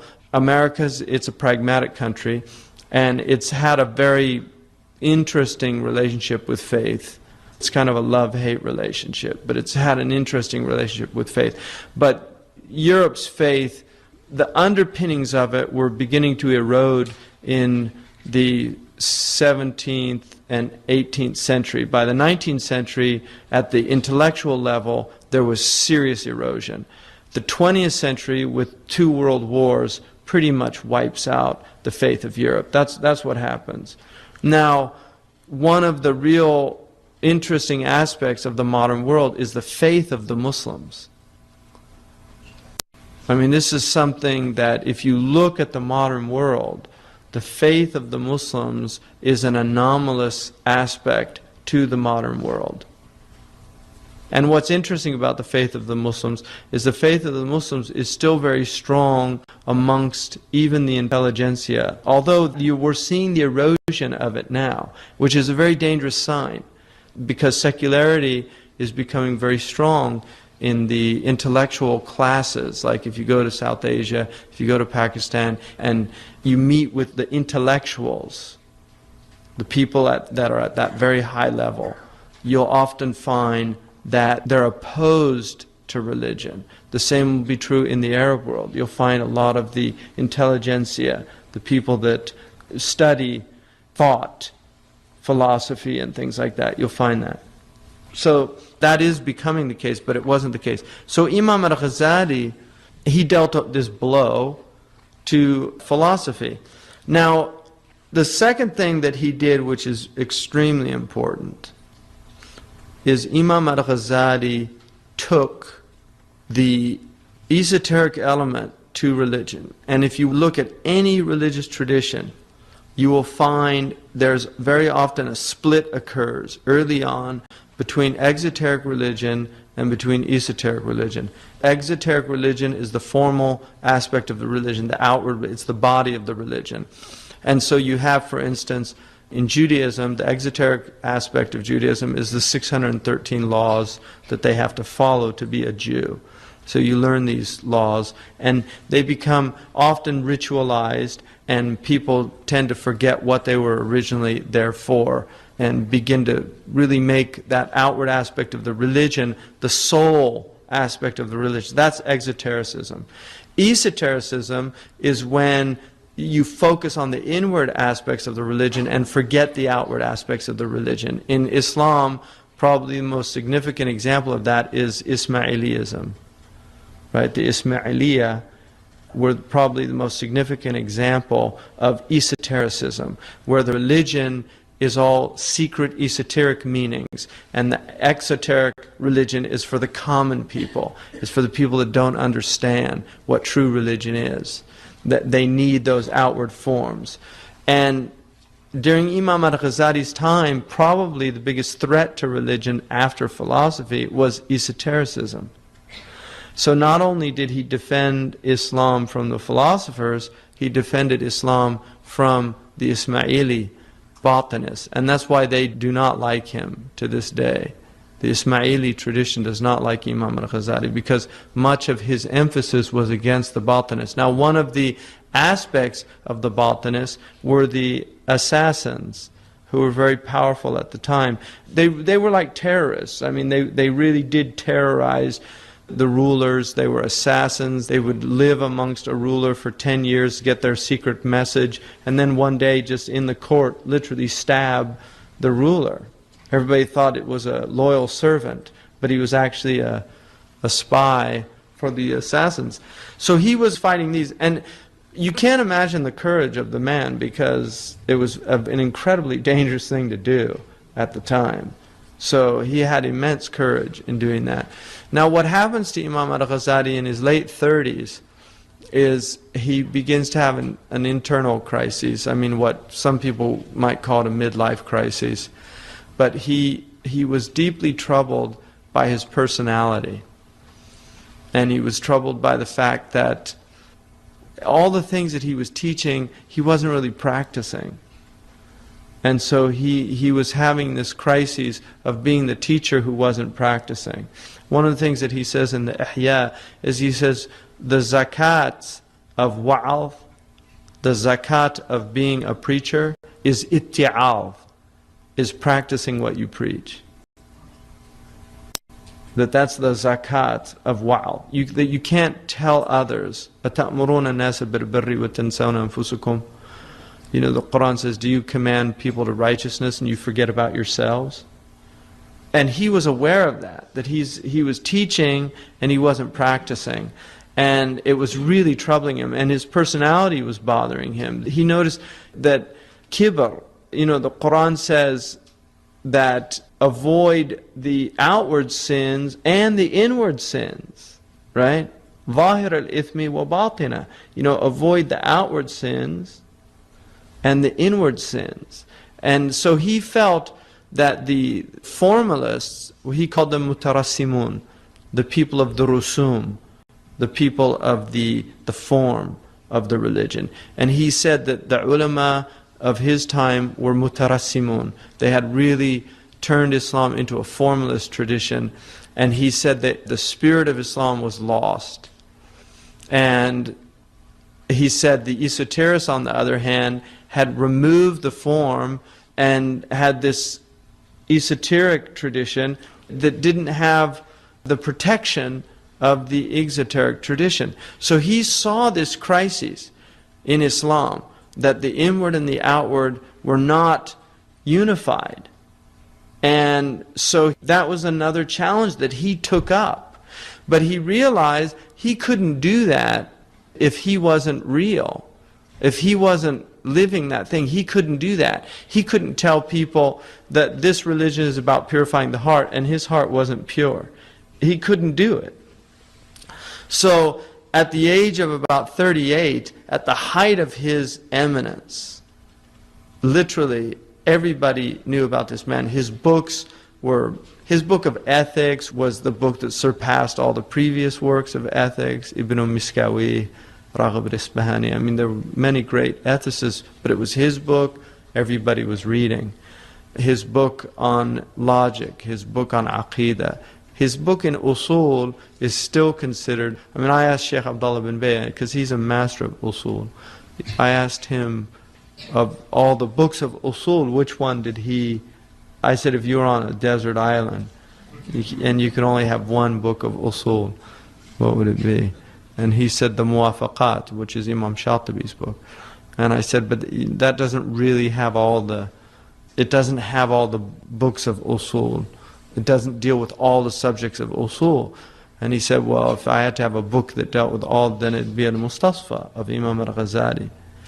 So, and Imam al-Ghazali, he's really the first person to develop the science of the maqasid. Imam al-Shatibi took it to another level, but it was Imam al-Ghazali that really developed the science of maqasid al-Sharia.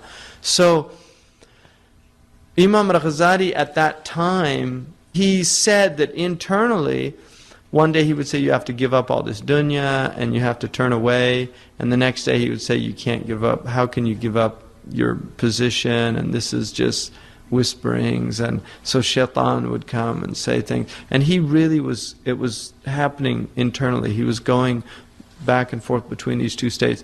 And then one day he went to class and he couldn't talk, literally.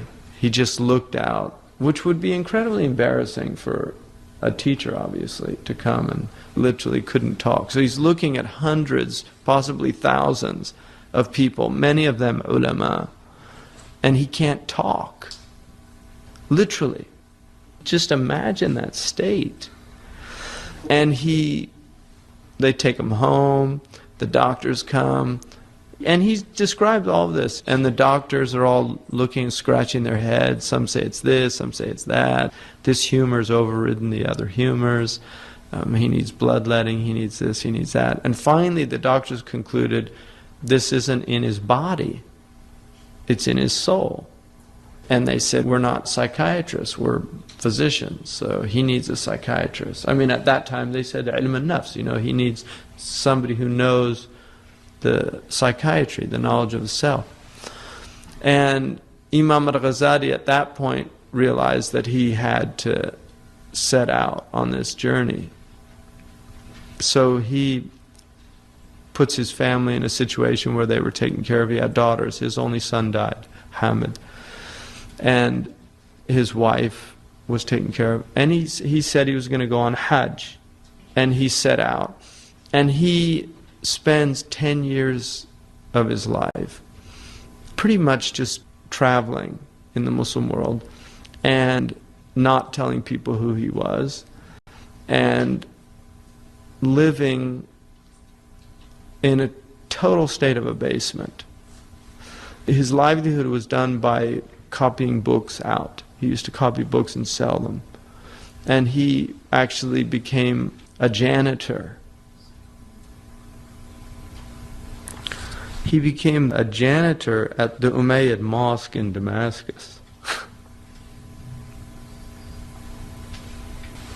So he used to sweep the mosque, and then he was given a room there, and he used the room as a khalwa, but literally nobody knew who he was. They were teaching his books in the mosque. And he actually mentioned, he came upon places where they were teaching his book. He was once in a madrasa, and one of the teachers was saying, well, like the great Shaykh Abu Hamid al-Ghazali said, and he said he had to leave because he feared the ujab coming into his heart. It's just really amazing person. For 10 years, that's what he did. There's actually, at one point, there was a group of ulama sitting, and this man came up and he asked a question, and Imam al-Ghazali was literally sweeping nearby, and he heard this man ask this question, and none of the ulama could answer. So Imam al-Ghazali saw this man and he was worried that he wasn't getting the guidance that he needed. So he went up to the man and he told him, you know, the answer to your question is this. And the man looked at me, he started laughing. And he said, all those ulama couldn't answer me, and you think I would believe you? You're just a janitor. And somebody from the thing called him over and he said, what are you going on about? And he said that the answer to the question was such and such. And all these men were amazed at that. And he said he had to leave. He left at that point again. Because he just didn't want anybody to know who he was. And that was his state. So at the age of 48, he goes back, partly because he missed his family and he wanted to see his daughters, but also because he had accomplished what he set out to do. And during that time, he wrote the Ihya Ulumuddin. So he goes back, and he did not want to go back to teaching. And he actually went back to Nisapur, he went back to Tus, to his city, and he set up a little place. And then because the ruler there imposed upon him to teach, he started giving some public classes. But he basically had just private teaching. And during that time, he wrote Ayyuhal Walad, and he wrote a few other books during that time. But one of the scholars at that time who had known him, Abdul Ghafir al-Farisi, said that I remembered what an arrogant and pompous person he was. And I'd heard that his character had completely transformed, and I didn't believe it. So I wanted to go see. And he said that he went, and he watched him, and he said, initially I thought that he was just faking it. كان يتكلف تواضعا, that he was just faking this humility. And he said, as I watched the man, I began to realize that he was completely transformed as a person. And so Imam al-Ghazali wrote this book, Ihya Ulumuddin, and in this book, what he did was he joined the esoteric and the exoteric aspects of Islam. He did something nobody had done before, which is he made a book of fiqh. Like he has Bab al-Tahara, he has Bab al-Zakat, Bab al-Siyam. He made a book of fiqh into a spiritual treatise. So instead of learning the formalistic rules of fasting, he was also teaching the secrets of fasting, why you're fasting. So he was teaching the maqasid, the spiritual maqasid of fiqh, and nobody had done that. They'd done it in books, separate books, but nobody had the idea of putting these two together and saying, this is the way you should teach this to people, because they have to know why they're doing these things. Because if they don't know why they're doing them, you'll turn this religion into this formalistic, meaningless ritual in which people don't know why they're doing these things. They don't know what the purpose of it is. So that's what he did. And it's really this incredible contribution to the Islamic tradition. And for that reason, the Ihya was taught all over the Muslim world and really became one of the most important books. Many scholars said that that was really the only book after the Quran that people needed. Many, many scholars have said that. If you look at the Yemeni tradition, like the way they teach in Tarim, the entire tradition is based on the Ihya. I mean, literally, the entire tradition. Imam al-Haddad, all of his books are based on the Ihya Ulumuddin and on the books of Imam al-Ghazali. So that's his contribution, and people have no idea. I don't think they have any idea of this man's stature in the history of Islam, but also that he has this incredible honor of being literally the man who saved Islam. That is who Imam al-Ghazali is. He's the man who saved Islam. And even though Islam is Allah's religion, He protects it nonetheless through people. And that's the man that Allah subhanahu wa ta'ala used to do that. And the reason which is very clear, I think, is because of his ikhlas. And that's really the focus of his entire work, is he is saying, if you should do one thing in your life, it's to get ikhlas. That's really the whole point, is to be sound in your heart. And if you do one thing in your life, you should do that. And all of the accolades that go with life, all of the positions that go with life, all the things that people strive after, what he is saying is all of those things are completely irrelevant if you have not worked on your heart. Not only are they irrelevant, they will destroy you. And so he was willing to completely give up all of that out of fear of being destroyed. Because he says very clearly, I was afraid of my soul falling into perdition. I was afraid of being firewood for the hellfire. He states it very clearly that was my fear, and I was willing to do anything to remove myself from that state. And that's what he did. And that's why he is who he is. I mean, that is why we honor him today. That's why he has the position that he has. That's why Allah elevated him, because he abased himself for the sake of Allah. And so he is somebody eminently worth studying, and he's written no book that isn't a masterpiece. Even before, he had some criticisms of the books that he wrote before his spiritual period. And he only lived 6 years after he came out of his 10-year khalwa. He died the same age as his teacher, Imam Shafi'i, not his direct teacher, but he did not live to be 80 or 90. I mean, we couldn't even imagine what he would have produced. He wrote over 200 books. So we couldn't even imagine what he would have produced had he had a very long life. But he had a life obviously filled with barakah. So he wrote a book, and this is his Arabic version of it. He wrote a book called Kimya Sa'ada, which means the alchemy of happiness. And he wrote this book, it was in Persian, the initial book, and he wrote it for common people. It's an abridgment of his Ihya. But then he wrote a very small Arabic treatise, which he called Kimya Sa'ada, also, the alchemy of happiness, about the heart. And he begins at Alhamdulillah alladhi as'ada qawaid bil asfiya bil mujahada. Praise be to the one who elevated the bodies of the purified ones with struggle. So bil mujahada, he elevated the asfiya, the people. وَأَسْعَدَ قُلُوبَ الْأَوْلِيَاءِ بِالْمُشَاهَدَةِ. He engendered happiness in the hearts of the awliya with witnessing, mushahada, witnessing, divine witnessing. وَحَلَّ أَلْسِنَةَ الْمُؤْمِنِينَ بِالذِّكْرِ.